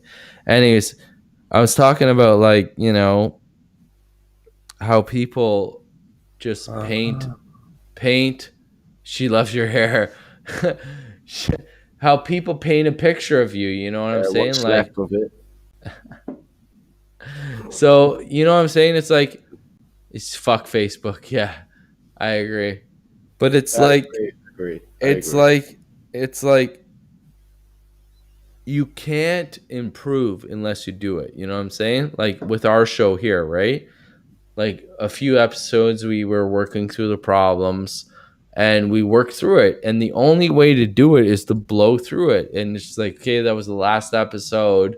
And now look at how smooth this episode is tonight. I'm fucking hammered, but it's like so refined now. Like, you know what I mean? It's like as we keep doing it, we learn because we did it. You know, you learn and you're better the next time. And it's all about completion. It's all about like finishing a project. And yeah, it's not going to be perfect. Like this first album of mine, there's lots of things that I would like to finish and correct on it. But that was my mindset at that time. So, and then the same with the Bad Meat LP, that was my mindset at that time. That was my abilities and my knowledge at that time. And that's the misconstruing thing with music is people think that you think like that all the time because you make a song and you're like, my song Piece of Paradise was about the G20 summit. But I've always had respect for you because you've always made an album and everything. But I've like grown up like proper like I've still got 25 cassettes with my first freestyle raps. Mm-hmm. I've always been a freestyle rapper. Yeah, well, you're a mad fucking freestyle rapper, and it's like I've met many cats like you as musicians. The first guy that got me into open mics in Toronto was this guy named Gord. Unbelievable dude, old school cat, and I worked with him with the Toronto Raptors. And I gave him my album one time, like I was given like people links and stuff like that. And he listened to it and he's like, man, you should come out and hang with me these these open mics. So he would play in guitar and I would rap over it. And I asked him, I'm like, you're a phenomenal musician. I'm like, have you ever recorded anything? He's like, never. He never recorded anything. He never captured anything. And I thought about that for a while and I was like, he's just living in the moment every time. He's just living in the moment every time. And he's just enhancing the situation. He's living in it. He's living in it at the moment. So it's like when you record a song, that's a time capsule. It's literally a time capsule. And it's how you reflect at that time in your life. So if critics want to go back and analyze your song when you were fucking 25 and you're 42 now, it's like I thought differently when I was 25. I'm not thinking the same way when I'm 42 now. I kind of agree with those situations, but it's like I put it there on wax and it's out there now. So take your, fucking criticism and shove it up your ass, because it's like it doesn't mean anything. It means that's how I felt when I was 25 years old. You got to take that fucking into account. And that's what drives me fucking crazy when people criticize rap music and it's like, oh, it's garbage. It's like, you got to understand the state of mind and the age that the guy recorded or the female recorded in. And you have to give that perspective and give the artist that respect. You know what I mean? It's like, give them that moment of that's how they were thinking at that time, and give the artist the respect that they evolve. The first 10 years of me rapping was a drama. Yeah. I went to every jam session. I did everything I could, and and finally after 10 years I started rapping with live bands. Tell the viewers a story, because I gotta hit the loo, bud. But after 10 years, tell a few stories to the viewers. I just gonna take a leak. I'll be right back. In Amsterdam, so you go to these hip hop jam sessions, and you got all these fucking Dutch rappers all up in themselves and all this bullshit, and they just laughed at me when I rapped for the first time. I was like, okay, I could play saxophone. That was funny. I could read music, play piano a little bit, Then I found this place on the Leidseplein in Amsterdam where you could just this live band, a jam session. It took me weeks to get on that stage, and I did it. And after 10 years of working hard on the music, I finally got known in Amsterdam. And I was welcome in every bar, hard work, play hard. You know what I mean? Work hard, play hard. You can turn it around. Play hard, work hard. Work hard, play hard. Life is comical. You only live once. Do it. I'm back.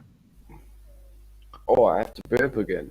Fucking hell, I don't know what I eat tonight. Fucking hell. Gallic. Oh, this is me. This is my star sign. Is that Simba? Yeah. It's your boy. Hello. Hello. He said fuck off. Okay, I'll put him back to bed.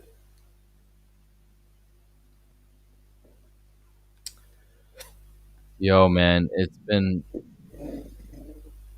a fucking real treat, growing with you, brother. And, there's not too many people that I know in my life that literally the time we spent together physically was like a blip. You know what I'm saying? In comparison, at least we used the condom.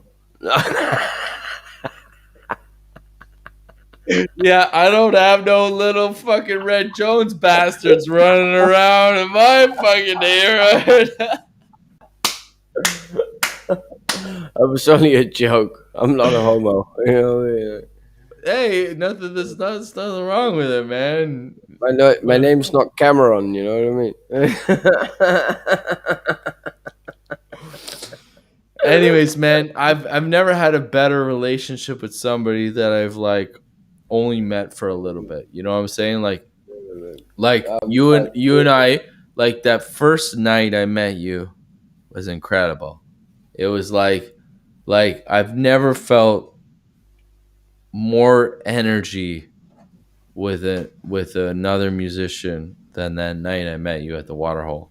It was just like I saw you. Actually, I honestly, I'll be honest. Like I was doing my thing on the show, on this, the stage, and I think I saw you, and I was like engaged with you, and then I saw that you were into it, and then you approached me, and it was like that was so rare for me, and it was like you understood what I was doing, and you understood what I was going through, and you're like, hey mate, that's bomb. And I was like, that, for you to come up to me and say that to me, that was like the biggest fucking reassurance of what I'm doing. It's like you know what I'm saying? Like the numbers show you the signs that you're on the right path. And Like then I got on stage. And you and murdered it. Like you murdered the scene. Like it was fucking Jason up there. Like it was like Friday the 13th up there. It was like you're stabbing motherfuckers. And then, this is what I wanted to ask you. When we met that night at the Waterhole, and you introduced me to everybody, and we had drinks and all that shit, and then we went to another place that was an underground place. What was that place? Remember when we played with the guys with the 3 guitars, and there was like a fucking table for miles, and there was like 40 people on the table, and I was fucking giving out CDs, signing them and shit like that. Wasn't that in the old jail? Yeah, under the bridge. That's a jail. It was an old police cell. Yeah. What the fuck? Yeah. And dude, people were going mad over us. And I'll never forget. Like I was fucking wasted. And we also had the Bourbon Street. Yeah, well, I'm talking about the first night that we met, and it was like, there was an after party in this underground thing, like, and we managed to get on stage there. It was 3 guys playing under a bridge. It was under 3. A bridge. Yeah, literally under a bridge. There was like, and that was an old police cell from Amsterdam. And they only open once in a million, and we were there rapping. I'll never forget that, dude. It was like that was like proper something you don't get to do every day kind of thing. That was magical, and it was like I remember being completely wasted, but I had contacts. The moment us there. I don't think anybody recorded us. Maybe there's footage out there. I have no idea. But I still have footage of it. Really? Yeah. I just have to put my old telephone on the computer, and then I can get all the old You footage. bet. Let's bring that up the next show, dude. Yeah, man, but I still got it, man. Bring it up. Give it to me. Send it to me, and we'll put it in the next show. So I'm telling you, dude, what you did for me put me on another level. I'm telling you, bro. Like, you made me reassure myself that this is what I'm supposed to do. You got like always what you think in your mind state is there's always a destiny and where you want to go, where you want to grow to. But don't think on the negative side. You always have to think the positive side because you only live fucking once. And people think there's an afterlife. It's bullshit. Bullshit. It's this. It's this. It's this life, you know. It's this And that's life, why dog. It makes you laugh. It makes you laugh, you know what I mean? Yeah. So anybody want to be grafting and clapping? I got myself here, but I keep on with rapping. Huh? But you want to be I'll bitch give you- slapping. I'm fed up with the girls that want to be coming against me.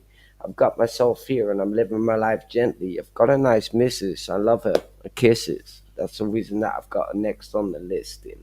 Oh, we're chilling it out. We're coming with freestyles and we're talking around. We know in the ways. Like your sister said today. We know. Nice. We know. With the no price. Cheap. But we're going for the noble way. We're going down here and we're stolen hay.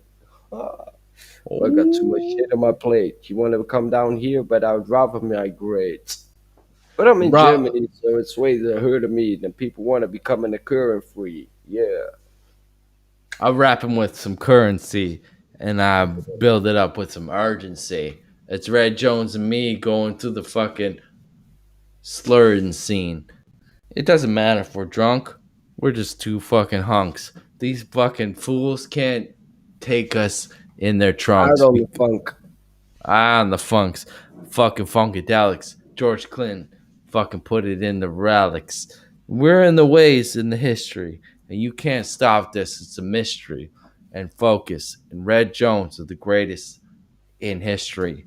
And we're in the solar system. You can't listen. All these motherfuckers coming out with renditions. I don't give a shit of what you're saying because it's positive ways, the vibration sensations. Me and Red Jones, you never see these fools. These motherfuckers coming out with another tool. They ain't fooling us. I'm just on the stool with some lust. And that's the way I do it with the bus. Take it out with the clus. Yeah, these motherfuckers holding on with the clutch. And I don't give a shit what you're saying, you're playing. All these motherfuckers coming out with the haze and it's a smoke screen. Fuck these fools. We're getting for the green. Red Jones, making them clean. Yeah, green obscene. People want to be taking it down on the stream. Huh, look at mine. My mind is clean. Been through more shit than you've been obscene. Huh. You want to say this when I'm going poetic. But I got myself here, but I'm pretty athletic. Yeah, look at me, man, going static. When I go in on the microphone with an attack kick. Putting you down with the bad shit. But I grab rhymes that no one's gonna do. I'm looking at my ways and I'm taking the truth. I'm making a move. I'm giving the groove. And people want to be coming and taking a loose. What? Hey, what you laughing at? We're taking a graph. We're taking a fact. People knows we're taking a whack. Don't need a beat, man. I'm taking a track. I go off track so my lines, my vibrations, the veins come through with the penetration. Red Jones and Focus are the illest you ever going to see. We're spreading disease and plagues for all to see. Because everybody's been phased out, crazed out, and we're coming out with the crayons laced out. You smoke it. Roll it up in your fucking nostrils. All right, we're coming out tossed it. All right. This one's for your sister, yeah? Are you gonna share it with me? Yeah. Share your screen with. All right. This one's for your sister. This is for Well, Jessica. share the screen with me. I don't see it yet. There you go. All right. This one's for your sister. Jessica, this is for you. Oh, I love this.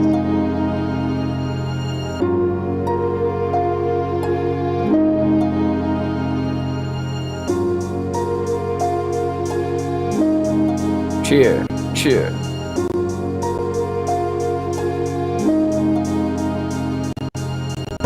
Yeah, isn't it scary the days when you're looking at rappers who don't know where to place their hate? But I gotta keep it all cool. I'm looking at the ways, now we got it true.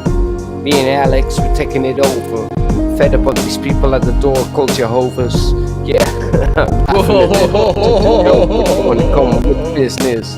Yeah, I've got more bars than the people on the time. I'm just an English guy loving all my rhymes. Yeah, but I'm fed up about the crimes. What you wanna say when you're looking at the newspaper? and you're looking at the Daily Times. But I got myself on the lines, yeah, chilling and taking a revelating out of what I be going through. Looking at the hating, fed up of the feelings I would be going through. I'm fed up of people wanna be coming and telling truth, but I'm fed up with depression. Anybody wanna be coming in prison, but me and Alex are taking and breaking it over. What you wanna be looking at my life, man, we're not even sober. Drunken up a beer, he's drunk in this whole wine. We're living the whole life, we're living it all the time. But I'll be freestyling, taking out weight with the border. Hey, when I grab a microphone like a roll on, yeah. So I'm chilling with a stroll on. Look at my beard, man, it's going all strong on. Strong on. Here I go. Sit back. Relation. Hesitation. Mind vibration. Echoing.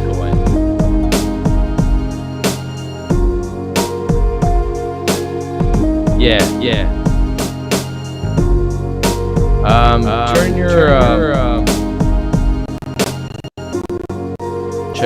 check.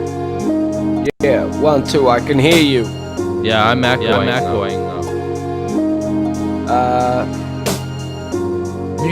Mute your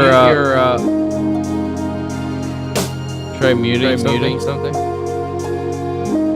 Check. Yeah, I just muted it. Yeah, here I go. No. Still echoing. Yeah. Mute your speaker. Yeah.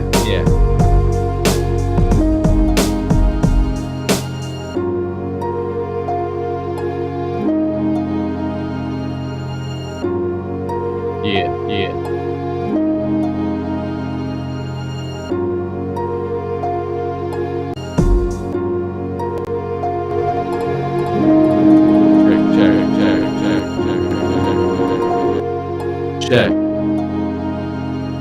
You keep going on those. Can't you hear it? Yeah, but I'm echoing.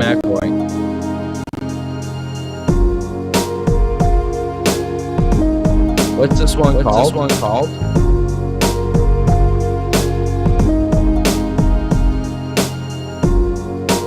Oh, I gotta go beat for that.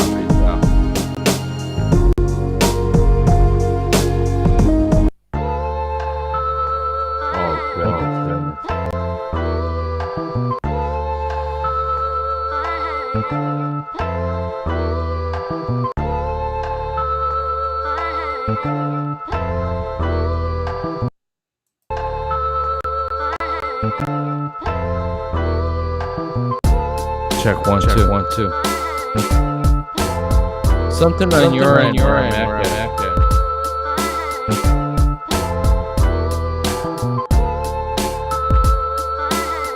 Less.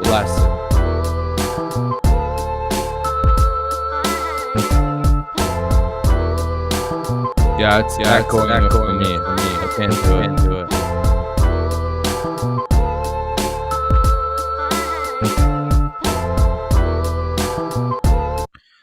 Let's try on my end. Hold on. Check your email, because I sent those beats to you like months ago. Okay, let me just check right now. And I think it's the fourth. One down actually. Oh, it's the second one. It's the second one in the list. Did you just email me? No, I emailed it you months ago. Oh shit! I'm not gonna find that. And then you downloaded it, and it's from Harold Biden. Oh fuck yeah! Yes. Sorry, my bad. Hold on. Oh fuck. I think you found it. We files. Here, I got it. Found it. Yeah, man. Here it is. See what I mean? That's what friends are for. Brother. You can hear that? Nah, can't hear. Hold on. Yeah.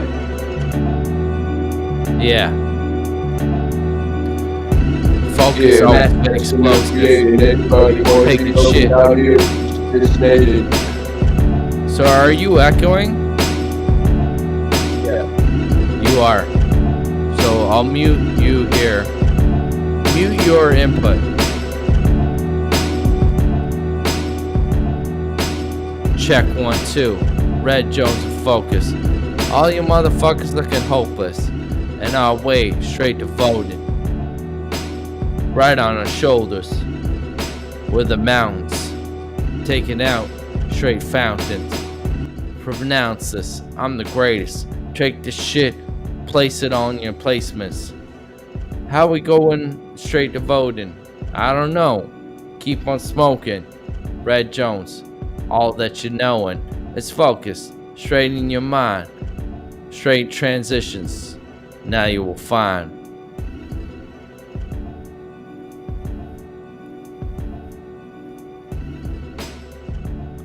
Yeah.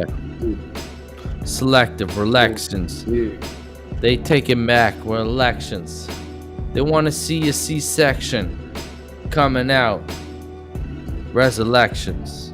Better for girls that don't want to have sex with no protection. Election. Grabbing the microphone and truth. And I'm making my move. Moving They ended up in a Lexus. With the legs up. Just give me a Ford Focus. It's good enough. As long as it's got 4 wheels and rust enough. Got myself cool. Love the way it's got a rusty bike. Yeah. Got a rusty bike. Got a chopper. And I've even got a trike. But I'm loving the life. I'm loving the way. So I gotta keep myself on the stride. I'm taking Alright. I'm on the way till I love a mistake. But when I grab a microphone, I'm gonna attack you all out. And that's the ways I'm talking around. Ah! Chilling. What you wanna say? Go and retreat. Yeah, Germany won the other day with the football, but I don't even care about the shit that they're playing. When you wanna come down here, I'm going straight in. Yeah, fuck Portugal. It's 4-2. Now I've got myself here rocking on the truth. Fuck me. Gonna smoke a cigarette like a real MC. Oh, I fucking wish I had a cigarette. Yeah, I actually got half a packet left. Do you want one? I'll put it. Yeah, send it over. You know what's fucked up? I have the most valuable drug in my hand right now. Mushrooms. Like, Yeah, I saw you munching one. literally, like, this is the greatest fucking... What if you got Copolandias?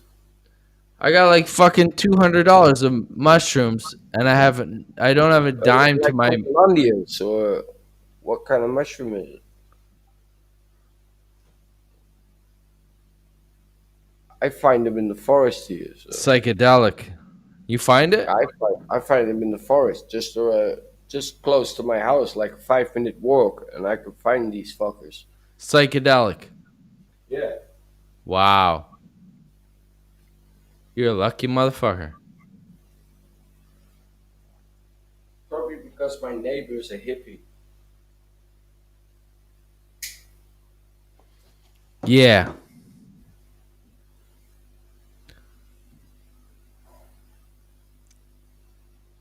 All right.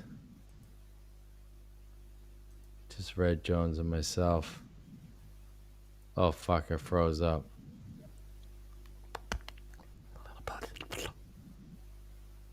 I froze up. Alright, I'm just gonna open up the balcony.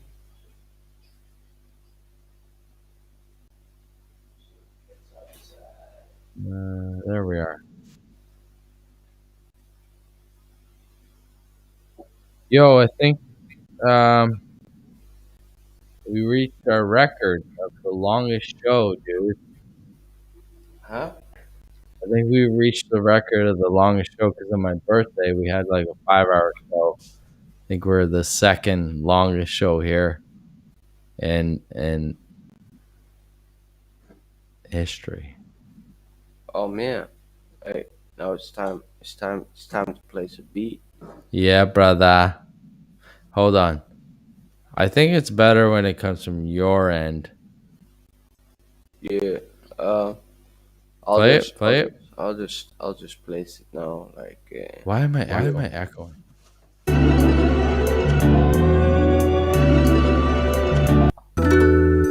Oh, I love this beat.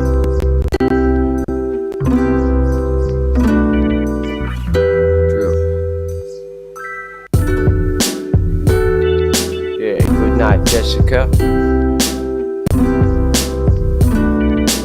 Good night to your sister. I'm fed up with the whole shit, man. I'm feeling like I'm a blister. But I'm a mister. When I grab a microphone, I wanna go and hit up. Going with the hiccups. But I'm loving the thinking, I'm loving everything in my brain. Keep revelating out of the brain. I don't know where to keep regenerating the words of the text from. When I'm looking at the life and it's really wrong. But I got myself here, but I don't know where to take. Looking at the life here, taking for a break. But everybody wanna come up into. Looking at life here, we've been through. Good night to you, Jessica. Sleep well. Anybody wanna come with a swell? Yeah, love for the ways out. Have a great show, now we gotta break up. Yeah, so I'm looking at text. I'm looking up what to do when I'm taking an X. Yeah, fed up of these fake rappers. Fed up of the people wanna be coming against me, but I'll be bringing a message gently. What you wanna say with the poetry is in me. People not knowing me. Love for the ways that I live for the place, and I take for the hate, and I live for the concentrate on what you wanna say with a straight song. Poetry is grapevine in my mind, and I'm giving it out. That's what's not. We have to talk it around, yeah. So we live for the breakthrough, live for the race through.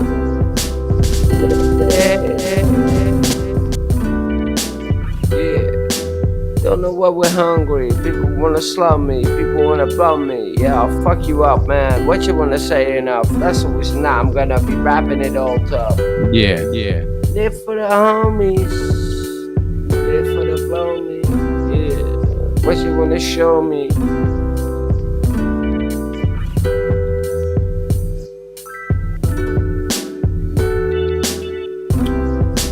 Taking it down, anybody wanna be calm and taking the crowd.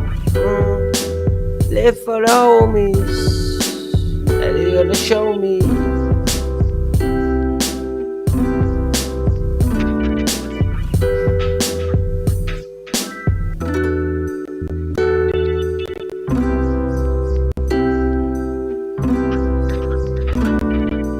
Live for the homies, people wanna show me. Look at my house, man. We're chilling it out. We got ourselves here, man. We're giving it out. Yeah. All right. I'm gonna do a freestyle here. I'm gonna bring up one of your boys' beats here. Maybe this one instead. Oh, I love this one.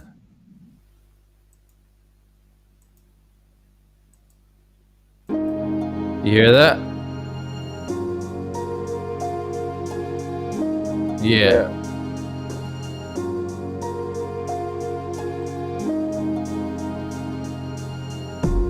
Don't be hesitation on the mind vibration. Red Jones and Focus in the transitions. We in the train station. We don't give a shit what you're waiting or debating. It's all hating. We are talking about unity. You and me, how we deceive.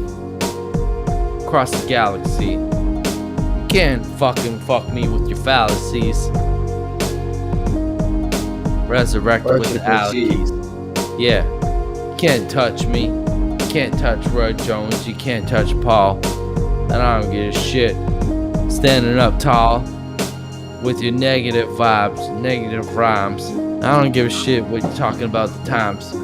Cause it's all about transition, submission. We coming out with a new situation. Yeah. Resurrect. State of the time. Resurrect all the ways I can find. My mind's confined in a line. I take it out and I realize in the times. Stretching out for the arms, stretching out for the times. I don't give a shit what you're saying in my mind. Keeps going back. Rendition, take it back. It's a whole new mission. I'd be surprised with all the wishing. Take it out, put it in submission. It's focus, straight to vote. And not coming out when you're hopeless. This the way I've been divided. Take him out, striving alive. And yeah, never seen souls taken out with the mold. Red Jones, all what you own. That's the way I did it. It's straight flowing, focus, devote, provoking. Put one foot over when you're growing. It's the way divine shining. It's the way I keep climbing. Resurrect with the linings. Got Lyme disease and I'm climbing. Wasted, devasted, face it. Cremate me and put it in a vase again. Roll me up in a blunt, smoke it up, what's up? Put me in the vapors, all in your blunts. In your lungs, in your divisions, through your minds and through your transitions. Focus will be you here forever. I'll be embedded like the smells in your sweater.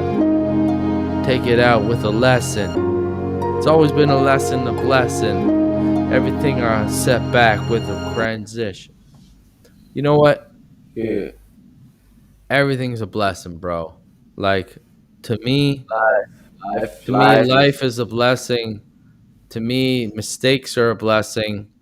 Like to like see that, you know, mistake in your life and realize that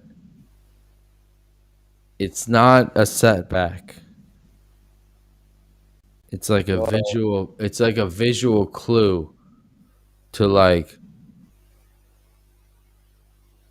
wake you up. You know what I'm saying? It's like the mistakes are not a it's not a negative. The mistakes are not a negative thing. It's like the mistakes are showing you. The mistakes are like yo, here's the clue. Here's what you're doing wrong. You need to correct it. And you like need to, everyone makes mistakes in life. But Yeah. some people that's what we do. We do it. We make mistakes. We are human. The mistakes we make in life, some people don't have the capability of accepting our mistakes that we Yes, made. bro. And then they befriend us for life, you know. We all make mistakes. And also people with a fucking brain disorder. Yeah. Like, so yeah, we're sorry we made our mistake, you know, and I'm sorry for what happened and all this, and they don't accept it, and I'm like, okay, fuck you then, you know. Yeah. I don't need you. I'm just I gonna don't go need you. further. I got my life, you know what I mean? Yeah. And Well- a lot of people don't understand that. Like the way I grew up in my rough neighborhood, and yeah, I've already been dead once, but I'm still alive. You know what I mean? And like, fuck it, man. Yeah, I'm still here. Yeah, I'm still walking around. You know what I mean? Yeah, to me it's like a blessing, you know. It's like it's a lesson. It's like all those things that it's almost like your projector. You know, you're like you see like a projector and it projects on the wall. It's like it has to feed from somewhere. You know what I'm saying? Like there has to be a source. So the source is your mind. And it's like whatever you put into your mind is what's going to project out there. Your eyes are your projector.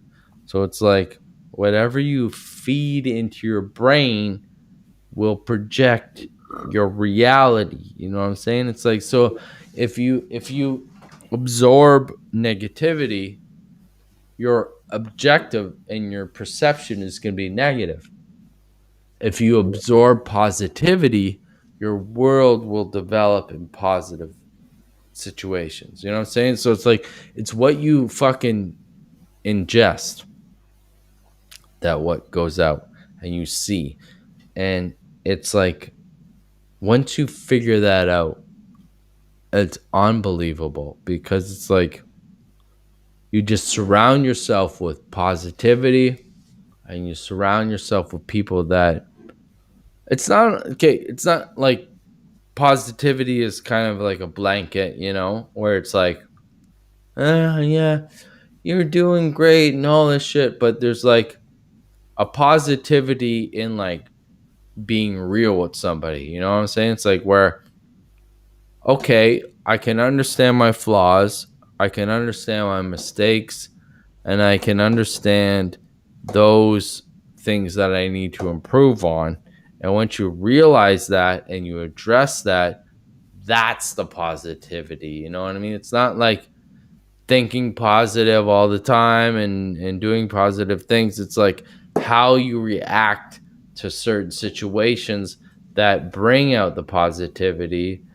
And it's really the tests that you get, like the negative tests that you get and how you deal with it, that's what brings the positivity. It's not like the positivity is just going to come out of nowhere.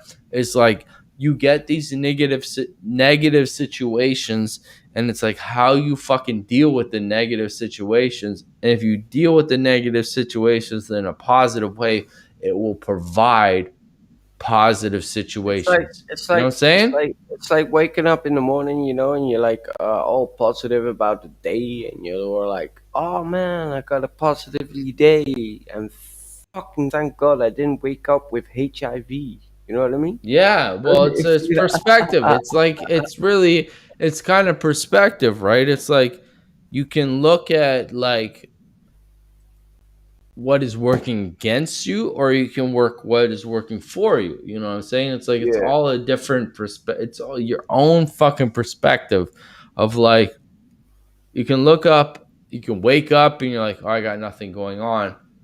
Or you can wake up and say, I got everything going on. You know what I'm saying? Like you can wake up and say, I have all the opportunities to do whatever I wanted to fucking do. I can still hear you. You know what I'm saying? It's like you are given these left and right situations or up the middle, and it's up to you, really. It's like, where are you going to go? Am I going to go to this way? And it's a mindset, and it's like once you realize that, you can perpetuate your own projection, you know? It's like I'm only dealing with negativity because I'm like surrounding my mind thought with negativity and immersing myself with people who are negative and stuff like that. And it's like what you allow into your circle will be part of like what projects into reality. You know what I'm saying? Like if you deal with people that are negative and you interact with them, and it's like that's what's going to come out in your perception of reality. And if you like throw a bunch of positivity in your self-being, then I think that's where you're going to go. And I think I'm just repeating myself here. And no, you're not. Like when you look at like people with negativity, I think is when you look at life, like a lot of friends, man, they felt negative all the time, and then they got medication from the Dutch pharmacies and all that, and the wrong pills, and they just drove him to madness. They jumped in front of a train. All the medication I got when I was growing up in Amsterdam, I just fucking chucked in the bin when I got out of the fucking pharmacy. You know? Well, it's true. It's like you need to feel all the emotions. And it's like sometimes you need to sit with pain, and sometimes you need to sit with remorse. And it helps you grow. Like sometimes when you're like, when you're young and you're popular and people love you and are around you and all that stuff, and then you get older and you're like, where are all those people? You know what I'm saying? And then you give self-reflection. You're like, what did I do? Did I draw these people away? Am I, too negative? Did I talk shit? So you get that moment of like self-reflection of like improvement, It's like almost like you're improving yourself. You know what I'm saying? You're improving yourself mentally, and how if you improve yourself mentally, those are the type of people you're going to attract. You know what I'm saying? Like if you're absorbing negativity, your perception of reality is going to be negative. And I think that the people that you meet are a mirror of your own conscience. So it's like whatever you put in your mind, those are the types of people you're going to meet. So if you're in a negative state of mind, you're going to run into negative people. If you're in a positive state of mind, you're going to run into positive people that will reciprocate your positivity. And it's all about like your own mindset. When it comes down to everything, it's how you perpetuate your mindset that shapes your reality, really, in a way. So it's like if you absorb positivity, you're going to see positive shit. And then all of a sudden you're going to see people, coming into your peripheral that's positive. So I want to take a little story here. Like on Thursday, like I already told the story, and I'm repeating myself now. I'm hammered. So I think we should end this. It's a good note. It's definitely a good note. It's a good note. I think with this show, especially, the freestyling is great. The fucking, bringing in artists is fantastic, and we're exposing. It is, but like we have to. But the talk is so much better. Like I feel like the talk that you and I and Paul had tonight is so. Talking is very important because talking makes you more optimistic to go on with a nice little rap. You know what I mean? Yeah, exactly. And I think about this like in fine detail, and it's like the environment sets you up for the type of raps you're gonna do. So it's like you and I were in such a positive state in Amsterdam for that week, and I think we had some of the best freestyles that we've ever come up with in our lives. What's cool with this stream is when we started, we have like a little news round, and all the things we talk about in that news round, I can just like click over into a rap. Yeah, you know what I mean. So I just like note it in my brain and be like, okay, we're talking about politicians now, okay, and we're talking about this fucking COVID bullshit. I'm not taking a vaccination, by the way, because they can all shove it up their asses. Yeah, me neither. You know what I mean? This kind of stuff, like when we're just talking about news briefs and all that kind of stuff, I'm just like, oh, okay, now we got a story that we can rap about, and then we can just turn that into a whole evening of rapping, and that is so fucking cool. Got a subject. Yeah. You know what I mean? Yeah, I agree, man. And you know what? I think what we're doing here is so much more of an expansion on all of our conscious. And I love the fact that I knew it. I fucking knew it, that as soon as you talk to Paul, that, you guys would hit it off. And you guys are the same age too. And it's like to have that. He didn't know. He told me on the telephone today. He's like, yeah, I didn't know who you were and all this. And I was like, who the fuck is this? Ryan. And then when he got to know me, he was like, "Fuck no, man! I fucking love this guy." You know guys what I are mean? so similar. It's crazy. You know, I think that's why I have a relationship with both of you guys. Is that like you guys are very similar, and it's like you guys are reciprocating and like reflecting what I'm thinking. You know, and it's Yeah. like you guys get what I'm doing, and I get what you guys are doing. You know, and I feel like I don't want to say the word mentor, but I feel like that whatever I do, it's like you guys are learning through my process, and also I'm learning through your guys' process. You know what I mean? Like I have another outlet with a couple of cats that are a decade younger than me, and I think that's the most important thing. I feel like that's the biggest thing that we can overcome is like young and old and black and white. And Like that friend of mine that makes the beats in Amsterdam that you were just playing, the guy's 50 years old. Yeah. it's amazing. Like that's the beauty of hip hop. That's the fucking like that's the real diamond, and that's the value of hip hop. And that's what we're trying to show right here is that hip hop is universal. Hip hop doesn't matter where you're from. Well, we have to get him in on the next stream, like proper. Oh yeah, for sure. We're gonna evolve this. Then he's gonna promote us some beats because he's on holiday now, but he'll be back in a week. Oh, so I want to give you an update. Like, I think it was last week I think it was last week. We highlighted that rapper from Sweden. The guy, what the fuck is his name? I gotta look it up. Anyway, so he reached out to me and he wants to do a collaboration.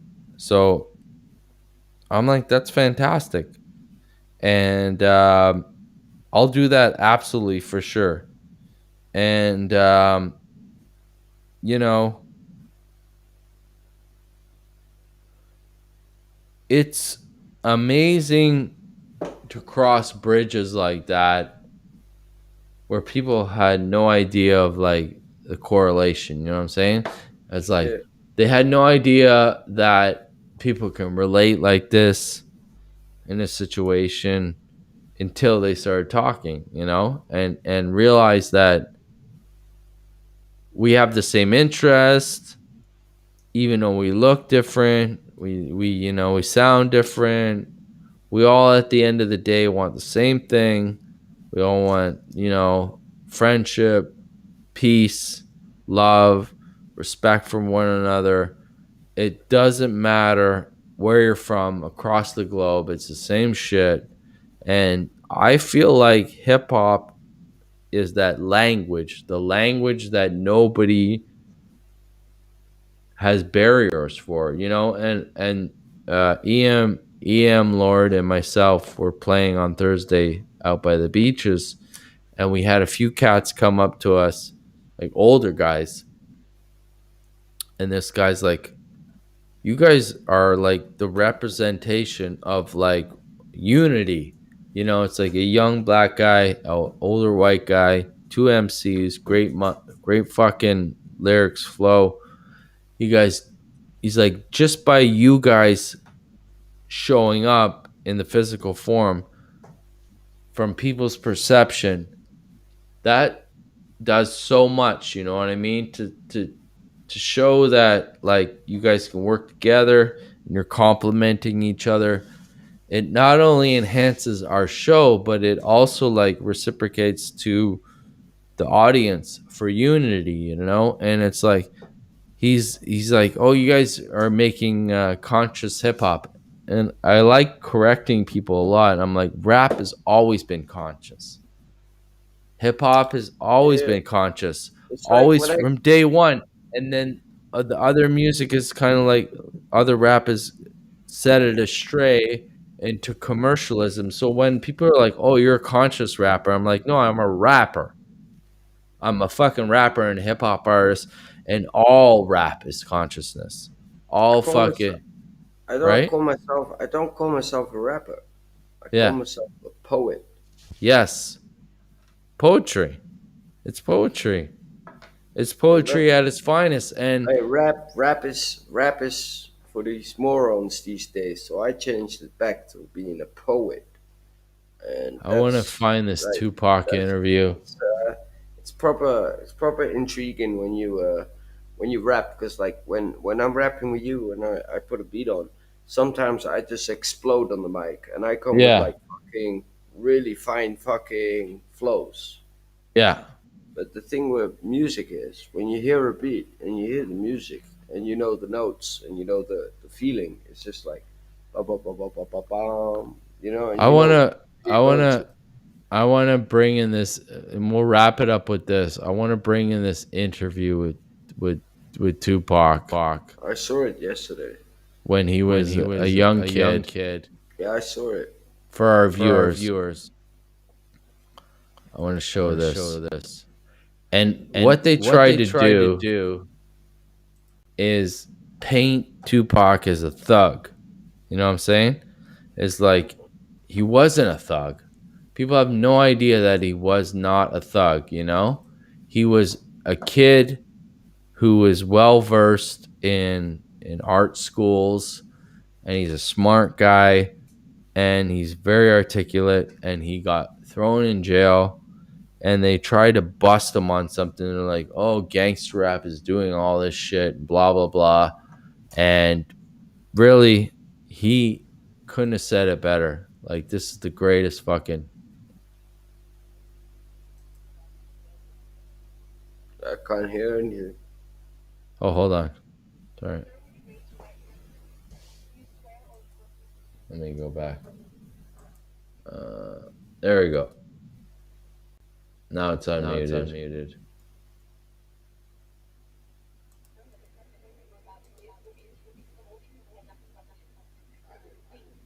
Still can't hear anything. Oh.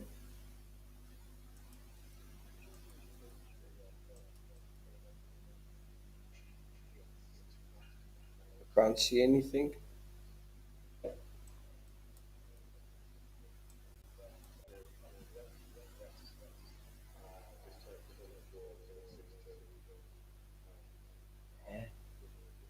Weird. Can't see anything. Can't hear anything.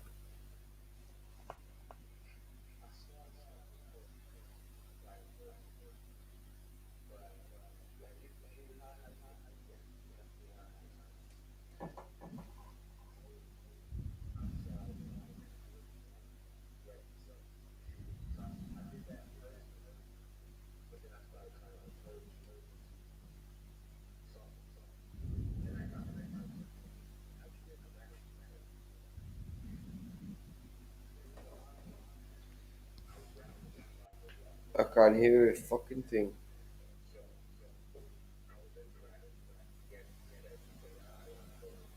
One second, put the cats in the kitchen.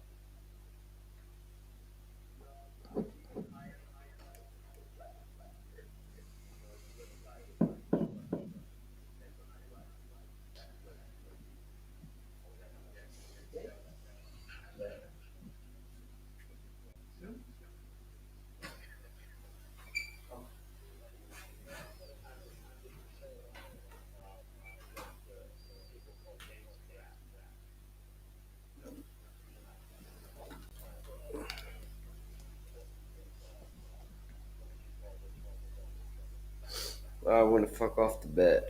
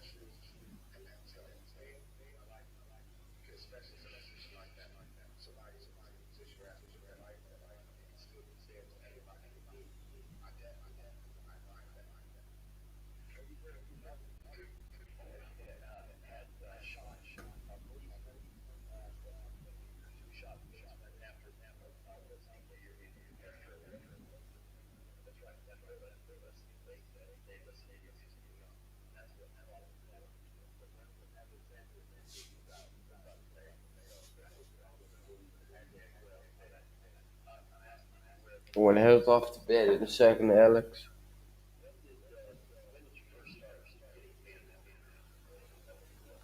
I need to go to bed. It's like 8 o'clock in the morning.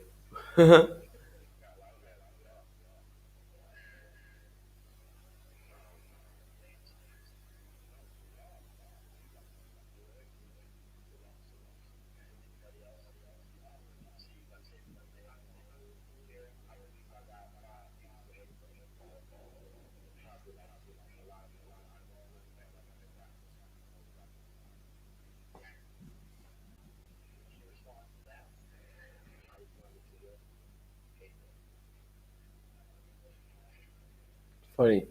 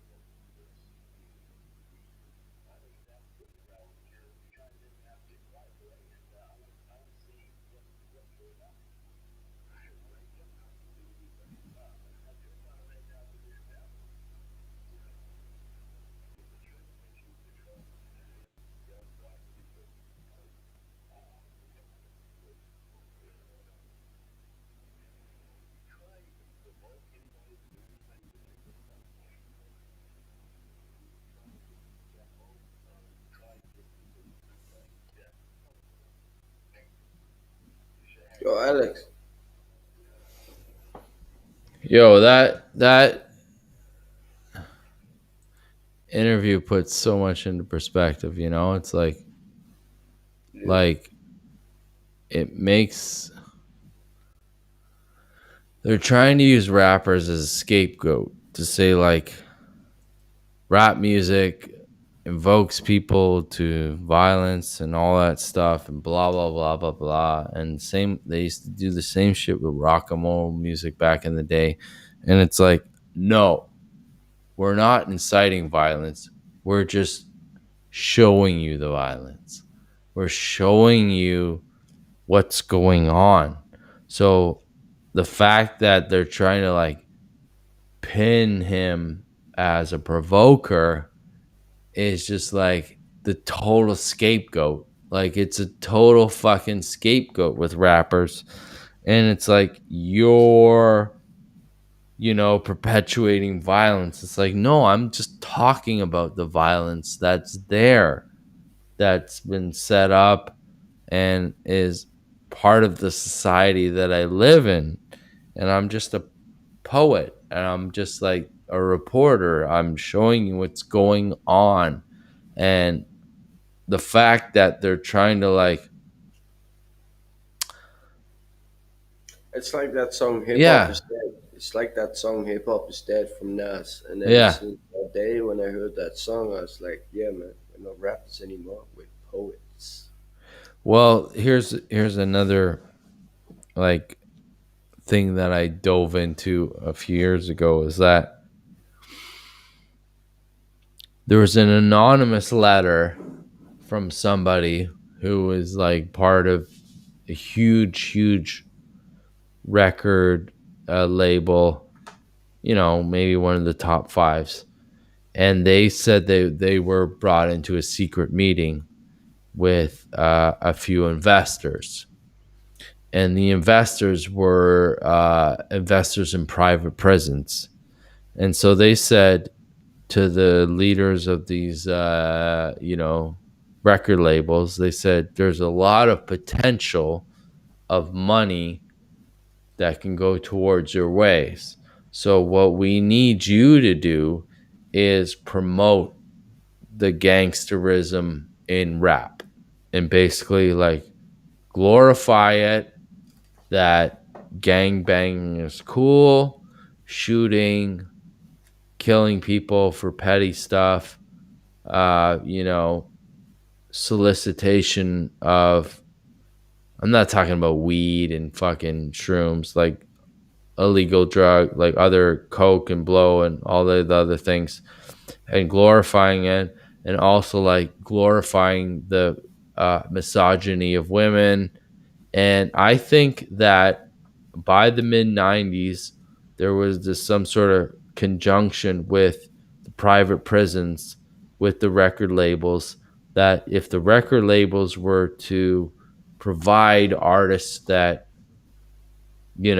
exemplify this lifestyle, that it would really have an effect on the youth and the culture of how they dressed and how they acted. And there was instantaneously a visual target that police could pick up on and perpetrate people. And a lot of it falls in line with the Clinton administration in 1992. After the riots, Clinton got voted in, and there used to be this thing called the 3 strike system in California, and then after Clinton came in, there was the 1 strike system. So basically people that were repeat offenders, like quote unquote drug offenders that got caught with like a small amount of substance, and they targeted basically these co-op housing, and they knew where people were kind of like vulnerable, poor, and like were influenced by rap, and they started dressing like that. So there was an easy visual target of like baggy pants and like a certain type of look, and so they would roll up on people, and 9 times out of 10 kids had a little bit of weed on them, right? So they were like using that little bit of weed to like exemplify how bad the hood was, but really the hood was infiltrated with crack and all that shit. And that's the real fucking killer. And what they did was they targeted these specific areas, and it was like it was like shooting fucking fish in a barrel. You find somebody in these low income housings, and eventually, you're going to get somebody that's holding something. And I saw this when I lived in Parkdale in Toronto, where I'm from. I grew up there, and I cut back in an alley, and I had one of those, jackets that are a little puffy. It looks like, a specific type of jacket. And these cops rolled up on me, and I was like, what's up? And they're like, where are you going? I'm like, I'm going over there. I'm just walking over there. And they were telling me, they were just like perpetuating this like shit that's not there. They're saying like, oh, there's a lot of violence going on back here, blah, blah, blah. And I was like, I live in this neighborhood. I walk through these back alleys every night. There's not violence. What are you talking about? And I said, what you guys do is you circle the block and you almost like put people on edge, and then you, roll up on them, and they're nervous. Of course, I'm going to be nervous when a police officer rolls up on me. You make them nervous, and then you search them. You illegally search them, and you find like a small amount of marijuana or something, the smallest amount. And then that's who you're attacking. And you're attacking those people, and you're saying like, oh, we're cleaning up the streets, but like you're letting the big guys go through the back door. And it became like this like visual perception. and it became the new hippie. You know what I'm saying? Like the hippies were the 60s, where like people had long hair and, you know, you gotta bash their brains in. And the 90s with rap became the new rock and roll and the new voice of, you know, the oppressed. And so they correlated with rap to what's going on. And that interview is amazing with Tupac, and they're trying to nail him on something. They're trying to say that your gangster rap is inciting violence and all that stuff. And he's like, no, there's violence out there already, and I'm just showing you what's going on. But he can't say that because they will use his words against him. So he had to be as clean cut as possible. And he didn't have a mustache. That's crazy. Like, Tupac has always had a mustache. He always had a look, but I've never seen him with that look ever before. So they obviously had a lawyer there with him that talked him through a lot of shit. And they're like, just make sure you're clean cut and don't ever admit to certain things like this. And that's where we can kind of hide ourselves when we're saying we're poets, you know, and people get this instant cognitive dissonance where they hear rap and they associate all these other things with the term raps. So and you know what is, people think that we're so open-minded in Canada. We're not. We're really fucking like ignorant, ridiculously ignorant, and I have to deal with this bullshit with all the fucking venues in the city, in the country. And I send out emails to book shows, and I'm like, I'm a rapper, all this shit. And they're like, oh, we have 2 venues that are clubs that serve bottles, and they do rap over there. And it's like, well, why can't I do rap in a rock and roll bar? You know what I'm saying? So I change my wording with my emails, and I'm just like, Focus is a vocalist. I didn't use the word rap. He's a vocalist, and he would like to book a show. So once they excluded the word rap, they gave me a chance. You know what I'm saying? They looked at it and they're like, oh, that shit's amazing. We love it. So now you're booked. But when I use the word rap, people automatically think this and that with rap. You know what I'm saying? Where it's the opposite, where the rapper is actually more informative that you'll ever understand, you know?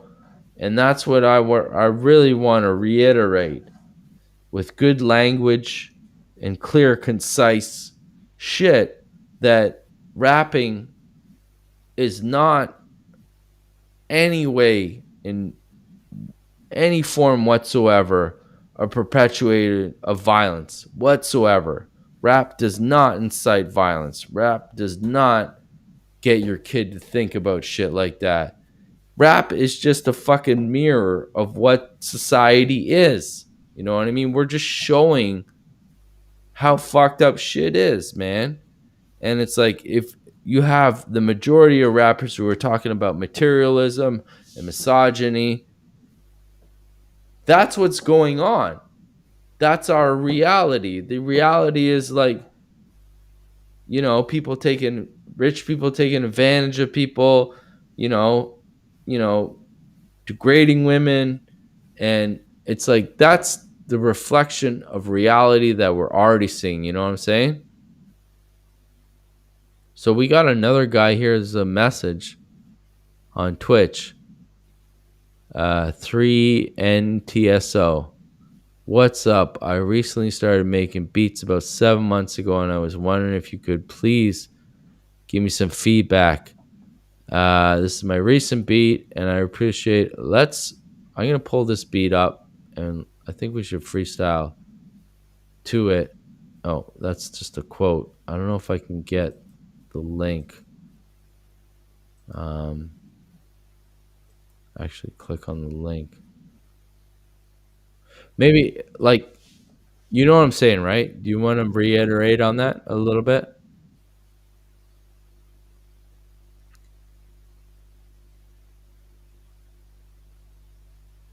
I think Ryan left.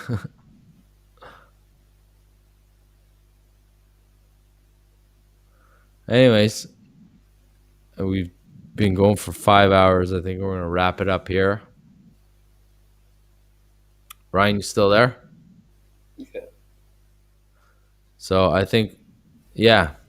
I'm gonna wrap it up, man. Man, I am done. I'm going to bed. Yeah. I drank a whole bottle of wine for the first time in a long time, and I'm gonna go sit out and just fucking and sleep and sober up. Thank you, sir. Much man. love. It was a marathon, and love you, brother. You too, man. Peace. I love that. See you next week. See you next week, man.